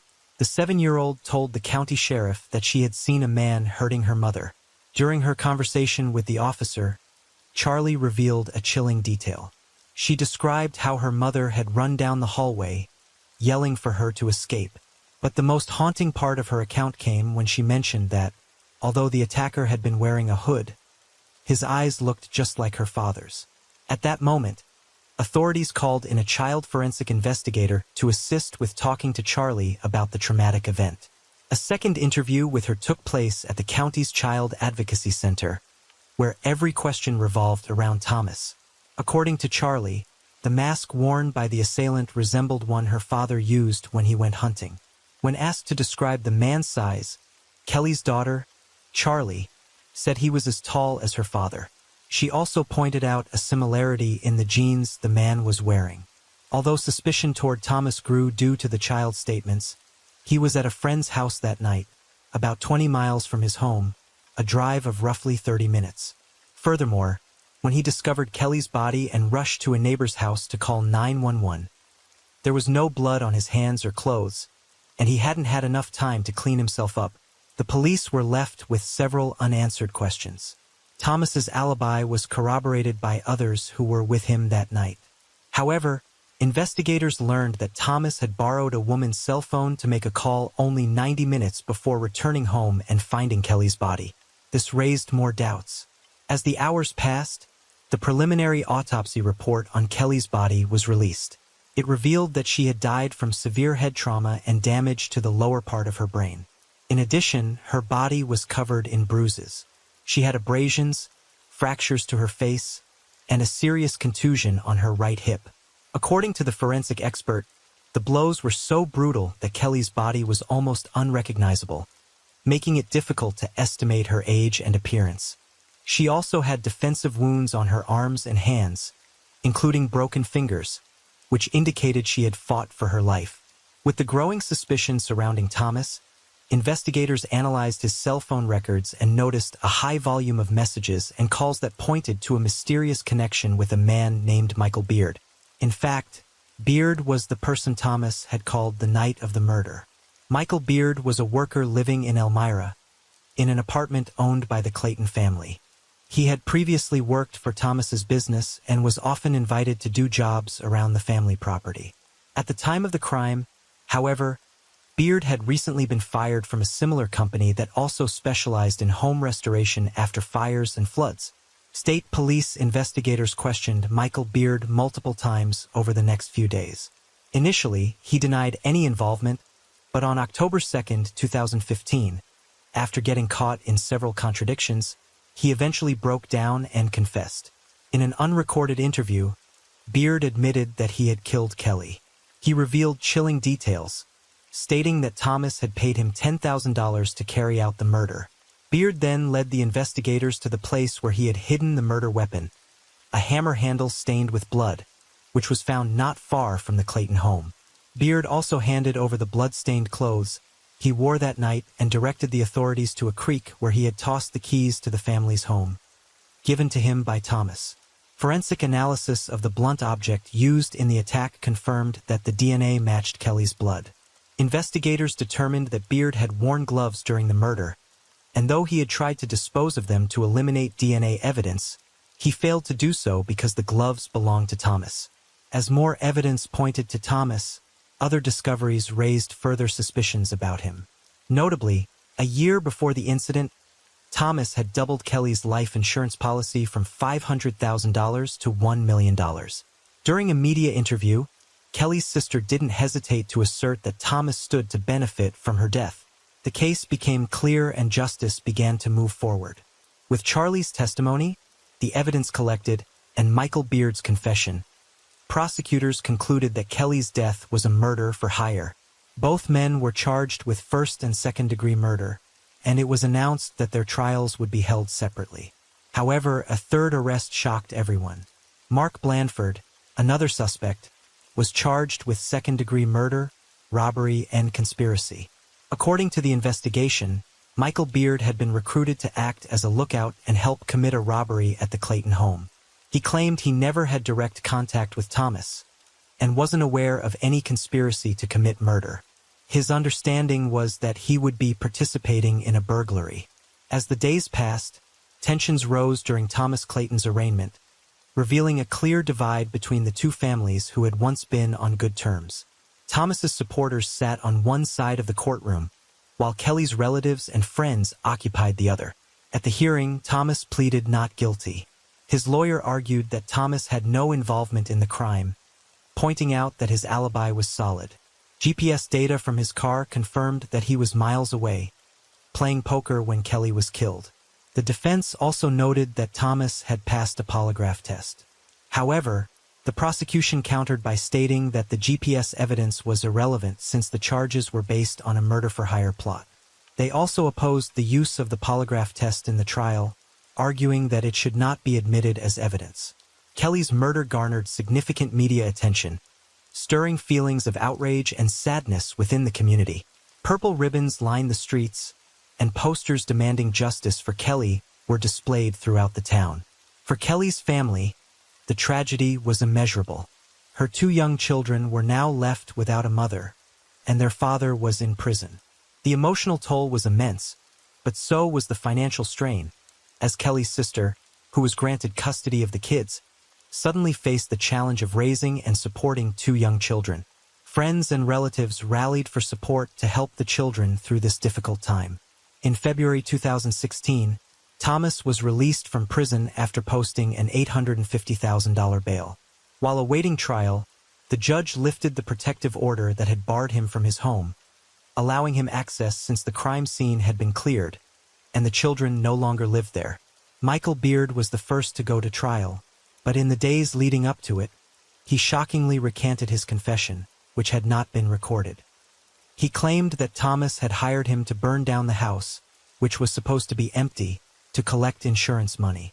According to Beard, when he arrived, he found Kelly's body and heard the children upstairs, at which point he abandoned his mission and left. Michael's defense attorney argued that his client had been coerced by the police into signing a false confession, and that they would present evidence in court to prove this.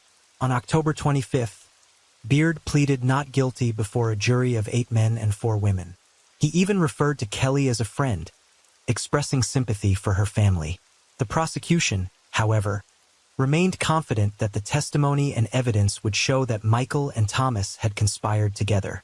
Despite Beard's change of story, the prosecution presented the details of his signed confession, which was read aloud during the testimony of the New York State Police investigator who had been present when Beard initially explained the events. In the confession, Beard said that Thomas had asked him to do something that could land him in prison, and though he didn't initially specify what, the tone of Thomas's request had shocked the investigator. Beard had first refused, but ultimately agreed after Thomas threatened him. Desperate for money due to unemployment, Beard accepted the offer of $10,000, with Thomas promising to provide a vehicle, a weapon, and the keys to the house. The plan was to enter the house when the children were not home, kill Kelly, and then set the house on fire to cover up the crime, making it look like a candle had caused the blaze. On the night of September 28th, Beard entered the home, went upstairs and found Kelly lying in bed. He struck her with a blunt object, and though Kelly fought back, stumbling through the upper floor of the house, she eventually fell down the stairs. Despite being injured, she made it to the kitchen, where Beard attacked her again, delivering the fatal blows to her head. According to another investigator, Thomas had been supposed to call Beard that night as a signal, but Beard was instructed not to answer the phone. Phone records revealed that Beard's phone was turned on and off 7 times that night, the last time being at 11:45 p.m. It remained off until 1:12 a.m. on September 29th. The trial included extensive forensic evidence, such as Michael's DNA found on the blunt object used to kill Kelly. Michael's attorney argued that his client's confession was coerced, claiming he had feared his wife would be implicated if he didn't take responsibility. The defense also pointed to the lack of direct evidence, such as fingerprints, and questioned the reliability of witnesses, suggesting they had been influenced or had misunderstood what had happened on the night of the crime. After a 2-week trial, Michael Beard was found guilty of 1 count of first-degree murder and 2 counts of second-degree manslaughter. He was sentenced to life in prison without the possibility of parole. The reaction from Kelly's family and friends was one of immense relief and satisfaction. Kelly's sister publicly called Michael a coward who deserved the harshest sentence.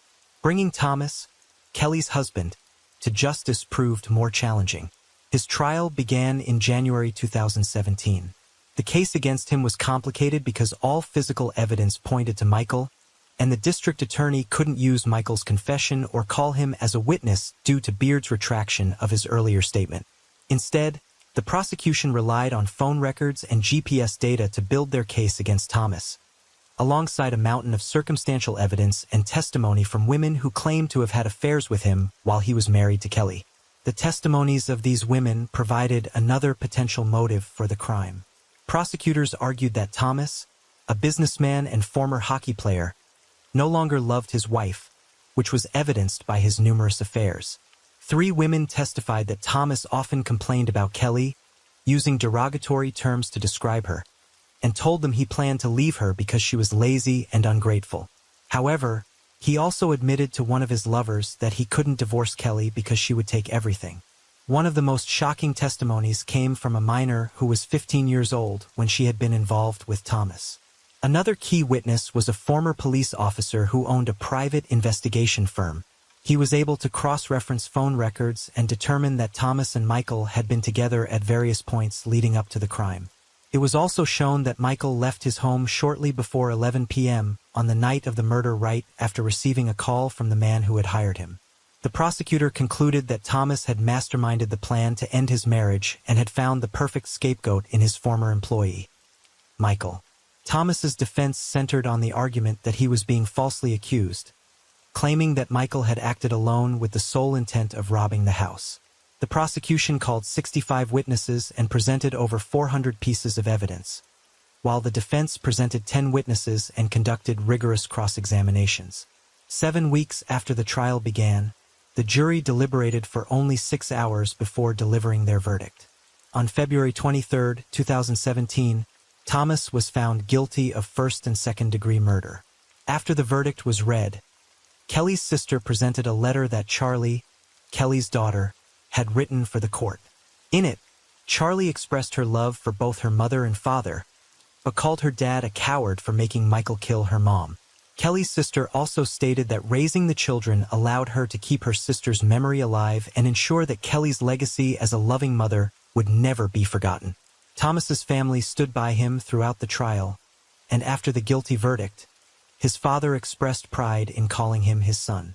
The sentencing hearing took place nearly 2 months later. Thomas Clayton was sentenced to life in prison without the possibility of parole and was ordered to serve his time in a New York State correctional facility.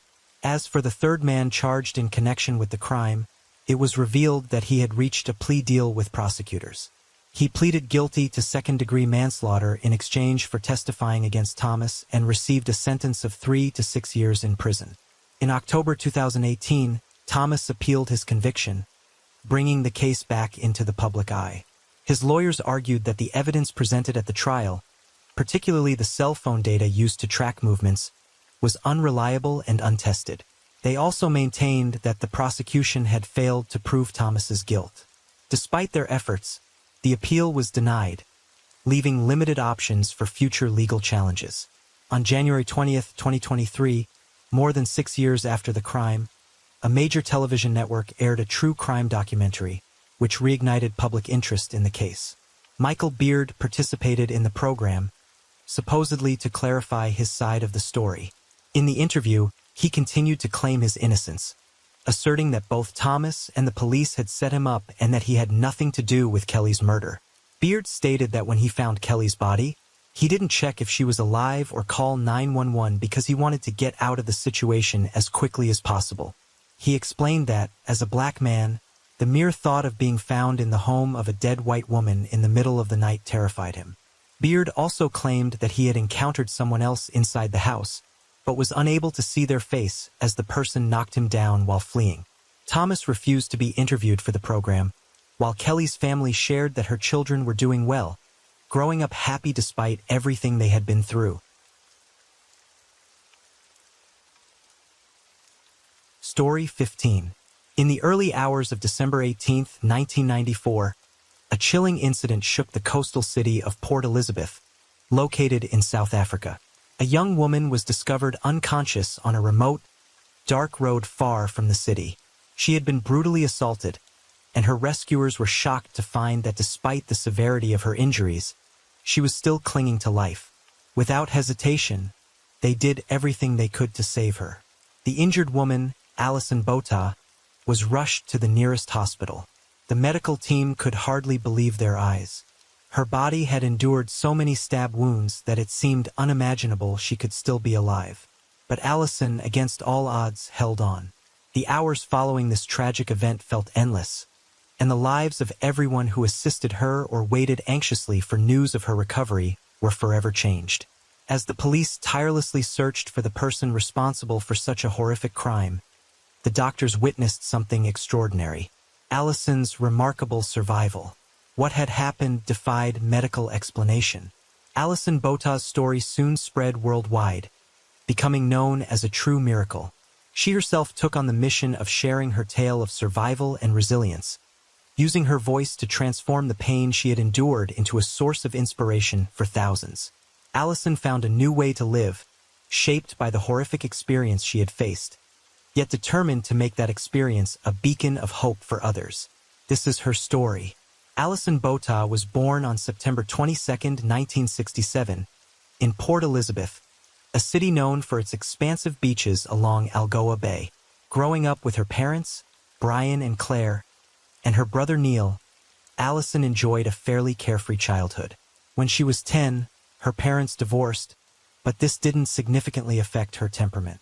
As a child, she was somewhat detached from her surroundings, and her school years were fairly unremarkable, as her interests seemed to lie elsewhere. As she grew older, Alison realized she didn't have big dreams or ambitions for her future. After completing high school, she pursued a 1-year secretarial course at her mother's suggestion as a safety net for an uncertain future. During her teenage years, Alison became curious about the world beyond Port Elizabeth. For several years, she traveled abroad, living new adventures and discovering unfamiliar lands. These experiences gradually shaped her character, and she started to gain more clarity about her motivations in life. After 4 years of traveling, she decided to return home, partly to ease her mother's worries about the distance and her well-being. Back in Port Elizabeth, things returned to normal, but Alison had changed. She found a job she enjoyed as an insurance broker, and when she wasn't working, she spent much of her time with friends, eagerly awaiting the summer months to enjoy days at the beach. But one summer day would lead to an unimaginable event that would forever alter the course of her life. On December 18, 1994, with the summer heat in full swing in Algoa Bay, Alison spent the day at the beach with friends. As the sun set, they continued the evening at her home, sharing pizzas and beers. Later that night, one of Alison's friends needed a ride home, and Alison, 27 at the time, offered to drive her. After safely dropping off her friend, She headed back, unaware that her life was about to take a terrifying turn. As Allison parked her car, a man suddenly approached and got into the driver's seat, threatening her with a weapon and ordering her to move to the passenger side. A chill ran through her body as she realized the danger she was in. Any attempt to escape seemed futile, and she feared for her life. The man, later identified as Franz, started driving through the city, all the while trying to reassure her, saying his name was Clinton and asking her casual questions, though Allison didn't respond. After a brief stop to pick up an accomplice, who joined them in the back seat, Allison's hope of surviving began to fade.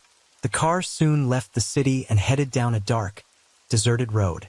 Allison's breath quickened as the vehicle came to a stop. One of the men asked her, "Are you going to fight?" By then, Allison had resigned herself to what was coming. One man violently attacked her while the other waited. She overheard the name Franz during the assault and realized this was her attacker's real identity. The violence escalated as both men took turns, abusing and torturing her. When they were finished, they attempted to kill her. They stabbed her repeatedly, 37 times in total, targeting her abdomen and pubic area. When they noticed she was still alive, they slashed her throat, inflicting 16 more stab wounds. Convinced they had killed her, the attackers fled in her car, leaving Allison to die, naked and gravely injured in the sand. Despite her horrific injuries, Allison found the will to survive.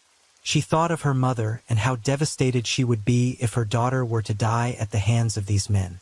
With what little strength she had left, Allison managed to drag herself towards the road. Before leaving the scene, she scrawled the names of her attackers in the sand and wrote a message of love for her mother. As she tried to stand, she noticed an odd sound coming from her breathing and realized her trachea had been destroyed. Her head, barely attached to her body, hung precariously, but even then, Allison refused to give up. She felt something wet against her leg. It was her intestines. Determined to survive, Allison Bota held her head steady with one hand and clutched her organs with the other. Step by step, she made her way towards the paved road where she collapsed, waiting for someone to help. In the distance, the headlights of a car sparked a glimmer of hope, but when it came near, the vehicle sped away, likely in shock at the horrifying sight of her condition. As each minute passed, Allison's strength waned until, finally, another car appeared. This time it stopped. Tion, a young veterinary student vacationing in Port Elizabeth with friends, stepped out and ran toward Allison. He immediately grasped the severity of her condition but stayed by her side, doing everything he could to save her. He called for an ambulance and held her hand, offering comfort while she fought for her life. Though panic gripped him inside, Tion kept his composure, never letting Allison see his worry. After what seemed like an eternity, the ambulance arrived and Allison was rushed to the hospital. Her life would never be the same, but she clung to it, determined to seize this second chance. By the time Allison arrived at the hospital, an hour and a half had passed since the brutal attack. The doctors were stunned by what they saw. Her wounds bore the marks of unimaginable cruelty. None had ever seen anything like it, but they wasted no time. Allison's sheer will to live inspired the medical team to fight for her, despite the grim prognosis. Remarkably, Allison managed to sign the consent for surgery without hesitation. Alongside her signature, she wrote her mother's phone number, a simple yet profound gesture. When she was taken into the operating room, the night stretched on. Allison had been on the verge of decapitation, breathing through a hole left by a stab wound in her trachea. Her exposed organs were covered in sand and debris from the beach, presenting a massive challenge for the doctors. But fortunately, an experienced general surgeon was on call that night.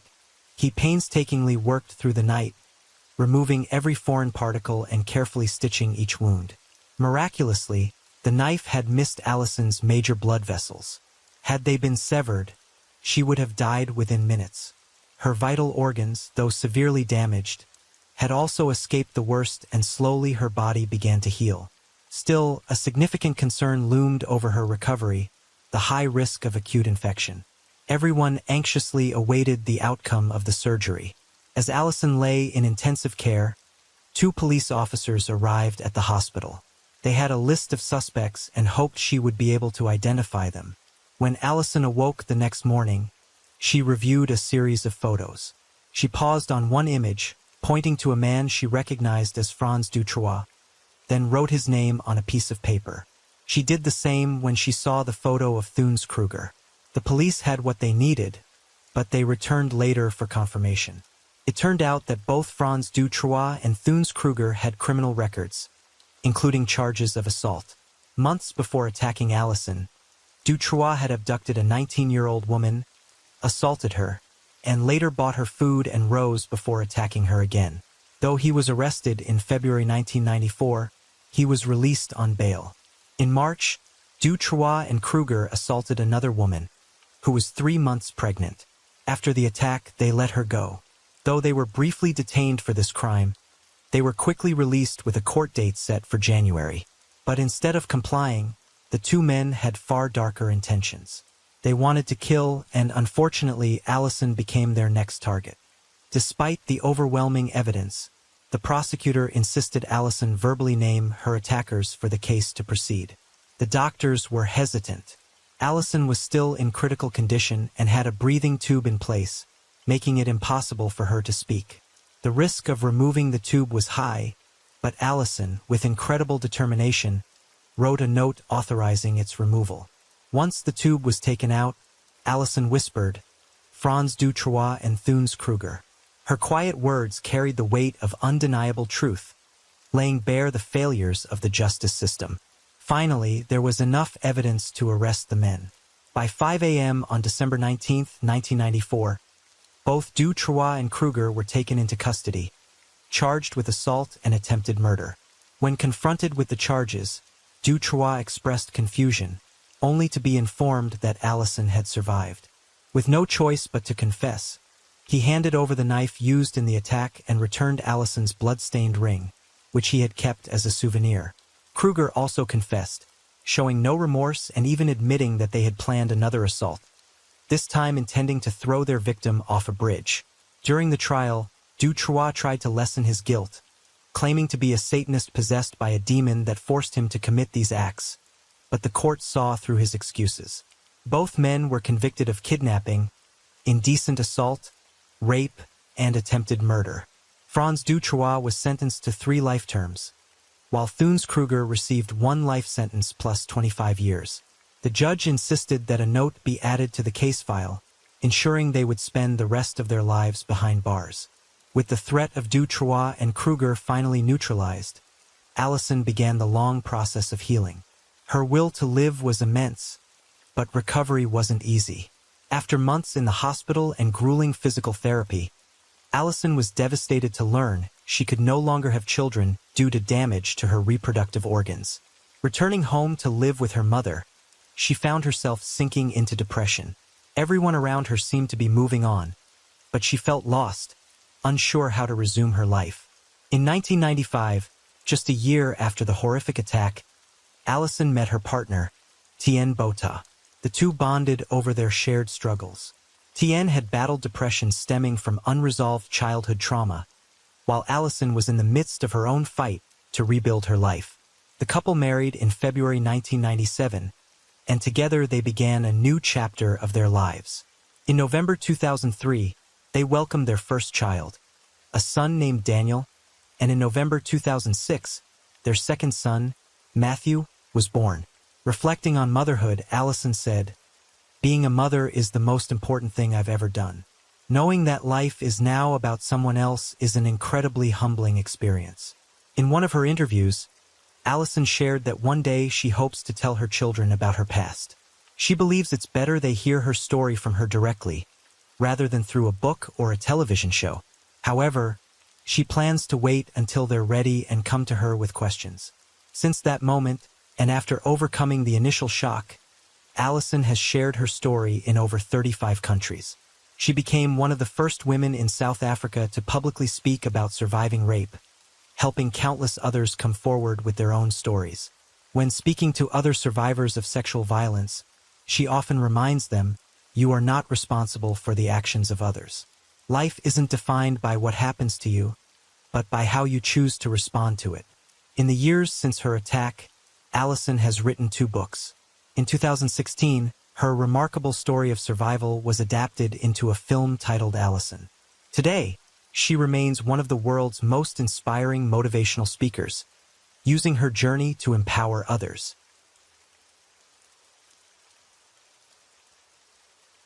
Story 16. As the sun set over the quiet parking lot, Heather wrapped up her day at work, looking forward to getting home to her daughter. She waved goodbye to her coworkers and walked toward her car, not noticing a figure hidden in the shadows.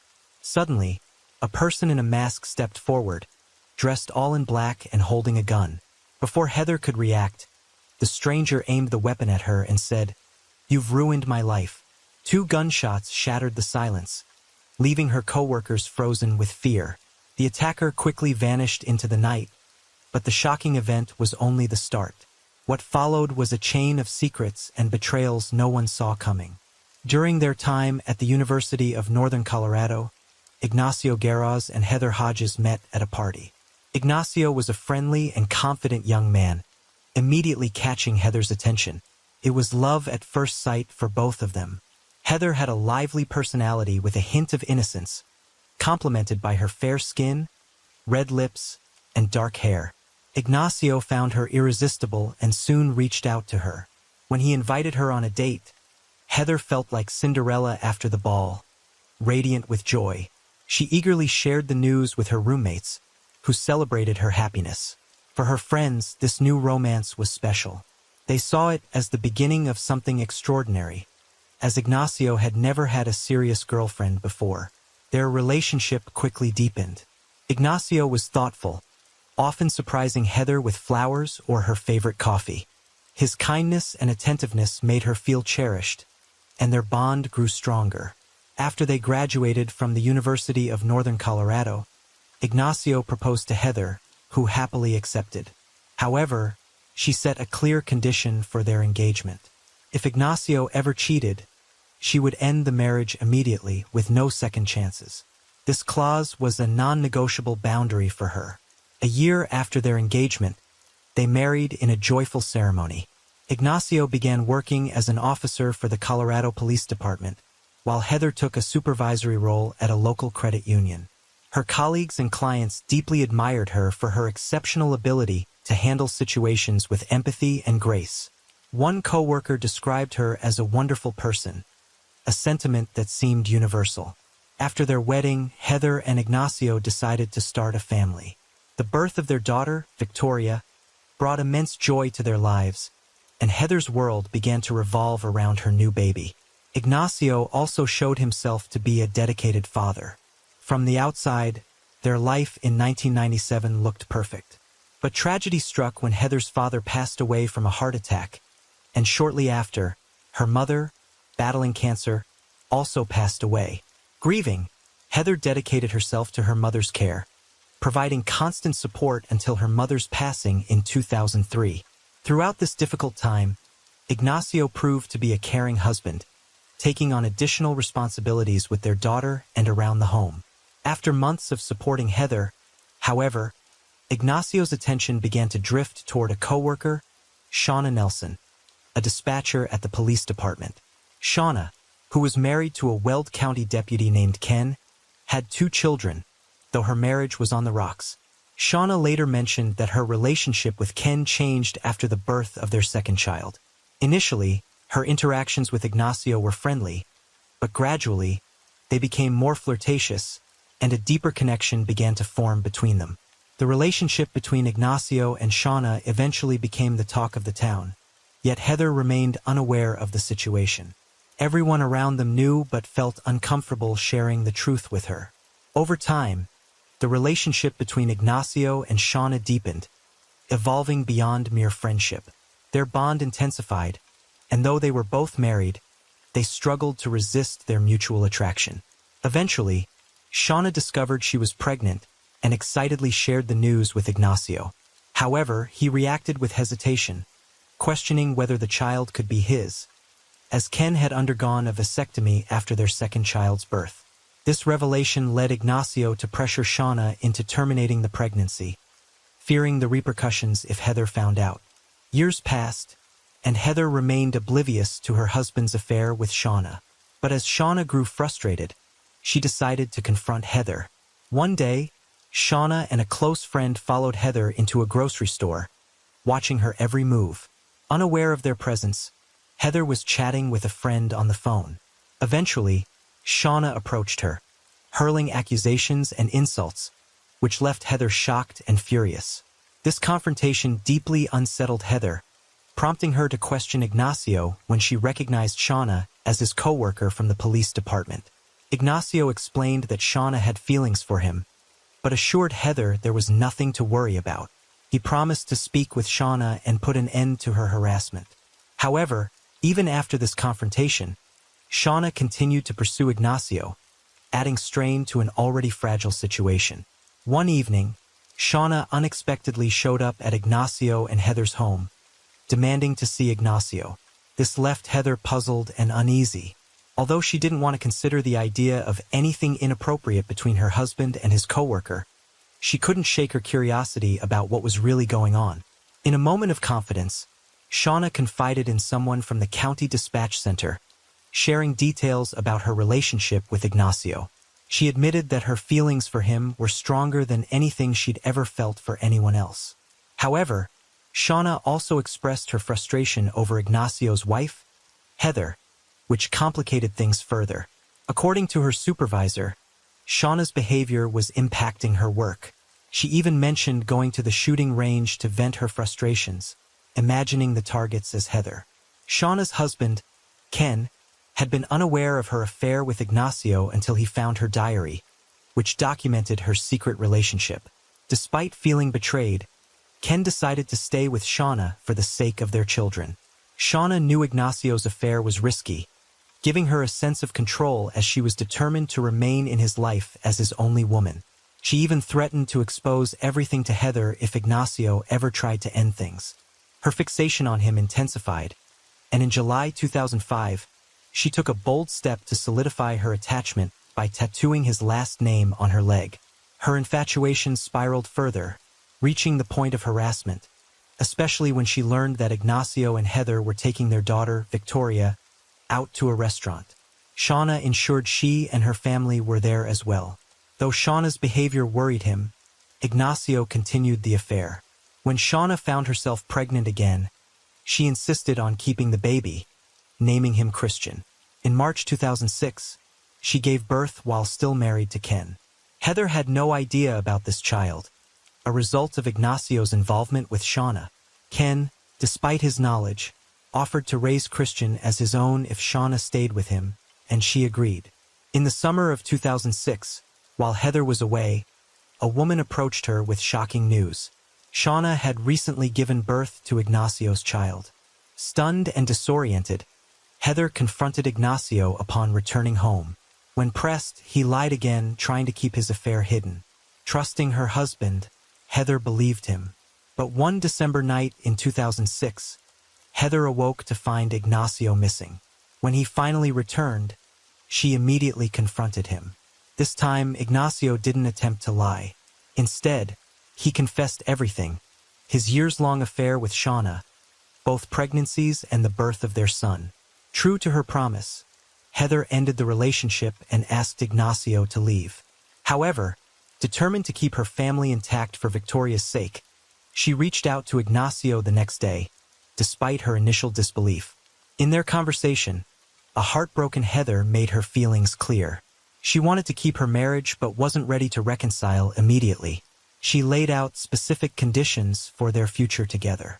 First, Ignacio had to take an STD test and agree to counseling to address the issues leading to his infidelity. Heather also insisted that Ignacio renounce his parental rights over Shauna's child and completely end his relationship with Shauna. Committed to saving his marriage, Ignacio agreed to every condition. Knowing he had deeply hurt Heather, he called Shauna to end the affair once and for all. While Ignacio was on the phone with Shauna, Heather listened in from nearby, hearing every word. Moments later, a message arrived on Heather's phone with a photo of Ignacio's son with the caption, "Flesh and blood." Shauna's fury escalated as she realized Ignacio had chosen to stay with Heather. Feeling betrayed and abandoned, Shauna considered pursuing child support seeking financial compensation for her son, Christian.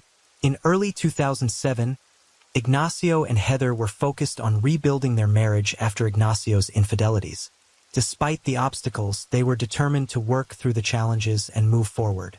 However, as Ignacio tried to cut ties with Shauna, her harassment of Heather intensified, prompting Ignacio and Heather to take extreme steps to protect their family and home. They began parking Heather's car in the garage, fearing Shauna might damage it if it were left outside. They also sought legal assistance, having a lawyer send Shauna a formal warning that demanded she stay away from Ignacio, Heather, and their daughter, Victoria. The letter clearly instructed Shauna to cease all forms of harassment and intimidation. Despite these warnings, Shauna ignored the consequences and continued to harass Heather through text messages, emails, and voicemails filled with offensive and hurtful words. On January 23, 2007, around 6 p.m., Heather was leaving work at the credit union, eager to spend the evening with her daughter, but her peaceful night was shattered as she left the building with her coworkers and headed toward the parking lot. In the dimly lit area, a masked figure dressed in black and wielding a gun suddenly appeared, focusing on Heather. While others tried to hide, the assailant pointed the gun at Heather's head, ordered her to kneel, and said, "You've ruined my life," before shooting her twice in the head. After the attack, the shooter ran to a nearby red truck and quickly fled the scene. The shocking incident left Heather's colleagues in horror. Witnesses in the parking lot dialed 911 moments after the shooting. Paramedics arrived quickly, but their efforts to save Heather were in vain. The gunshot wounds to her head were fatal, and she was pronounced dead at the scene. When officers arrived to secure the crime scene, they realized the victim was Ignacio's wife. They immediately contacted Ignacio, urging him to come to the hospital. Racing through the hospital halls to reach the trauma room, Ignacio was stopped by a doctor who broke the devastating news that it was too late. Heather had passed away. Ignacio was hit hard by the realization that he would now have to break the heartbreaking news to his 9-year-old daughter, Victoria. At the crime scene, witnesses provided their accounts to the police. One described seeing the shooter appear suddenly and then quickly flee in a red truck. Another witness suggested the shooter might have been a woman, based on their movements. As the investigation continued, Shauna's name surfaced due to her history of harassing Heather. Knowing that Shauna drove a vehicle similar to the one witnesses had described, the police quickly compiled evidence linking her to the murder. A general radio alert was issued to locate Shauna in the red truck. Meanwhile, Shauna's husband, Ken, was on duty that night when he heard the alert regarding his wife and her vehicle. Following instructions, Ken soon located Shauna near their home. She claimed she had been running errands but aroused suspicion when Ken noticed she was barefoot despite the cold January weather in Colorado, wearing only socks, underwear, and pants. He called the police for assistance and Shauna was promptly taken into custody. During the investigation, authorities uncovered evidence connecting Shauna to Heather's murder. A pair of shoes with Shauna's DNA was found near the crime scene and 2 bullet casings from a gun, the same type Ken used at work, were recovered from the scene. A Halloween mask was also found beneath the seat of Ken's red truck, similar to the one reportedly used in the crime. Investigators found a suspiciously empty bathtub at Shauna's home, raising questions about her intentions and whether she had planned to dispose of potential evidence after the murder. Shauna was arrested and charged with first-degree murder. Though the shell casings matched the weapon type, the actual gun was never recovered. Ken had turned over his service weapon to his supervisor after Heather's murder, but the gun used in the shooting remained missing. Ken was also accused of evidence tampering and complicity. During his questioning, Shauna claimed she was merely running errands and had returned home to retrieve her forgotten wallet. She vehemently denied any involvement in Heather's murder, insisting she had no knowledge of the incident. Ignacio was questioned extensively following Heather's death, but was ultimately cleared of any suspicion by February 2008. Shauna's murder trial began, and she pleaded not guilty.